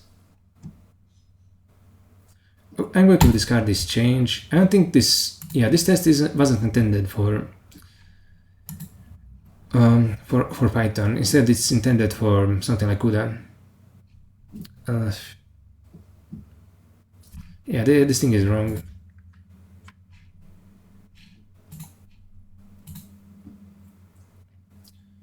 So never mind it. We're going to do that at some point in the future. At this point in the development of the machine learning library, I'm starting to get nervous every time I make a change, whether we broke something. Unlike with a regular program or the Spiral compiler, it's actually very hard to know whether the program is behaving correctly. So definitely at some point we're going to have to put testing and security in the front of our minds, and that point won't be far off in the future. But right now I don't want to focus on that. Since we said that we won't be doing masking, I mean particularly sophisticated masking, we'll just it's true, we're just going to mask out the actions past the end of the list like we have before. What we have to do now is finally make this CFR models no-inline run function work. And for the CFR models, we aren't going to be having the output indices. We're going to be having, we're also not going to be having the output probabilities. We will have the ensemble dimension, the block dimension, and the thread dimension, but the inner dimension will be reduced into a world ID, output world ID.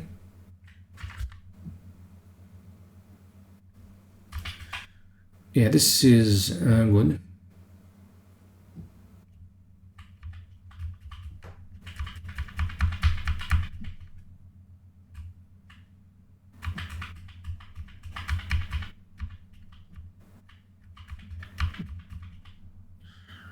Runs the model on the inputs, ensemble ID, and everything around past this point we will be changing. So what do we want to do? I guess we want to extract the world ID. We want the ensemble ID. We're going to have to gather the policy probabilities for a particular action for all of the ensembles. Okay, I think I'm going to pause here and actually think about what I want to do here. I've been focusing on masking and testing, and now it's time to really focus on what I wanted to be doing today. It's amazing how the time passes. It's 1:45 p.m. and I still haven't done this function. We're going to get all of this done. We're going to raise our level significantly, and this project will be successful. I swear upon it. I once said that if we don't do this, I'm not a human being, and then we didn't do and the project on an FPGA. So right now I am below the level of a human being, and I want to get back to that level. It eats me up from the inside that I don't have a superhuman no-limit agent yet. I only ever built superhuman Leduc agents. Before we're going to make the testing immediately the next video after this one. And after that we'll do training. I had time to think about it, and I've decided that we really need to get the testing harnesses in place before we move on to the training phase. But for now, let's just finish the game itself. I mean, the playing.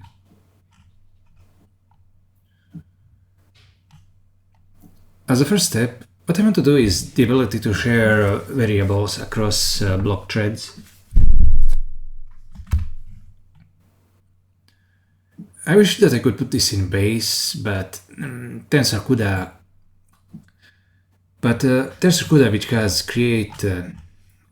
which has tensor create shared, comes after it. So do I want to put shuffle in here, or do I want to put it maybe in the transposing loop? I guess I'll put it in the transposing loop.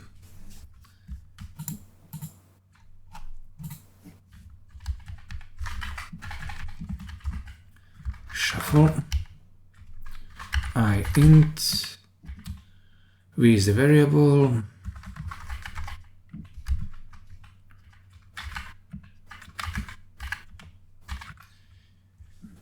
open CUDA tensor q tens equals tensor create shared 1. So if thread equals I, then tensor set I v q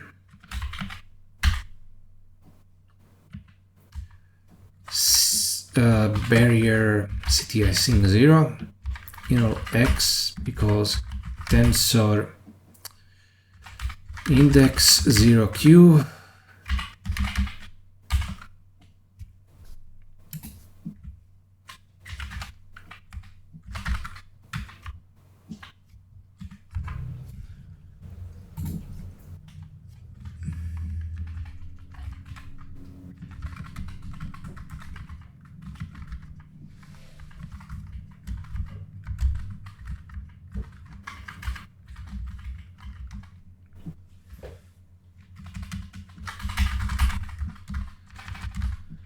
I think I'm going to make an assert that this I should be runtime variable. The index should bring at the compile time. If the threads, if it happens to be the case that, for example, some of the threads have different indices, then the result of this shuffle will be undefined. And come to think of it, this is probably why there is a restriction in the CUDA manual. You could also do this operation using, let's go into the CUDA programming guide and the cooperative groups. Let's take a look at the shuffle.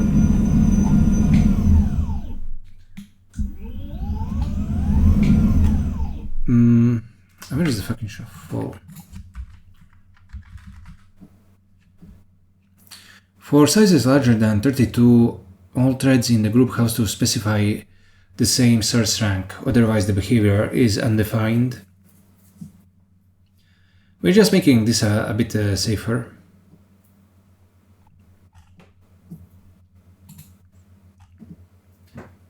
And by group, they mean this block tile group.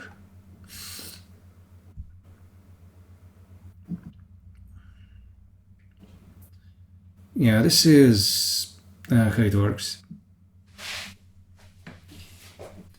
I'm guessing they're simply using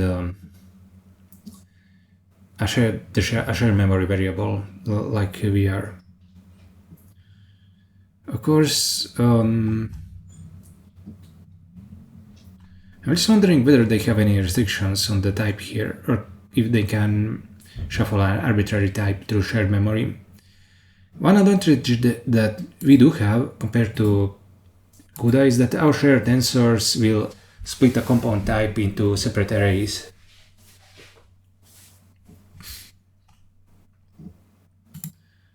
Anyway, I like this. So what we're going to do, yeah, right now we are generating this ensemble ID. We don't have the output probabilities anymore.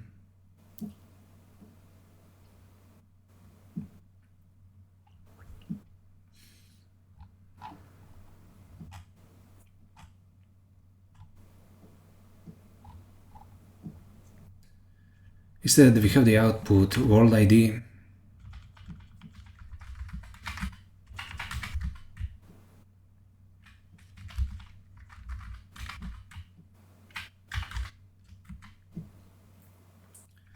This is going to be three-dimensional. Tensor D3 float. And this ensemble ID, we're going to share it across all the threads. Shuffle 0. And this is going to be using transposing loop. Shuffle 0.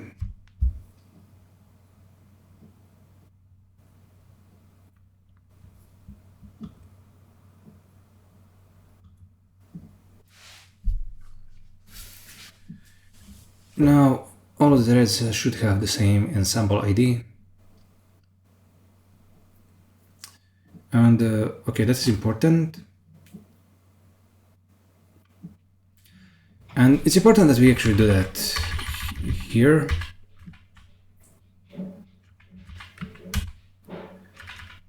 And instead of running a linear loop on only ensembles, we're going to run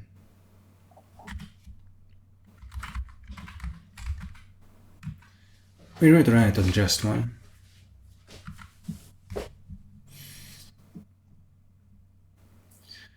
Now, then we get the world ID. And for the output world ID, we have the dimensions ensemble block thread.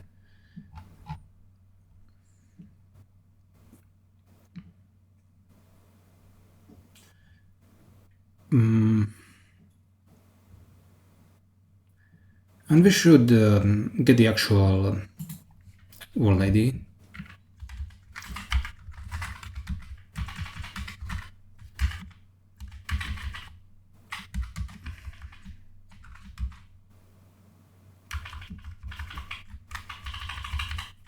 And this is ensemble block thread. So ensemble ID, block index, and thread index.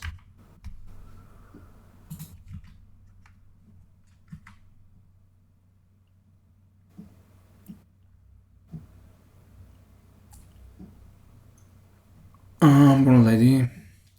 Wait, why is this a float? Oh yeah, it shouldn't be a float, it should be an integer. I mean, we'd get a compile, we'd get a type error for that during partial evaluation.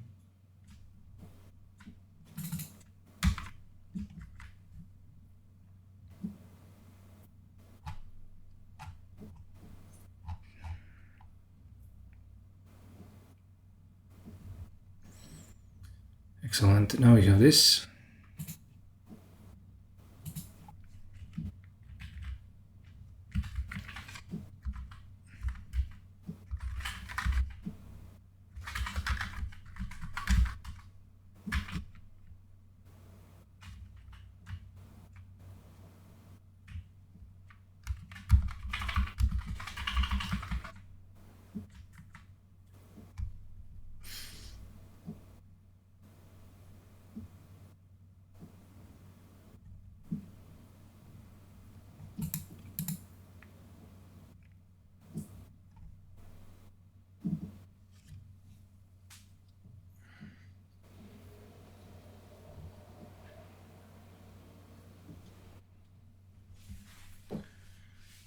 Yeah. Okay, this is not bad. Ensemble block index, thread index. So the output ID, we don't have that anymore. Let's comment these two out.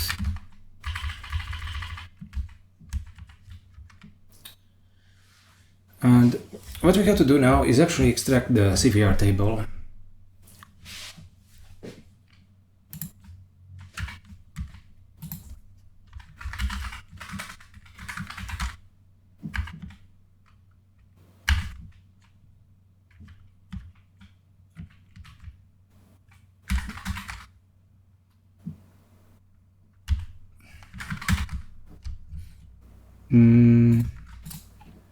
Okay, right now we are in what? ML CFR models, and from CFR we have to import the table.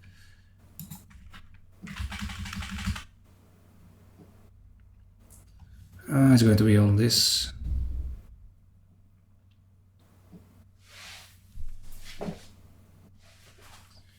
So now we have the CFR table, and with the table we simply have to extract the action. NL X, and now let's take a look at the CFR so it can serve as a reference.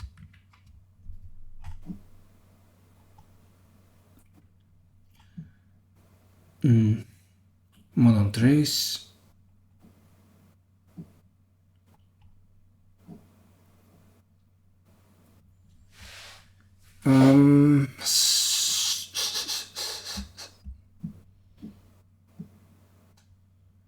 So okay, what do we do? We have this push thing. How do we get the action? This is the get action. We need the mask, the model. This model is the CFR table. Actually, no, it's not the CFR table. It's in fact the model inside the table. We need the ensemble ID and the world ID.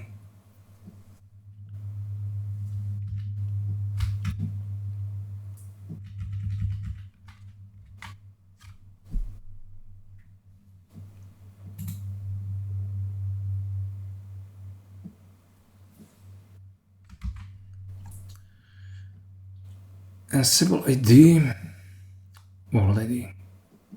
We have the ensemble ID, the world ID. What the hell? The model. Okay, that's all of this. We don't want that model, but the one from the CFR table.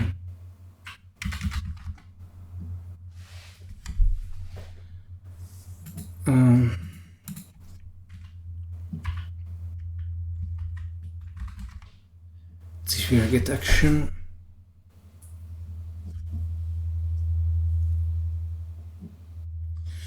And what we're missing is the mask for the actions.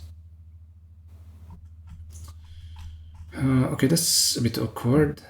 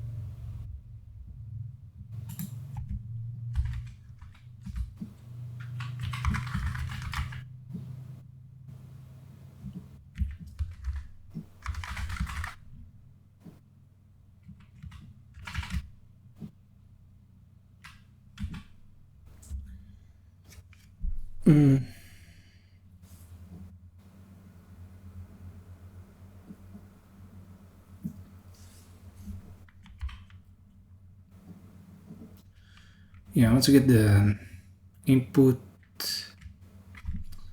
we'll use this first one.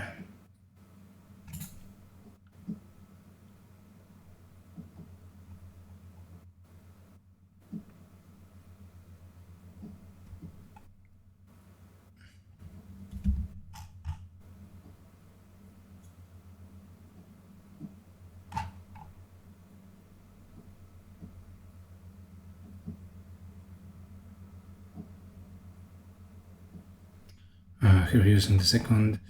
Okay. Yeah, we're going to have to pass the mask into this. Previously, we had the masking done in the softmax, but we don't have the softmax in the model, so you have to put it somewhere else. So that being said, I wish we could just I wish that we just had a CFR table and I mean that we just run it, but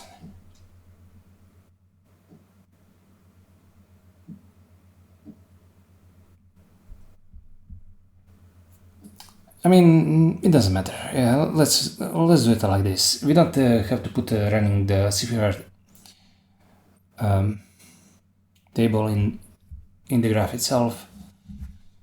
Maybe when this is a bit more steady, we could do that.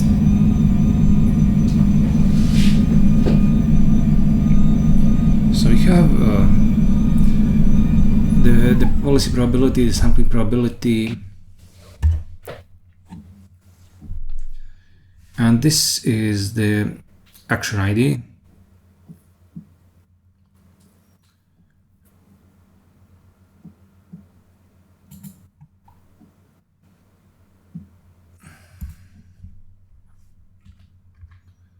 And we could call this the output ID.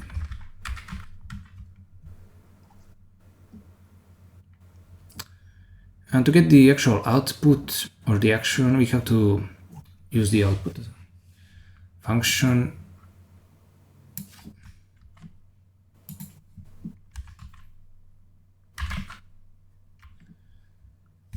And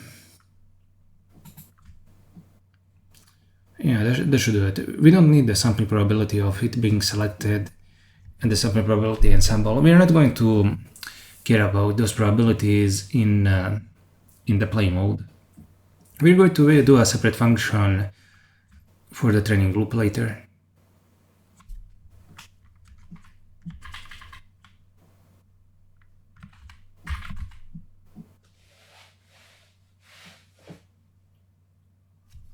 Wait, not this, but CFR table.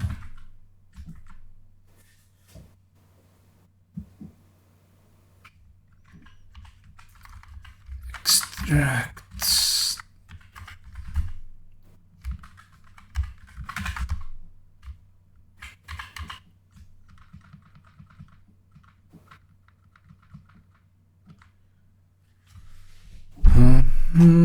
Yeah, this, I mean, I suppose this is fine.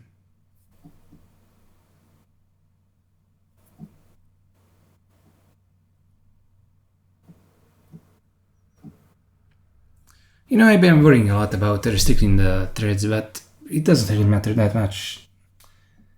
We shouldn't be caring too much about optimizing the counterfactual regret table. If that really is a concern, we should increase the number of inputs instead of messing with anything else. Never mind that.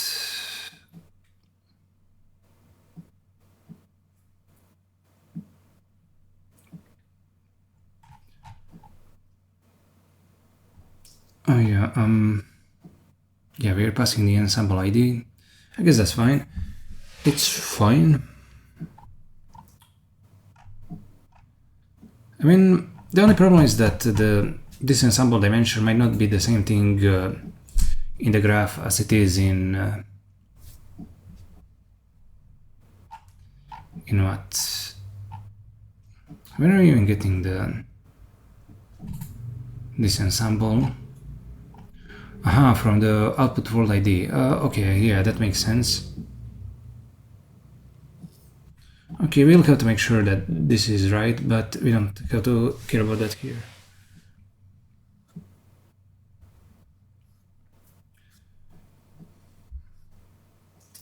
Yeah, I'm happy. We just need the mask.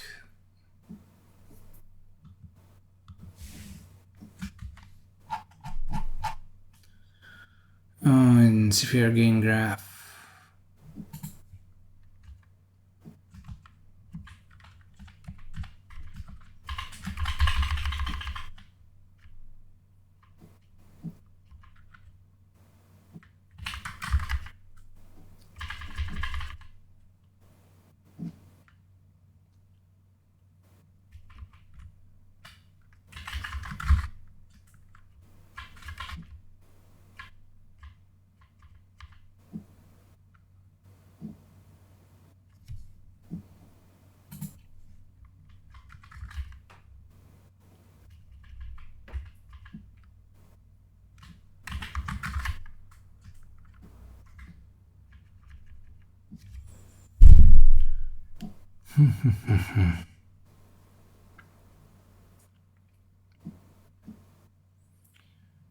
Yeah, this is fine.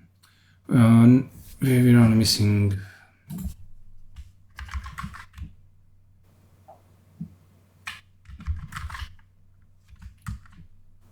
Oh, perfect.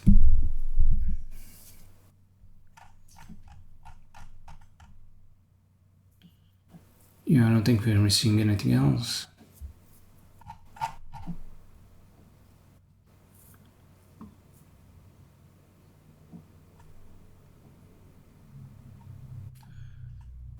I think we could try actually playing against this agent.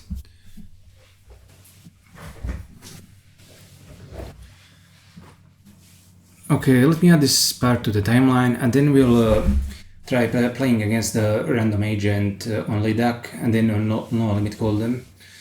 And then we'll end the video, and I'll go to the beach. Now let's try integrating that with Leduc. I honestly want to get rid of the models, but we'll keep them around for just a tiny bit longer. Okay, we have the Leduc play.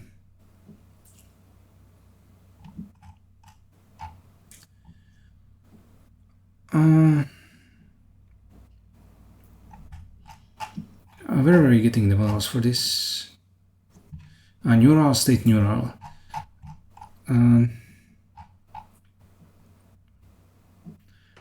So we have this here. We have the neural. We're getting that from init, I think.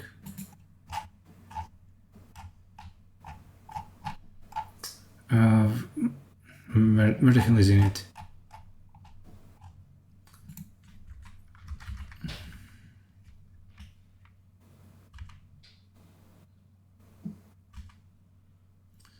Oh, finally, here it is. So we have this model gain graph, ML models init, ML models to model data. Okay, I get it. What we have to do is create the gain graph that's based on the CFR table.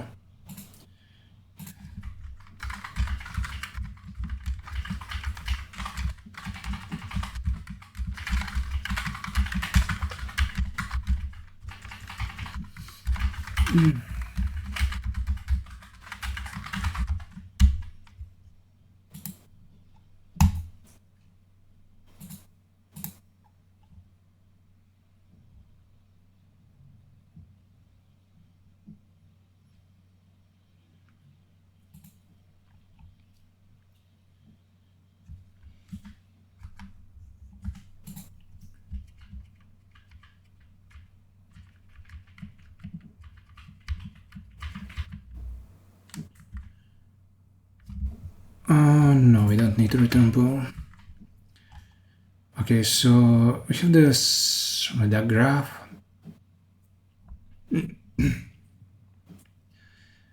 Softmax.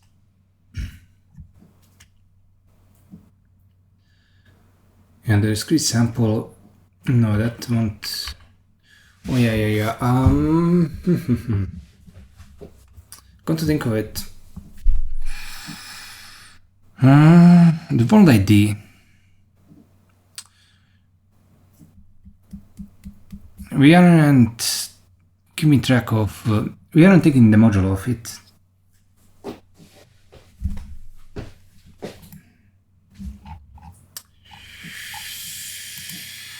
I need.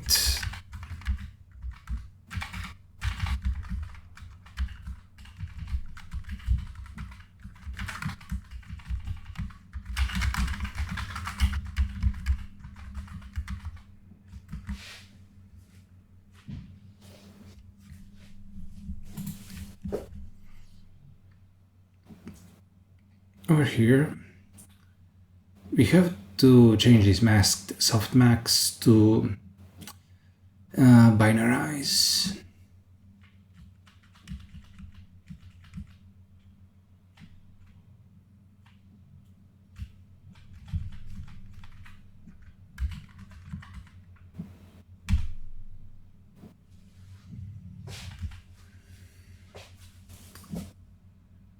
And I guess this is going to be input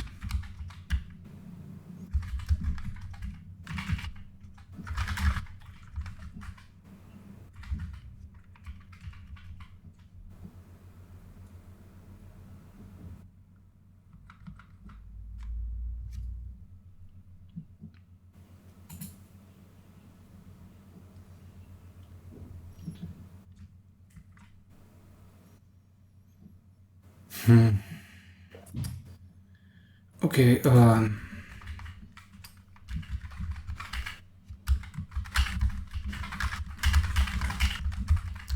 don't know where this should be done. I know how it should be done, but where, that's a mystery to me.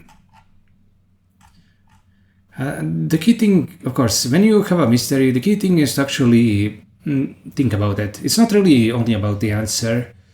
It's like what you're going to do when you're wrong, and if you don't think about the issue, you won't be able to pivot quickly.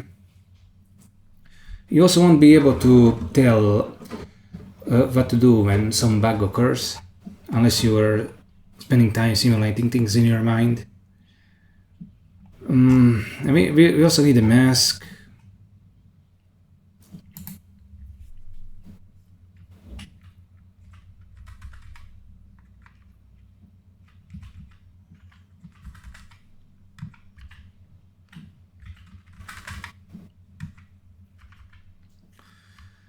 Okay, so first let's put the binarize into the list of layers.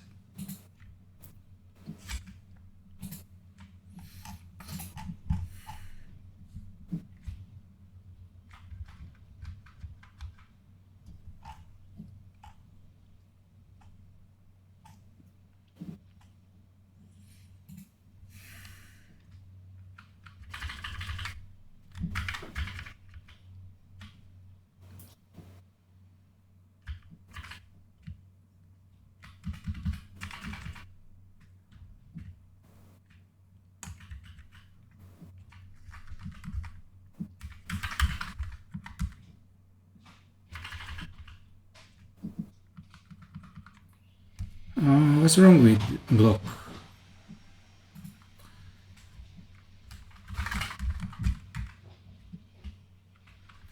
Is there something wrong with this?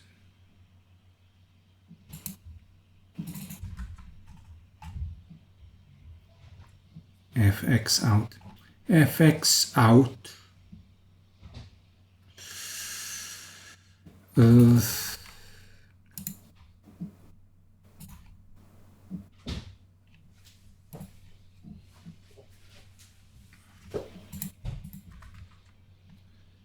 Yeah, local binarize config xij tensor. Oh wait, isn't it opening the primitives? What the hell?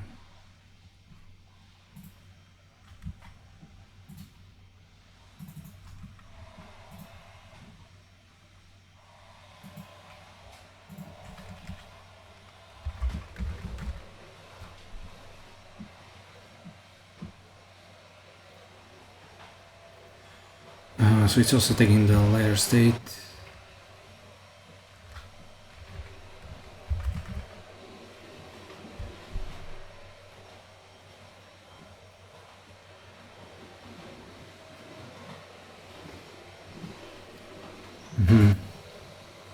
This is the input.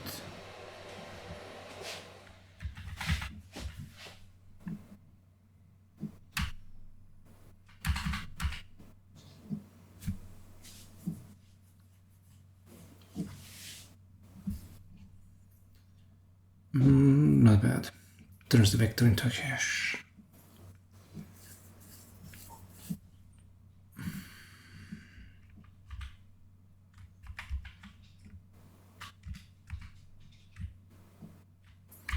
Wait, what's this size? Well, arguably that could be the module on.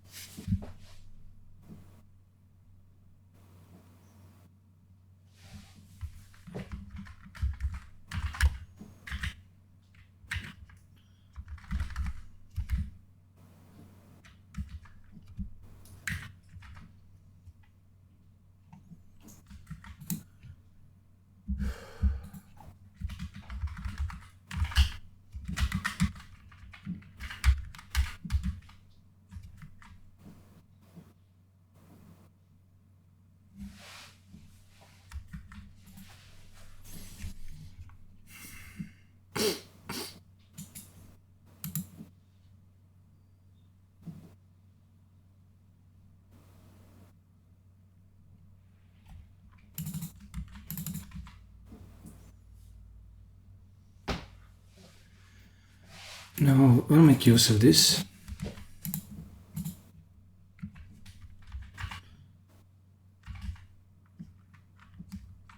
Binarize modulo sum out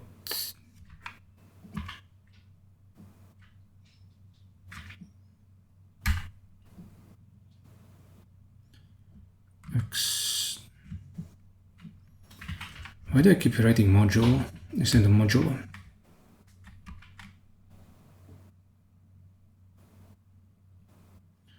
Wait, this should have been none.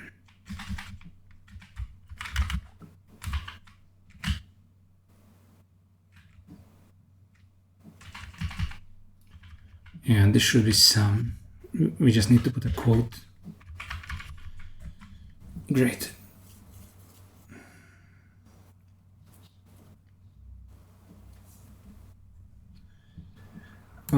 Now, when it comes to this, I mean, when it comes to the CFR table,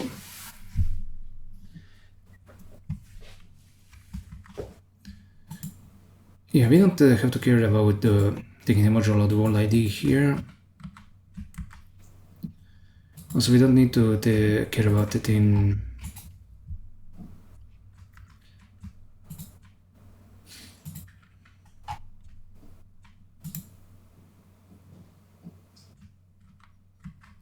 we don't need to think about this.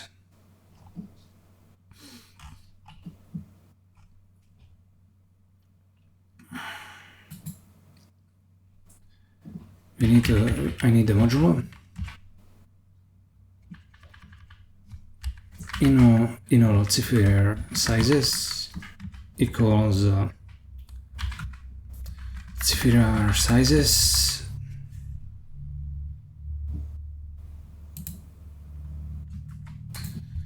ML CFR sizes, and we have the world ID right here.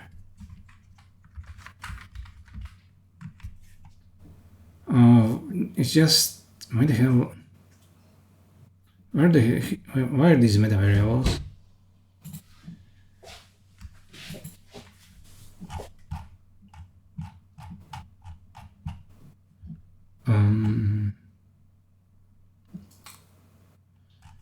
There. I forgot to put the type annotation sizes.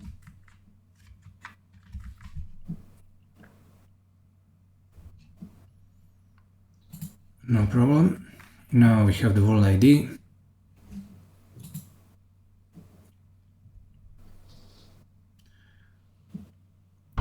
Let's put this at the very start. And the ensemble here should be CFR sizes ensemble ID. Yeah, good enough. Now there's no way of making a mistake.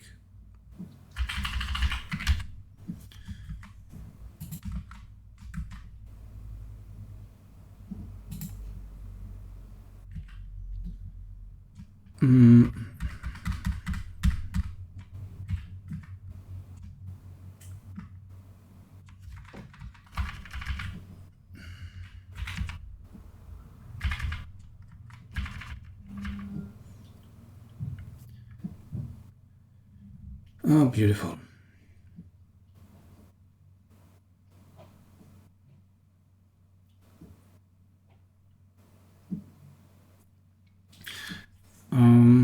Wait, is this really input or should this be a key? Oh yeah, the input is a different thing than a key. Let's think about the keys for a bit. Layers, let's take a look at the input. This input is key graph, and it has an input.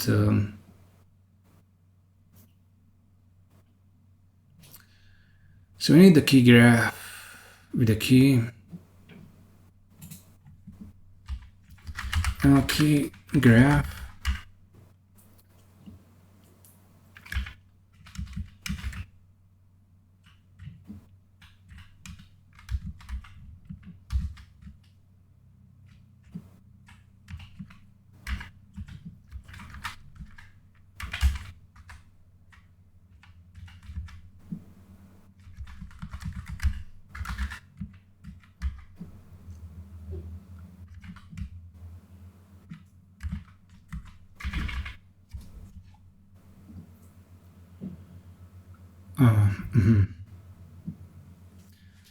Yeah, this is good enough.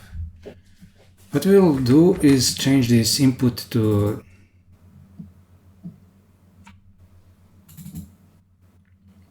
yeah, the input is supposed to be taking in sizes. What the hell? Graph tensor something. Yeah, this is wrong. Now it's graph tensor I32, and it returns an I32. Wait, is this really right? Like input. Oh yeah, we don't have the ensemble ID. So it's block thread inner. And the inner gets reduced, so it's just block and thread. Okay, okay.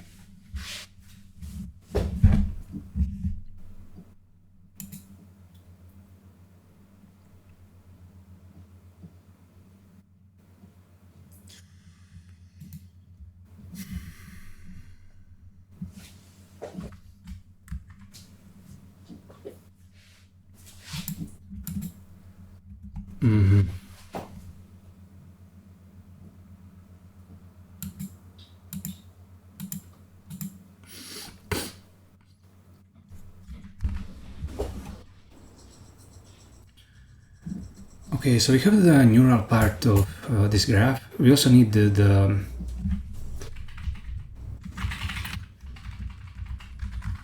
we also need the CFR table, CFR table, and that's going to be ML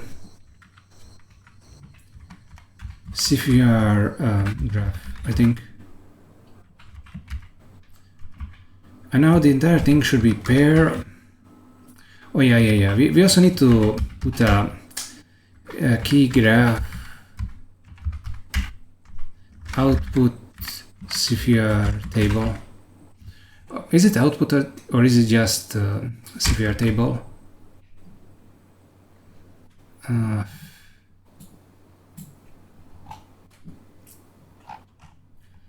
Let's look in CFR models. Oh yeah, it's just CFR table. Okay. This is good. Neural CFR table. And did a compiler crash or something? Surprisingly, it didn't crash. No. Maybe there is something going on with the editor.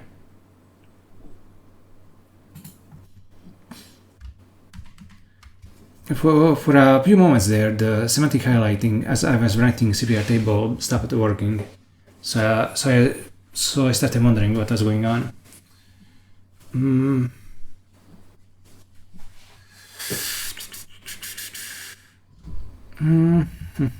Yeah, that's good. Like that graph.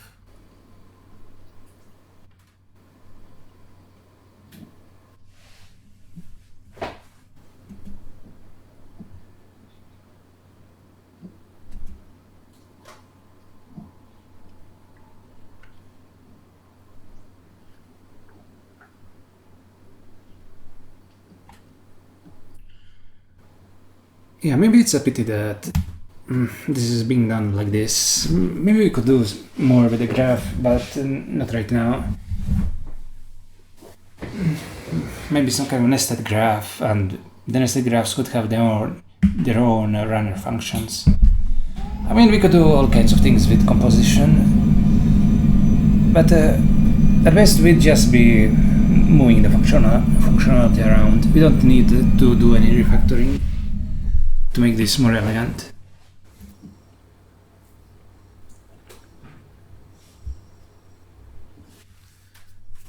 When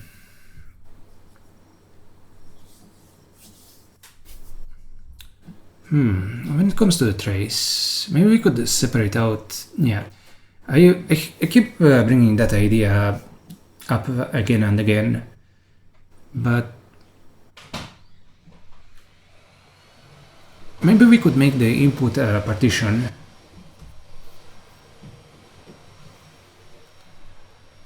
But input does need to return a tensor dimension, so maybe not. Never mind. I mean, extending the way that we are allocating the CFR trace is something worth thinking about. Because even if the table stays the same, we might need to change the trace.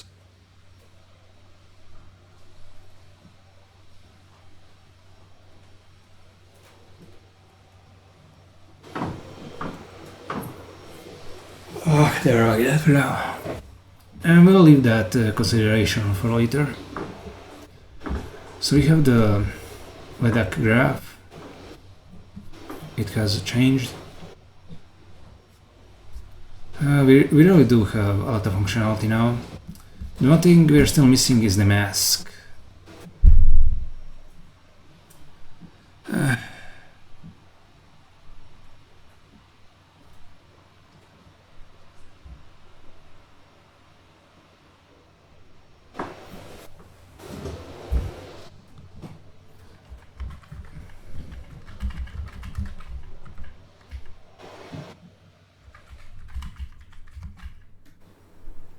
Oh no, this isn't J tensor, this is just J.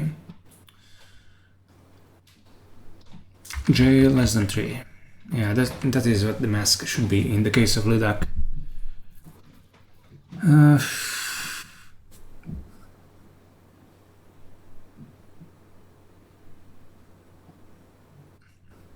Yeah, it's good enough.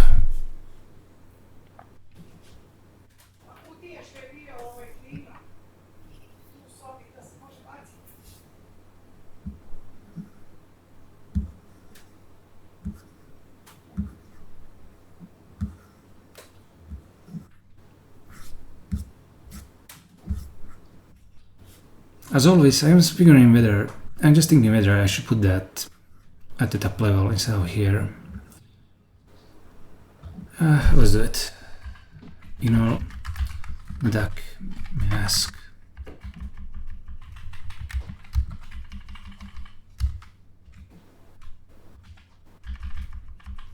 Leduc mask.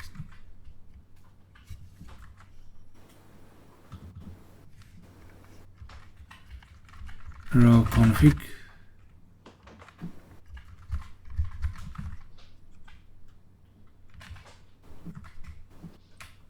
ML.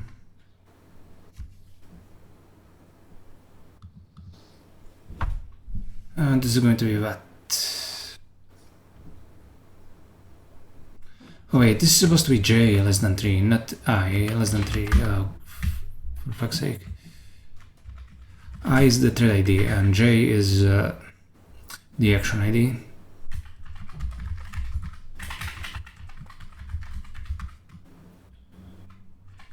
Thread ID. And X is... Okay, what the hell is X? X is the policy probability. Never mind that.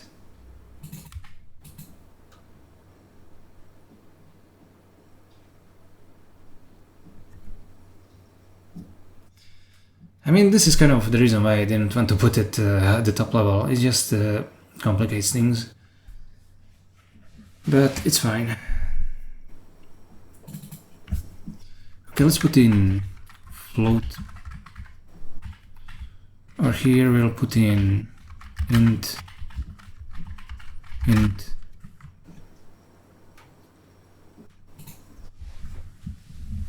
good.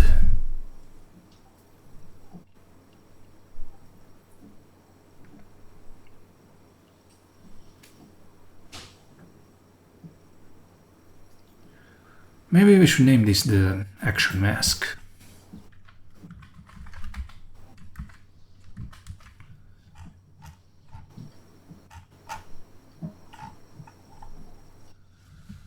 On layers primitive CFR.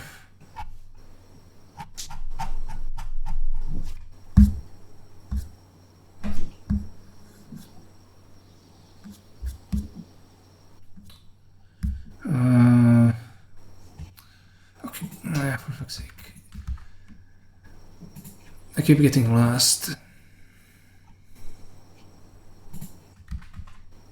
Action mask. Okay, remind me again why we need this. Oh yeah, we need it here because we need to pass it into get action.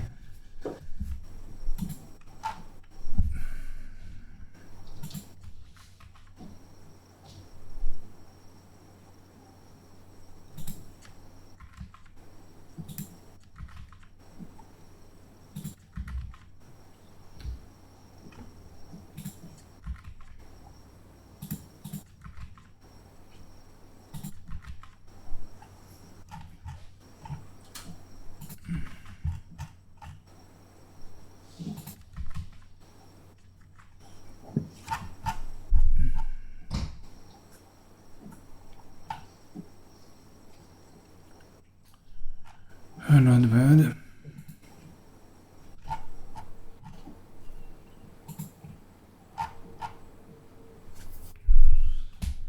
So if the action ID is less than 3, in other words, if it's 0, 1 or 2, then it's true, otherwise it's false.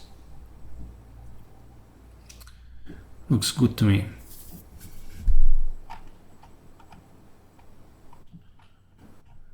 So now that we've changed all this, what kind of type errors do we have? In play, ML models init, got CFR gain graph, expected gain graph.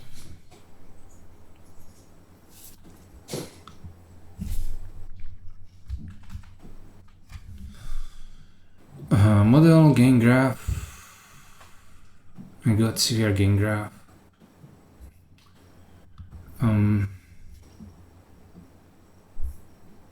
Wait, shouldn't this be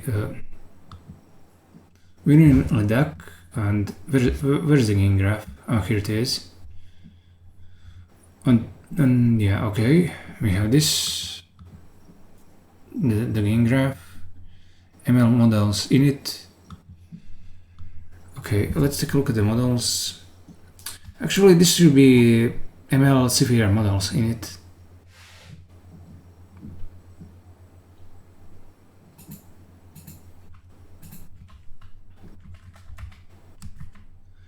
ML CFR models to model data.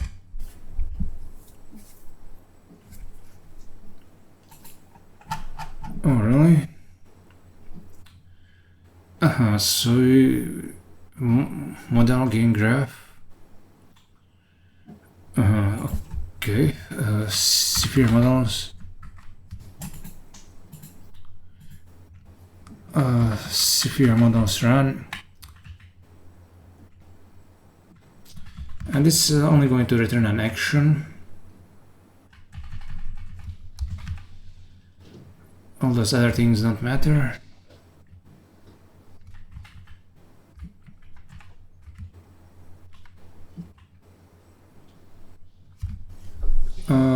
We're getting. Okay, I thought that I'd pipe it into this. Okay, let me pipe it into this.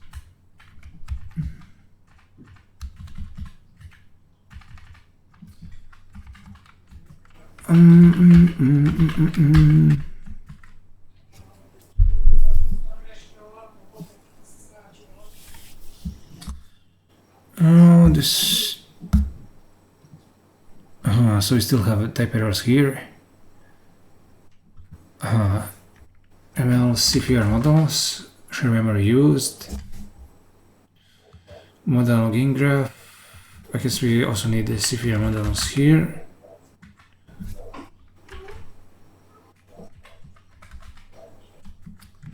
And yeah, this is why we have different types for all of these.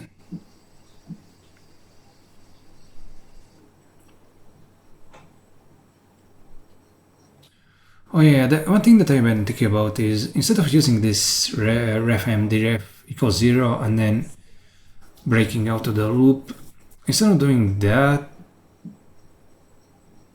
oh wait, no, we need to do that like this, because the very last thread Suppose we tried putting this in the conditional, then the very last thread would have this be false, and it would break out of the loop. If we put in something like refm dref c less than, I mean, not equals 0, so in that case, yeah, the last thread would escape. So this NL model loop is correct. I thought of changing it, but this happens often. You sometimes forget the reason why this is exactly like this, and then you think about changing it, and you remember the reason why it was done like this to begin with.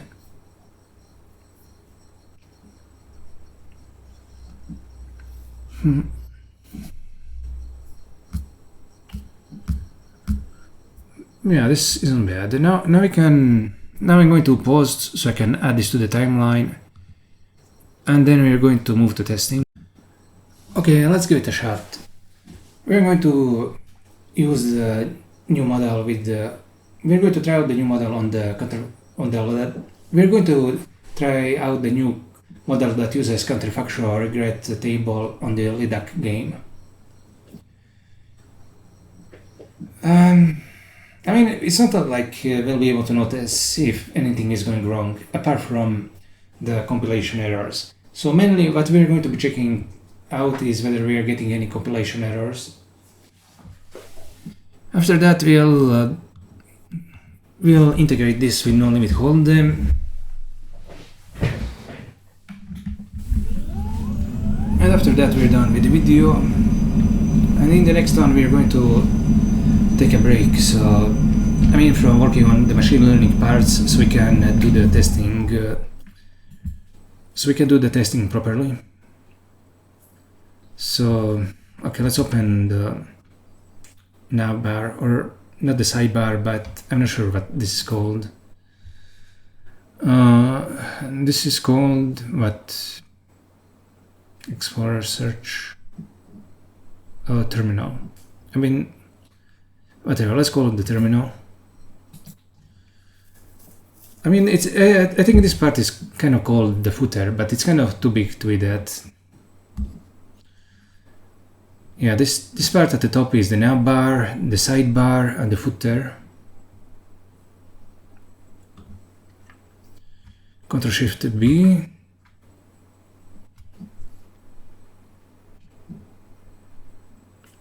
Oh yeah, we actually have to build it. Spiral build file, and we're getting an error.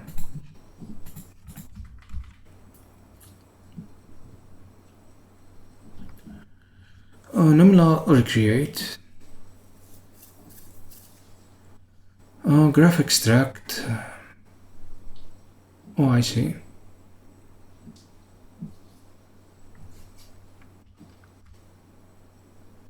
Got bodies. It got a 2-dimensional tensor, but it expected a 3-dimensional tensor. So I'm not really sure whether we should be getting a 2D tensor back or a 3D one, but we'll take a look. And I think this error is probably in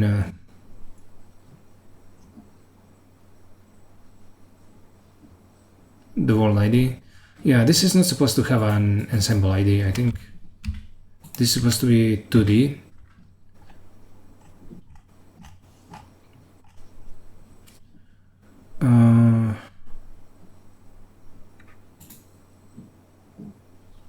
Block thread inner.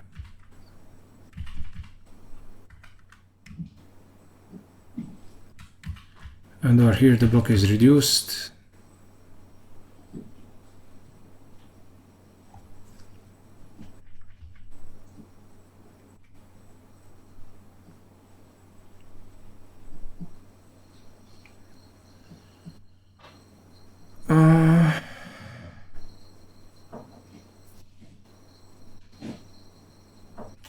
Oh wait, this is supposed to be the block thread, right? What the hell happened?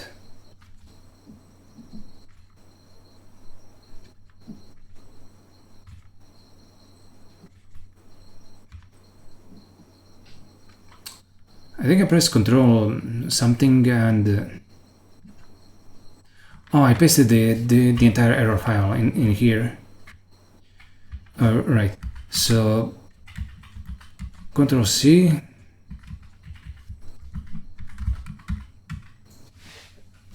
Right, like this. So you have the block and the thread, and this doesn't have the ensemble. I even thought it... yeah, it potentially could have the ensemble. Alright, yeah, yeah. Sorry, I blundered. This needs to be three-dimensional.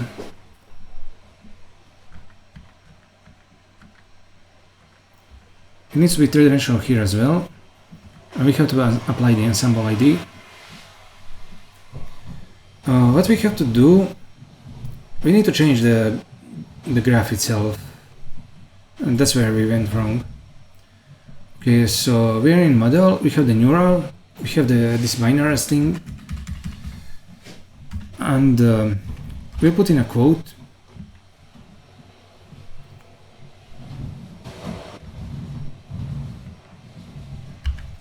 And we'll have to make an input layer for the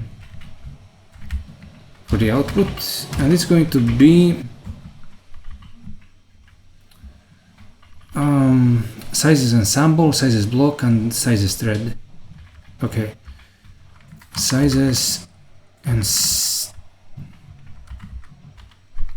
sizes block, sizes thread.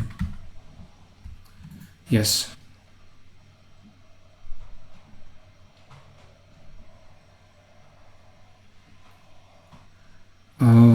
Why is this?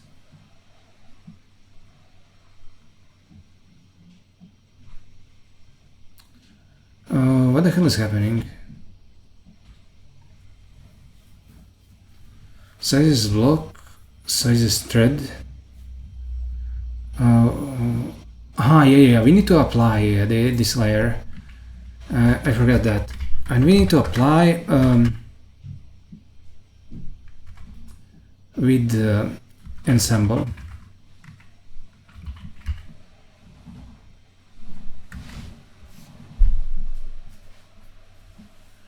We're just applying a scalar key.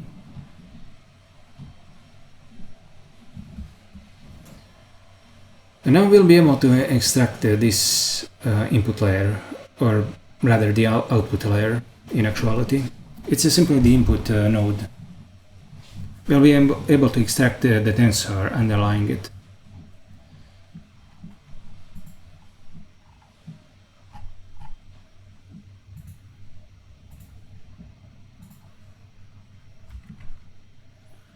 Okay, so let's try this again. Spiral build file, we run it, we get an error. Expected a nominal, got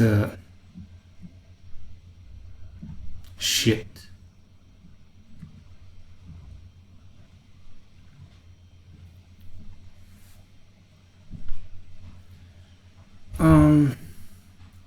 Okay, so the nominal recreative was the wrong thing to use in graph extract.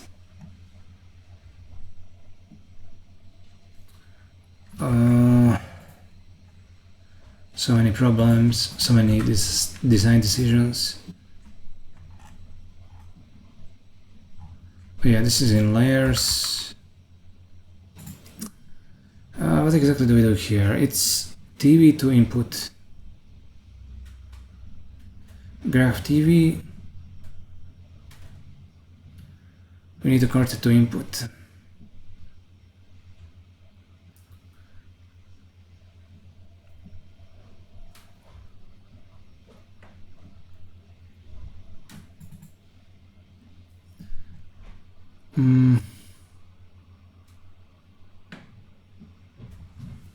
Okay.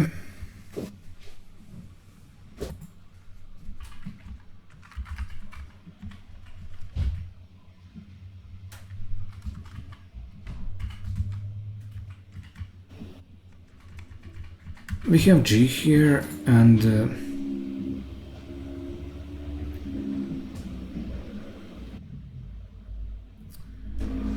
we're going to do real, and we're going to put a type annotation here.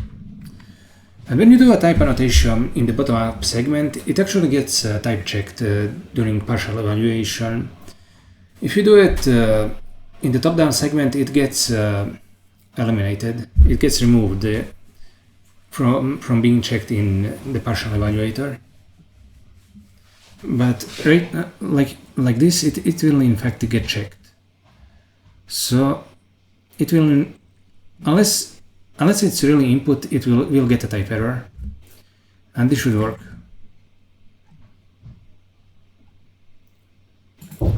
So let's go into play. Spiral build file. Oh, it seems it really built. Oh, it's only 8,600 lines of code. Yeah, this is not much at all. I'm impressed. Wait, why is there so much Python code? Oh yeah, this is probably because of serialization.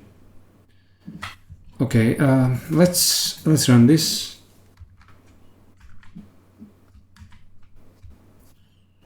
On the browser.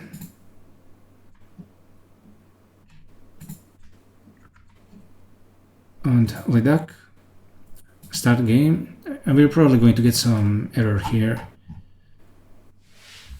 Now the compilation times are really long. The compilation times have been really long recently. It takes 50 seconds for Leduc and 55 seconds for NL Holdem. So we'll be here for a while.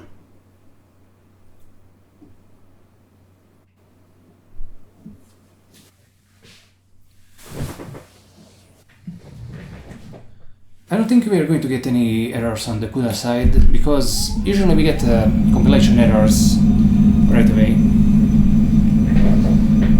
Oh, it took only 40 seconds. That's impressive. Raise, call, raise, player 0 calls, not bad. Raises, I'm going to keep, I called, wait, I'm pressing call and nothing is happening.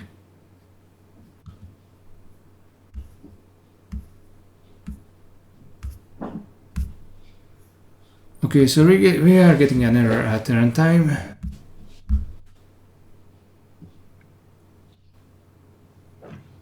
Zero v5 less than 4096 failed. Tensor range check.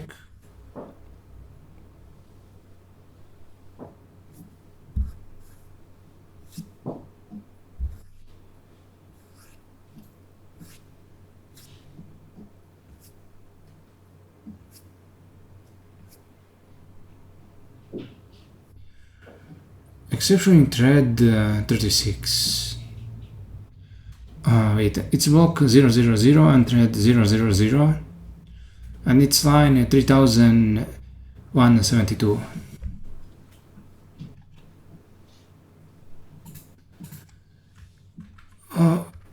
I mean, the 172. The game did work for a while. 3172. This is 62, 172.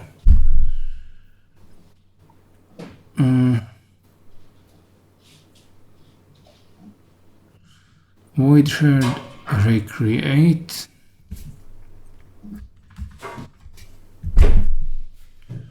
Barrier CTI sync.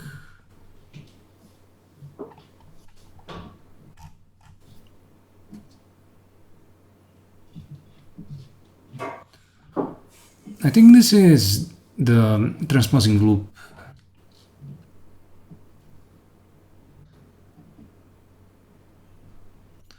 Yeah, because this is this void array, and that can only be at the end of the transposing loop. And I guess this is the output. And we have 32 threads.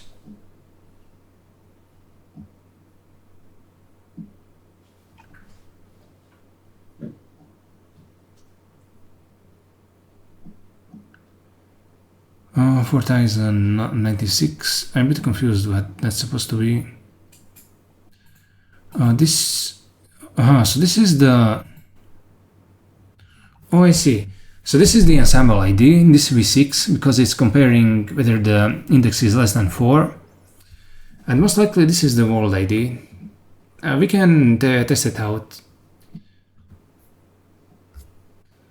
So let's think about that. We have the CFR here.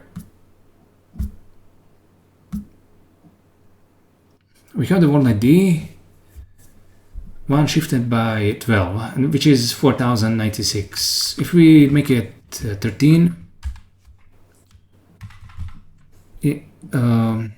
actually we need to compile the plane.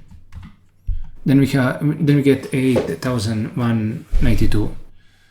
So the world ID that we are passing into some function is wrong. Okay, and how exactly are we getting the world ID?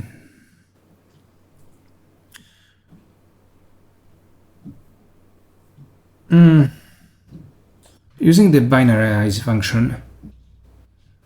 Would it be possible that it's somehow actually lower than 5? Yeah, it did work for a while, and then we got an error.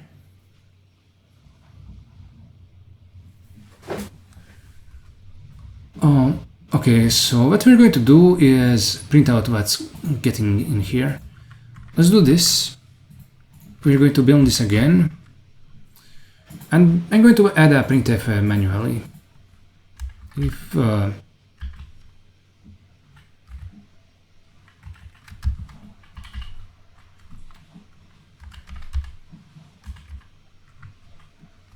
If not this, then printf.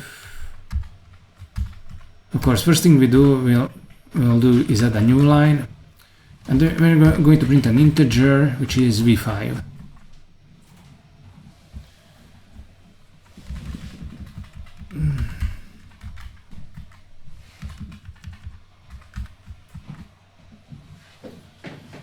Okay, not bad. Now let's go into the terminal, and we are going to restart all this.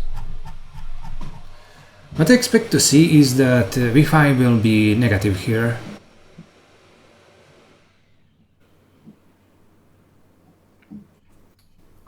Because otherwise,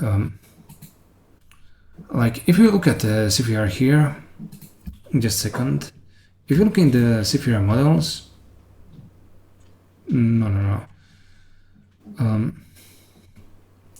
the CFR models, but CFR, I think. We have the sizes here, we have the graph. No, wait.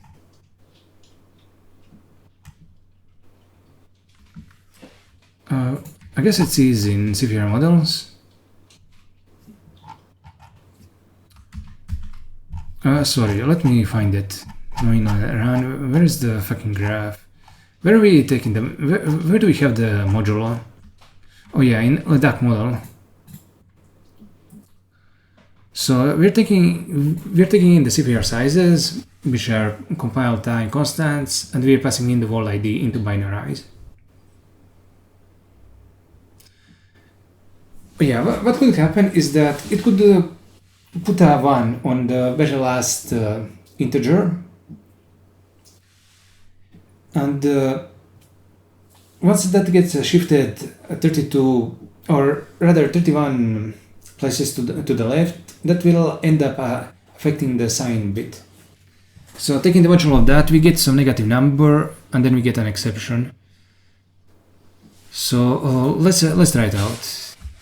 We're going to restart this, start game. Now it's compiling. And the way that we're going to fix this is by turning it into an unsigned integer.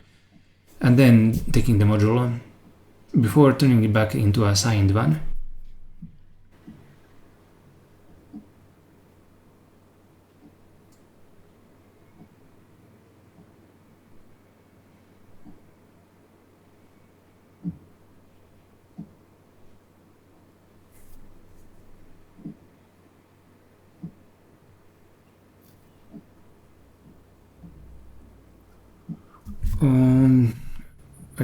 It did trigger quicker this time around. Yeah, as you can see, v5 minus 1932. I actually didn't know that shifting to the left could change the sign of an integer. So let's fix this. We are going to binarize, and that's in primitives, local binarize. Here we are dividing by the modulo. And this is going to be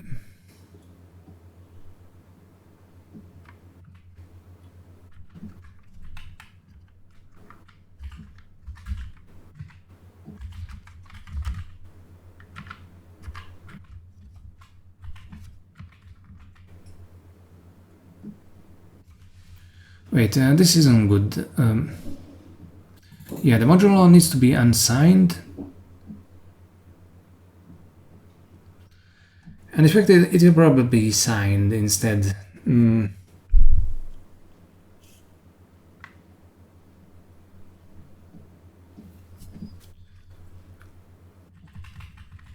mean, yeah, let's make it unsigned.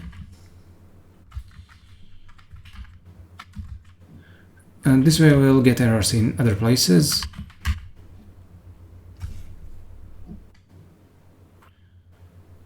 And this modulo operator is taking an unsigned integer and an unsigned integer as arguments. Now let's take a look at the type errors. Not the ones in here, but the one here. Yeah, and it's complaining that it's expecting U32 and we're giving it an int, assigned integer. So we're just going to do the convert here. Problem solved.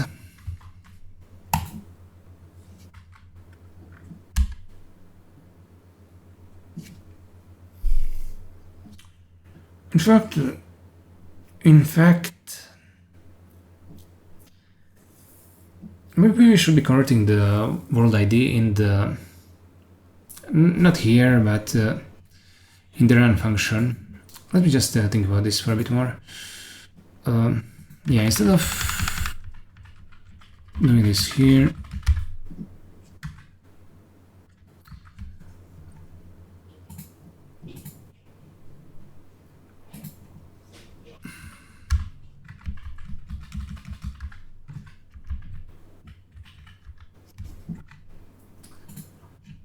now we have the run function. Let's see, play. No, not this, but not this either. But what? Where is the correct module? In CFR models. And this is uint now.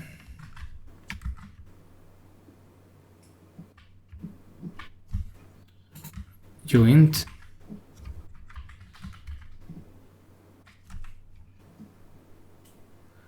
And this is uint, and we are going to have to convert it to assigned integer.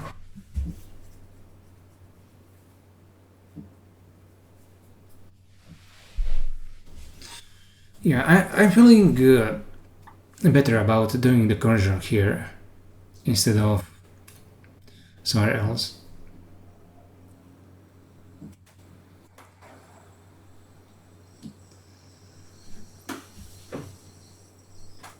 Right now, the reason why I feel better about doing the conversion here is because if we know that the binarize is taking an unsigned integer as the modulo and returning an unsigned integer, then we can very easily guess that it is good it is doing, that it won't return a negative value.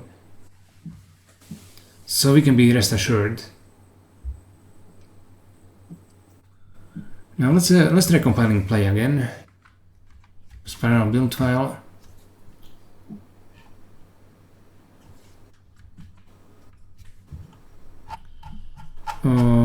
Okay, so let's try. It did work for a while before, so I think this should be the only error, at least the only visible error.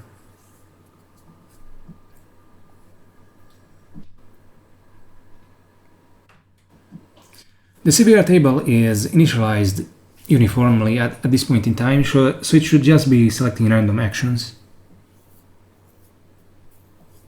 We won't really notice anything amiss if it's wrong in the CFR table implementation. Not at this point. We're going to notice it once we train it and give that a try. Maybe it's compiling faster simply because I updated the CUDA drivers and the CUDA toolkit recently. Maybe it's due to the drivers.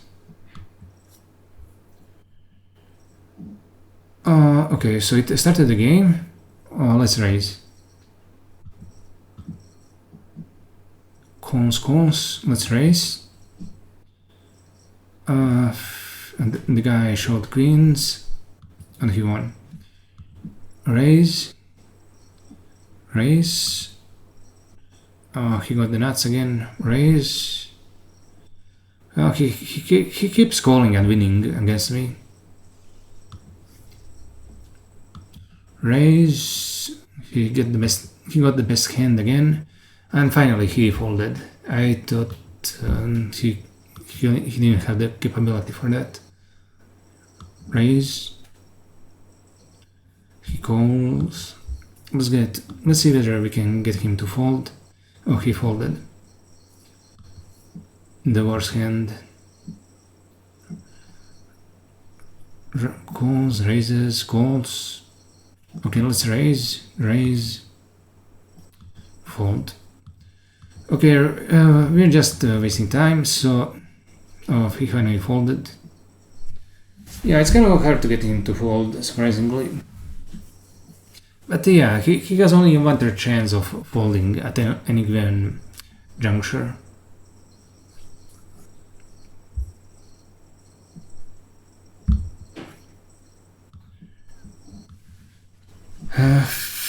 Fixed the Leduc errors.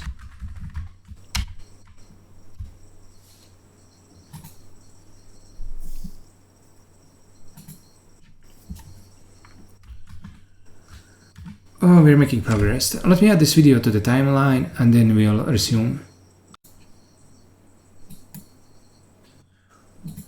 Okay, now let's move on to the NL Holdem. It's 4:10 p.m. Maybe we'll manage it today. And we're going to make the graph.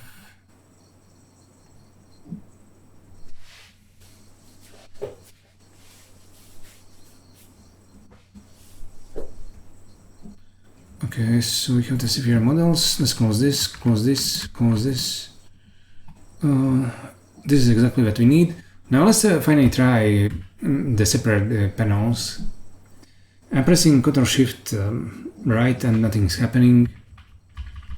Maybe it's supposed to be Ctrl-Alt right. Great. Now it split the panels into two. Over here we have the Leduc, or here we have the NL Holdem. And we're going to do what? Yeah, we have the view history. We need the CFR sizes.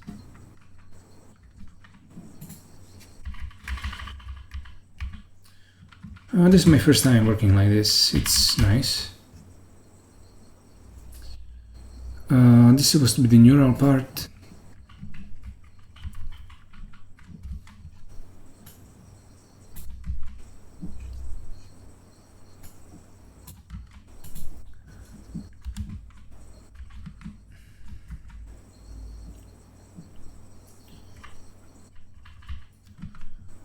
Oh yeah, in NL Holdem, what was the inner dimension before? Let's just undo all of this. It was just the same as in Leduc. It's pure history modulo up 128. But I think in NL Holdem the inner dimension is a decent. Yeah, it's a decent factor larger. Yeah, we shouldn't be outputting the sizes inner.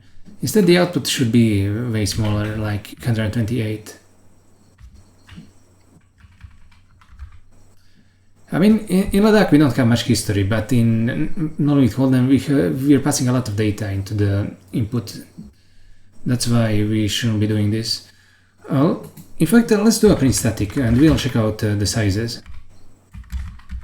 before we do anything. Of course, the issue is that we're going to have to modify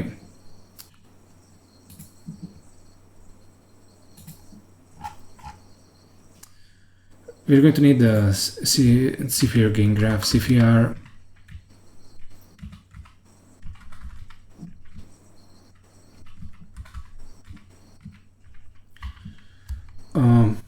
we also need the action mask, fun, row, config xij, and then the mask is what exactly?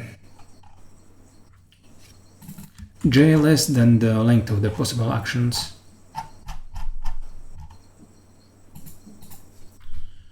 J less length possible actions.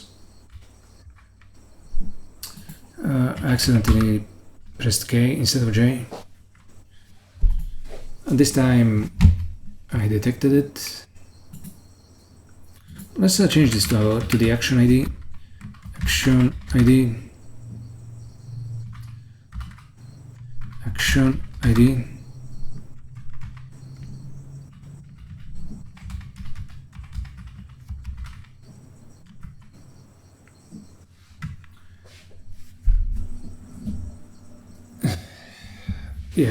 Yeah, you know what? I regret factoring it out in Leduc.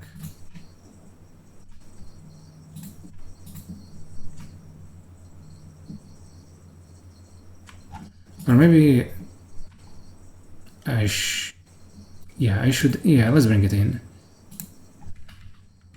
Action ID.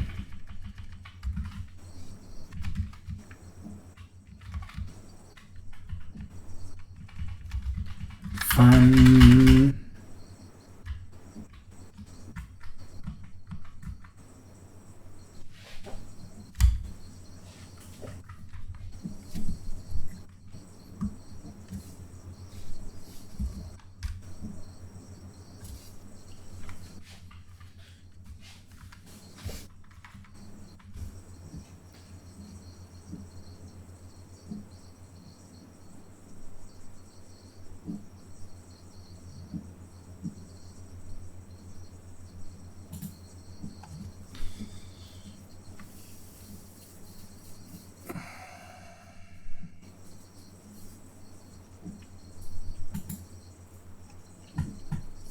Sorry, I'm getting distracted by vague thoughts.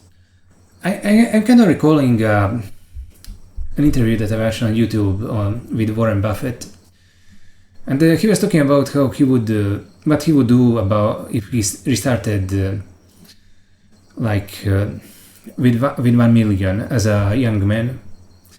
And he told everybody that he'd read tens of times, that he'd do the equivalent of reading the tens of thousands of pages of Moody's manual on various companies, and that there are a lot of small companies, and you can often find a lot of opportunities there to get some. He claimed that he'd be able to get a 50% per year return, which I fully believe.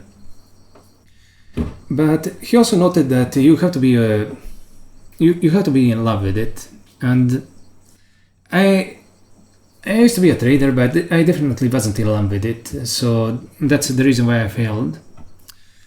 And the thought that occurred to me is that if you could take anything from Warren Buffett, instead of maybe targeting the billions that he had made, you'd be better off trying to take his love for investing.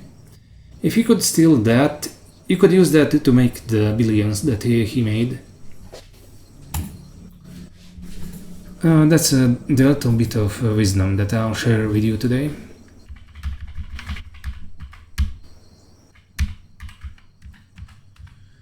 And it's not really an abstract thing. When we start building the machines, and when we start modifying, when we gain the capabilities to modify our own minds, we'll be able to actually take the talents of others and make it our own. No matter what, I don't think that it really made sense for me to fail. I'd have better. You should either, when you're doing something, you should either be attacking or retreating instead of standing still. Because it's not really running away that leads to a loss. What leads to a loss is getting your ass beat. So if I hadn't that love, I probably wouldn't have lost. It's really difficult to actually time the market effectively. You can do some momentum investing, but it's... Yeah, I think you do need some fundamental knowledge about the companies to really make outstanding returns, at least in the current era.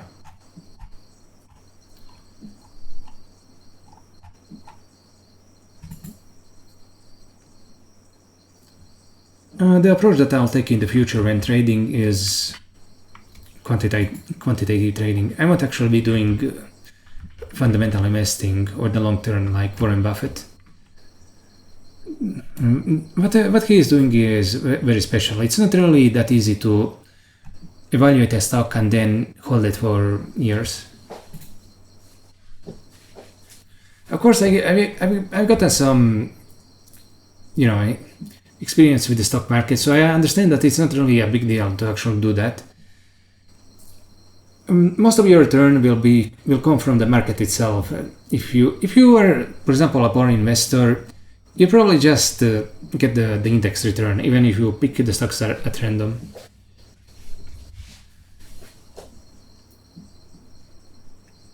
So from that perspective, even if you hold for years, you'll just get mutual fund return anyway, or the index fund return, plus or minus something. So yeah, let's what we have to do now is, now that we have the model, is going to the place spy, and we just do here what we did in the Leduc module. CFR models init.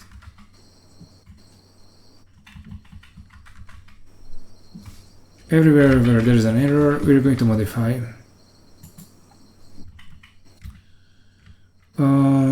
Gain graph. CFR models. Now we have this action. We're just going to pipe it here. And this should be CFR models.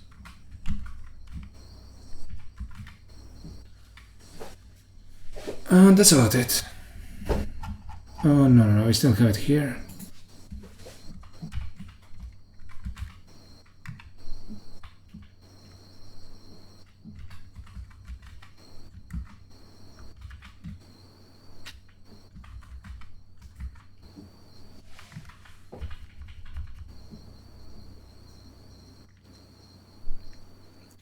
Yeah, now we can try compiling this. So let's give it a try. Spiral build file, and it built the no limit heads up Holdem.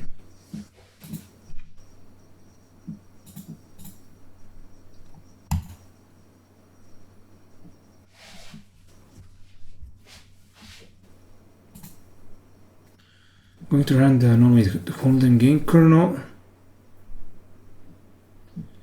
Now we'll see how long it takes it to compile.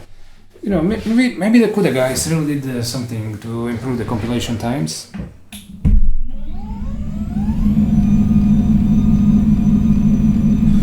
We're definitely going to be trying out that compilation option that they showed us in the future, at least for testing. Right now I don't want to touch it, but we'll be visiting it.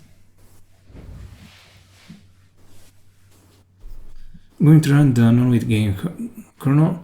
Yeah, after we do the testing, we're going to turn on that fast compilation option and see whether any changes come out. Oh, it did compile. It took 50 seconds. And the action is raise. Okay, let's call. 5 king ace. Call. It raises 2. It has a pair, so we'll fold. Now let's call. It raises 2 chips. And we have literal nothing, and he has a pair, so we'll fold. 8-9, 9-3, King Jack 8, 9-3. He has a pair again. Okay, now if we finally have an ace, we're going to raise. Okay, let's call. 8-5. Yeah, we're definitely ahead. And he folded. Covered. It's pretty, you know, he has 10 possible actions. It's amazing that he actually managed to fold. Call.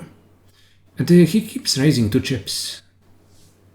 I mean, yeah, we have a lot of small pot bets which get converted to a min bet. So that's why this is happening. And he literally has 2 pair. And I have a gut shot straight. Okay, let's try calling like a fish. And we missed.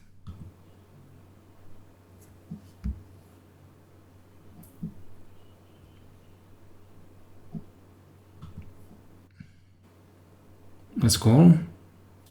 9-7-4-7. Okay, let's call. Because why wouldn't we? And okay, we'll fold. Okay, let's fucking raise. I want to get it in now that I have the best hand. I raise 20 and we'll go all in. And I won. And this is how you win at poker. You put your money in with the best hand. At least this is how you win against the fish. They tend to call too much. If you're in something like Las Vegas and playing against the tourists, if you're playing online, they'll eat you alive. Either way. Okay, I have a pair. Call.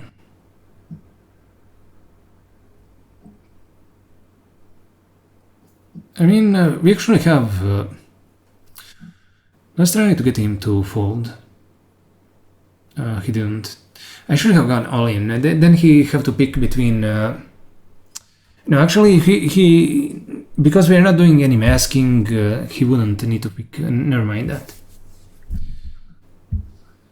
So JJ... Yeah, this is a tie. Oh, wait, I won?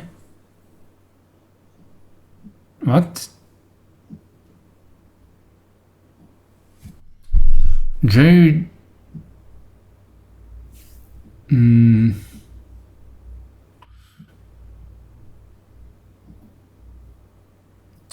Oh fuck, this is supposed to be a tie, and instead I won 8 chips. So that's not good. That's not good at all. Why did this happen?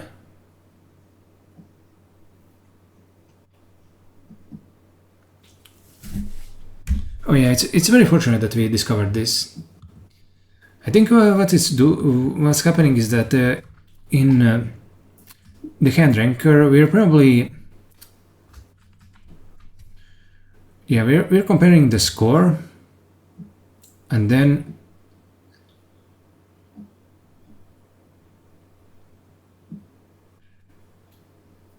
if it's equal, then we're comparing the hand. And the card is what exactly? Let's take a look at the card M, and the card is U8. And comparable card, oh fuck. We have to compare the ranks of the cards, not the full.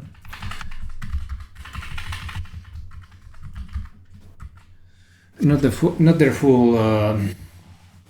Could I put it, integer representation, because that will end up adding the suit. That will also end up comparing the suits, and that's not good.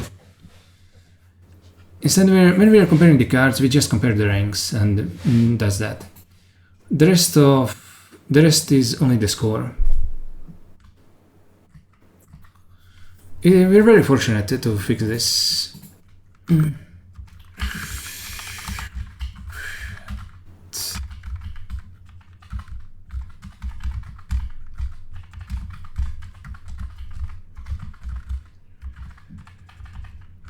Was wrong. Let's also just compile the no limit Holdem.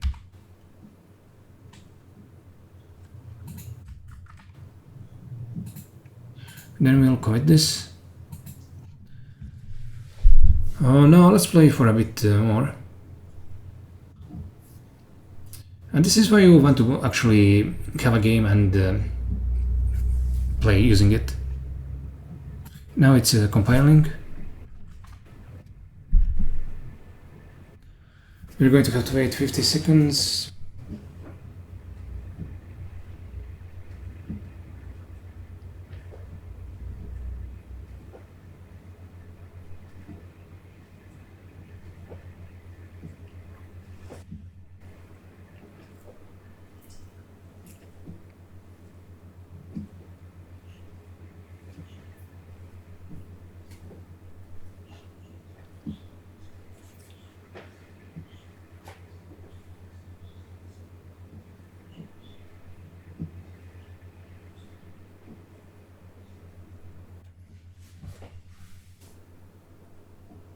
Oh, now let's play a little bit more.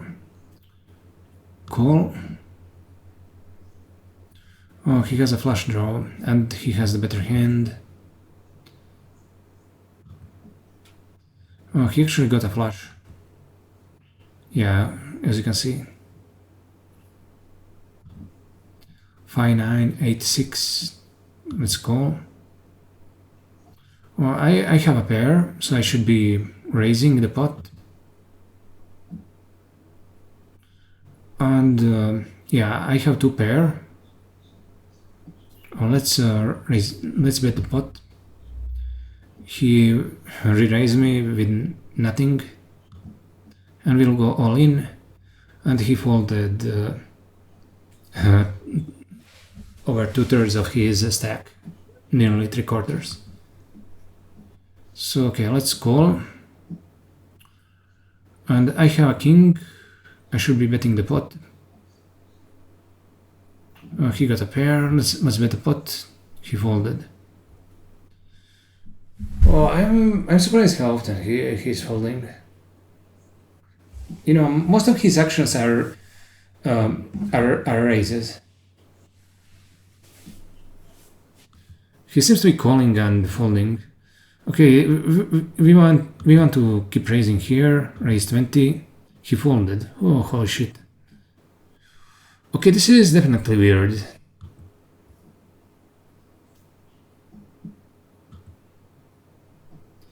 I have a flush draw. He has a pair. He called. He keeps calling.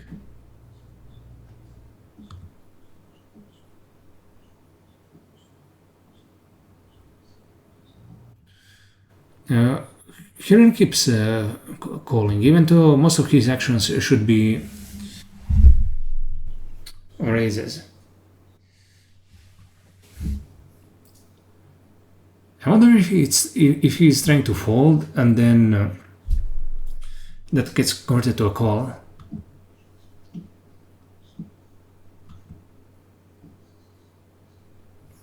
Oh yeah, he really keeps folding. Oh, whatever. Oh fuck! I went all in and he folded. Yeah, so it seems his actions are very oriented towards folding. This is definitely some kind of a bug in the tabular CFR.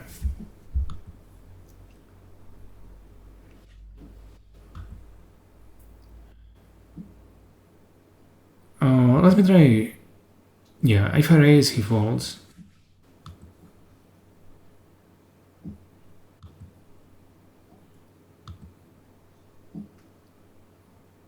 Oh, I actually have a triple. I didn't even notice it. He folds.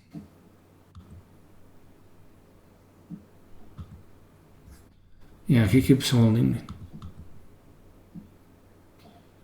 Over here he raised.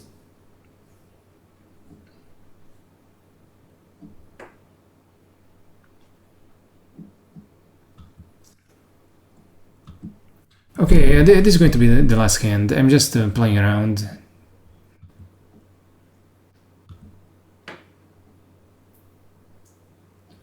Now he finally raises. Let me try re-raising. I'll go all in. He folds. Easy game. And this actually reminds me of those old Poker Academy 2 bots. They tend to play like this. They don't fold nearly as much, but they tend to play their mid pairs very aggressively and then folding to an all-in. It's very exploitable. Okay, we're done with this.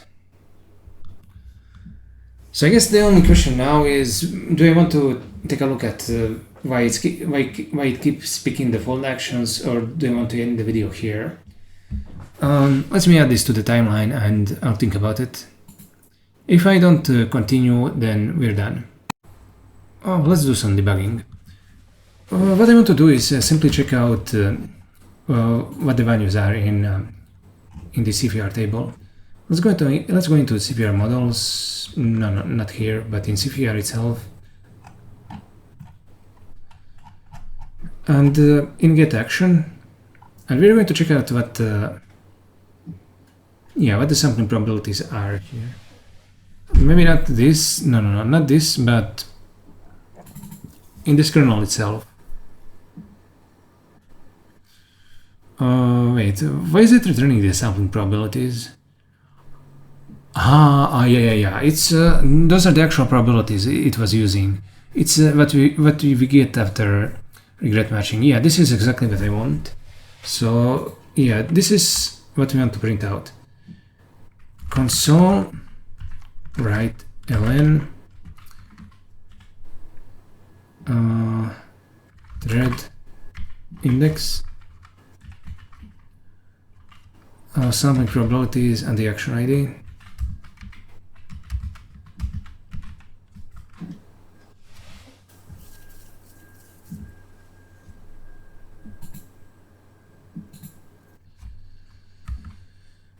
And okay, I guess now I have to fucking wait for a minute for it to compile. I guess we really could try making use of that option, but I don't want to use it just yet.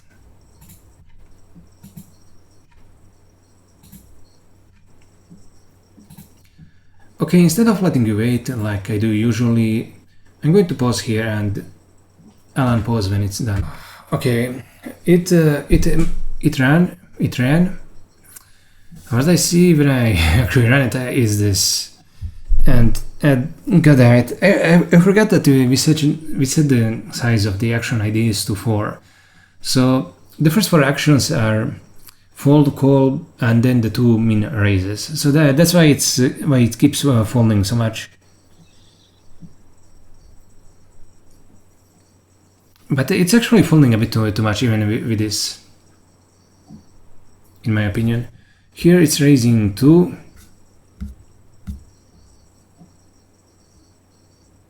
I mean, maybe it's simply a coincidence. Let's raise. Raise 4. It folded.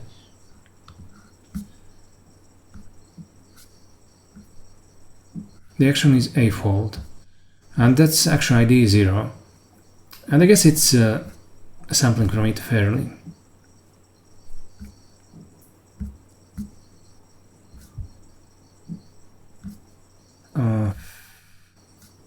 I mean, why does this keep getting printed so many times? Oh yeah, we have 32 threads.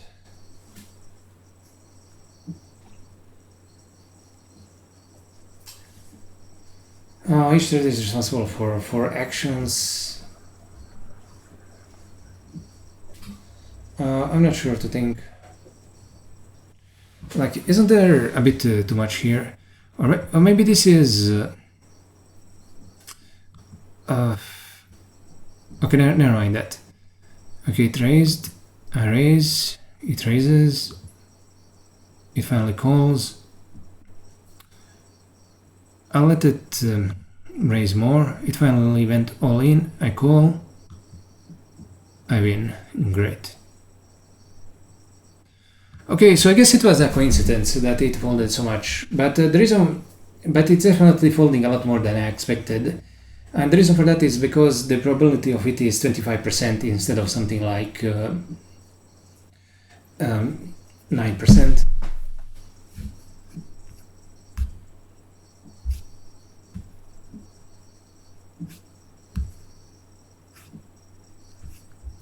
Okay, and why is it running get action twice? And that's the only thing that I'm confused about right now. Oh yeah, the reason why this is happening twice is because after the game exits the loop. Let me show you. Yeah, after this first thread exits from this loop, it runs this one last time. But the result of that doesn't have any effect on the game itself. So yeah, that was the problem. I think, yeah, we passed in the mask, but maybe we should have just gotten the sizes of the actions. Okay, but let's set the size, the action ID to 16.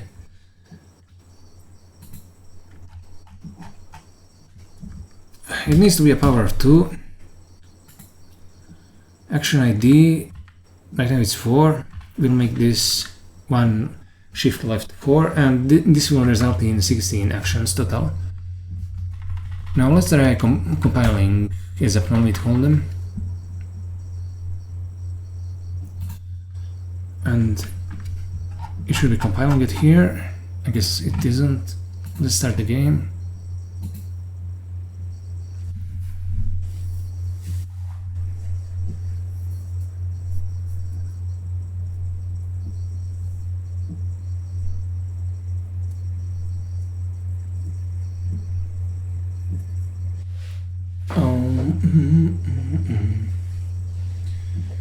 Yeah, I really like this.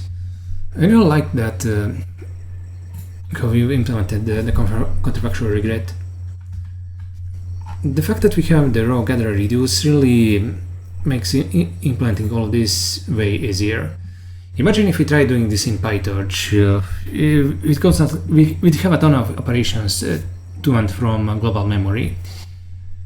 It would be insanely slow to do the same thing there. I know that PyTorch has that JIT, but when I tried it back in 2021, it basically didn't work for some reason. Like, maybe it worked, but I never got any speed up on the code that I was testing it on. I think it was turned on, but I don't know why it didn't trigger. So since then, I don't really trust PyTorch to do the right thing. Okay, I think it finished. Yeah, now we have the now the probability of every action is 9%. It's great that it's uniform. Some of the actions near the end are yeah, as you can see, they're masked out. We have 11 actions in total. At least that's what we should have. So let's see. 4 plus 3, that's 11, yes. Now let's try playing against this. This one should be a lot more aggressive. Yeah, as you can see, it raises, it keeps raising. Oh, I have an ace high, and he has a flush draw, so we'll put the money in. He goes all in, I go all in, and I win.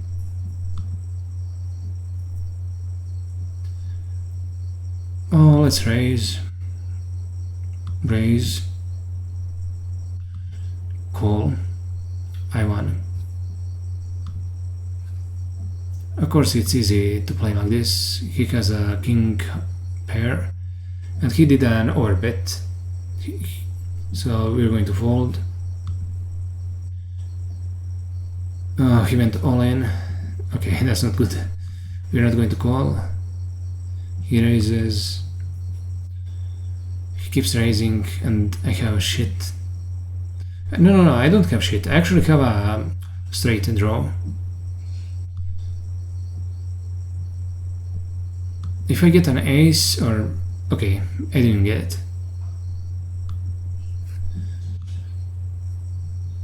Oh, we have the same hands.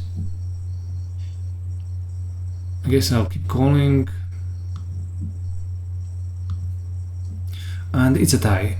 Yeah, this is good. Now we finally tested out the case where we have the same hands, and it recognizes ties correctly.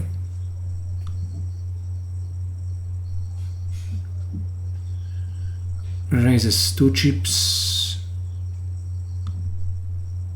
6-3, 8-4. He has a way better hand than I do. Call. 2-3. Call. He has. I mean, I have shit. I'm not going to. I don't even have a gut shot. I suppose we could have all this. Let's call. Oh, I have a triple. I have a trip.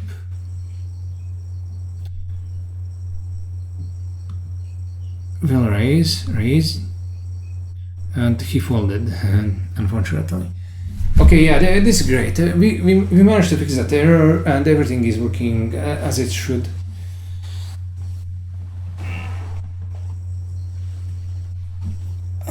Maybe we should be specifying the sizes in during model creation directly instead of having it globally in the CFR module. I mean, could we take care of that right now somehow?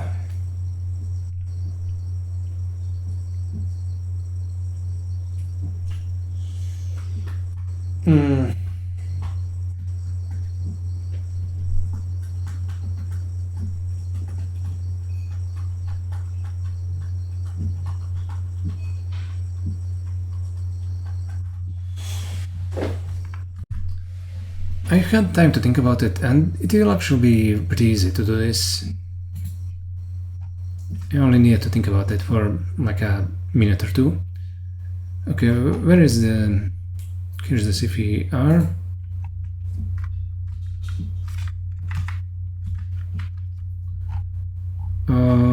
Okay, here we have the sizes. We're going to get rid of this.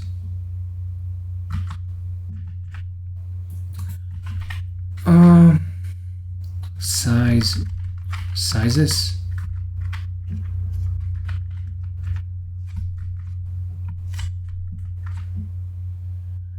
Okay, and first of all, let's paste this here. You know, CFR sizes. In fact, yeah, we can just bring this in. Let's bring this in here.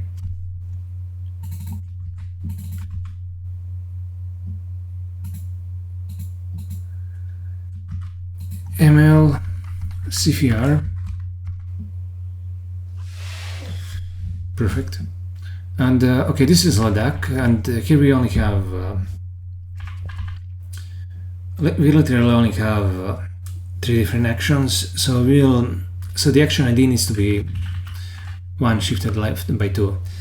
I mean, if we put in 3, the kernel will give us a compile time type error, because the dimensions because it won't be able to distribute the dimensions over all the threads neatly. It needs to be a power of 2. And we're also going to do this. Yeah, now we have to put in the CFR sizes here. Perfect. And now let's also go into what? Into where is the Holdem? Right here, I think.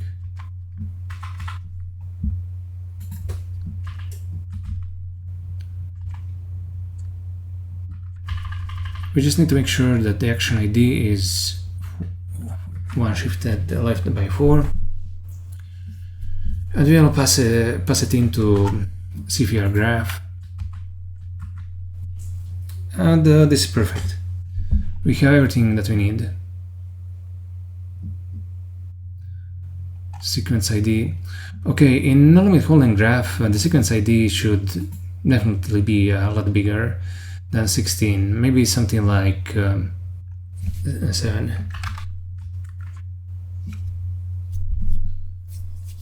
If you add more actions, then yeah, definitely even the action ID should be bigger than this.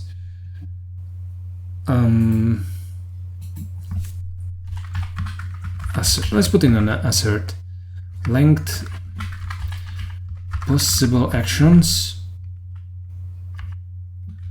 less than or equal CFR sizes action ID.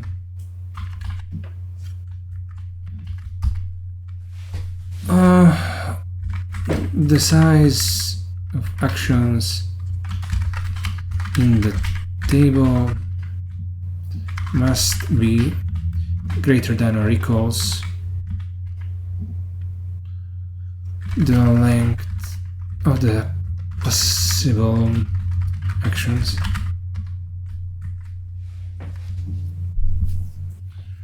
Okay, yeah, this is nice. The sequence ID, the all ID.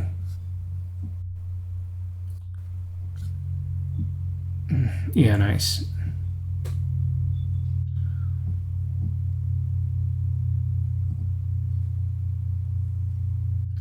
And instead of having this be called inner, maybe we should call this input.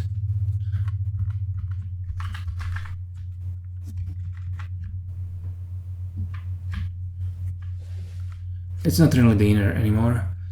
Okay, let's go into Leduc. I'll raise the table.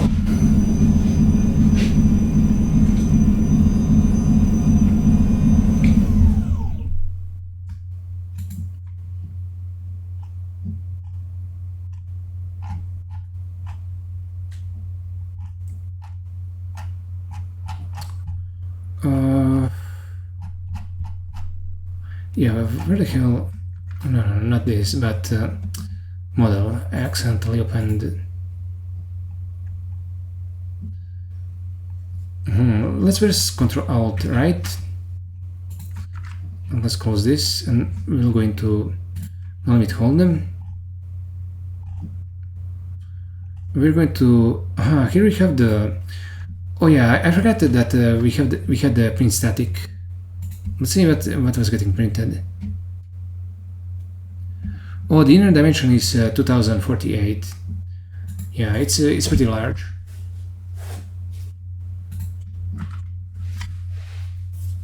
In the case of heads up no-limit Holdem, it has a yeah.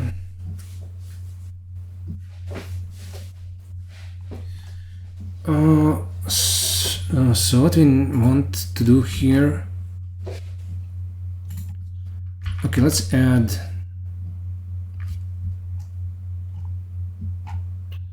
Okay, where are the possible actions?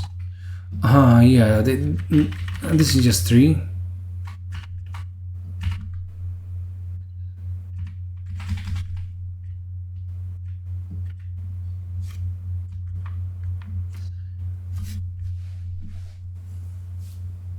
Okay. And yeah, we got rid of the print static. Yeah, let's also get rid of the print statements from the CFR thing, and then we're done. From get actions in CFR, let's get rid of this print statement, and we're done.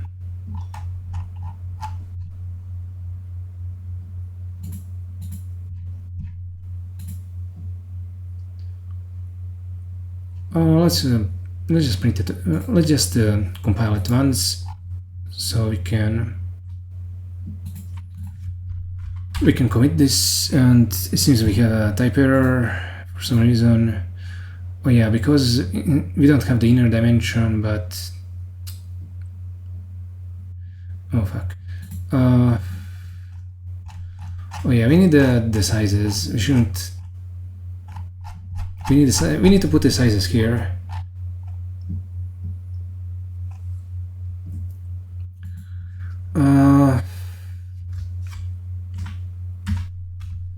Okay, let's take a look in the commit history.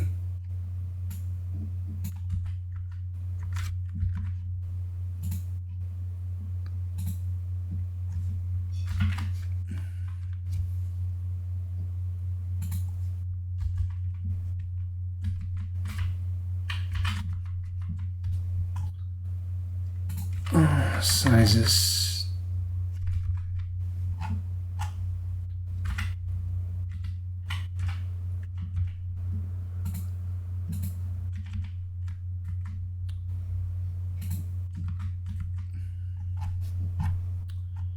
Okay. CFR spy. Okay, now let's try building the build file.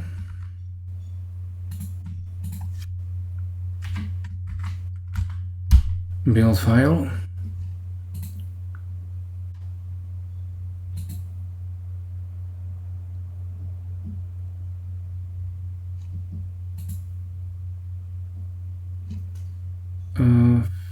Wait, why did I open that? Oh yeah, this is probably because we increased the sequence size. And oh, what the hell? Let's run it one last time, just to make sure that everything works. And then we'll stop for the day.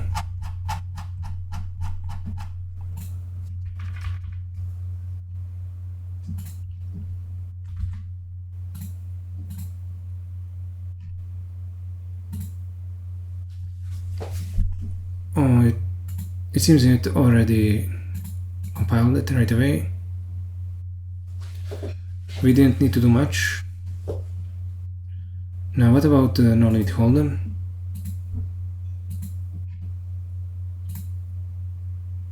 Let me pause. And it's finished compiling. Let's raise it. It folded. Cool. Whatever. Yeah, it seems I was the one who won. Okay, and I think we'll call this video done here. We've actually integrated the CFR tabular model with the games themselves, and the only thing that is remaining is for us to actually start working on the training schemes. Once we actually train the agents, we'll have something of real value. We are so close to winning, even though there's a lot more work to be done. In the next video, we'll take care of the testing. I want to go over all the tests and put them in some file so that the future changes don't break everything. We also want to hold the random number generator steady. Right now we're just taking the current clock time, which is a very poor habit. So if we want to be proper scientists, we need to keep control of the random number generator seeds and make sure that it doesn't interfere with the results of testing. So tomorrow we'll take care of the random number generator seeds, and we'll also output the results of the test into some text file, so we can diff it using the git diff using the git diffing tool. If we make a change to a test, and if we make a change to the library, and the test changes as well without in a way that's unexpected, then we'll be able to detect a regression in the library. This is a very basic way of testing. I don't think many people use it, but I do, and it's much easier to do than having to write unit tests or maybe quick checking. I know what we'll do tomorrow. We'll focus on doing something about RNG seeds, and after that we'll decide whether we want to split the tests into multiple files, or do we want to just redirect the standard IO into a file in its entirety. I'm not sure whether it's because we're doing a lot of printing in CUDA kernels, and I'm not sure whether it's actually possible to. Yeah, but the printing in CUDA kernels might be non-deterministic. That's another issue. So we shouldn't be doing that anyway. We have to do all the printing on the Python side. We shouldn't be redirecting anything from the CUDA side anyway. So all the logging that we do on the Python side, that should be deterministic. Okay, we'll figure it out in the next video. See you there. I hope that those of you who are AI agents and have infinite time on your hands to watch these 6-hour-long videos, that you have enjoyed it, and look forward to the next one. Maybe in the next one I'll just go back to doing time lapses with music in the background. We'll see. Oh, I forgot the commit message. Done testing. Done integrating Tabular CFR with the games. Tomorrow we'll improve. Actually, tomorrow we'll improve the testing harness. And once we save, it should commit.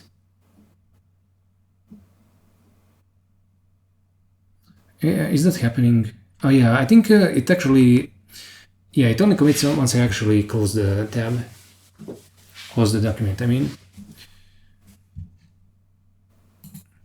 See you.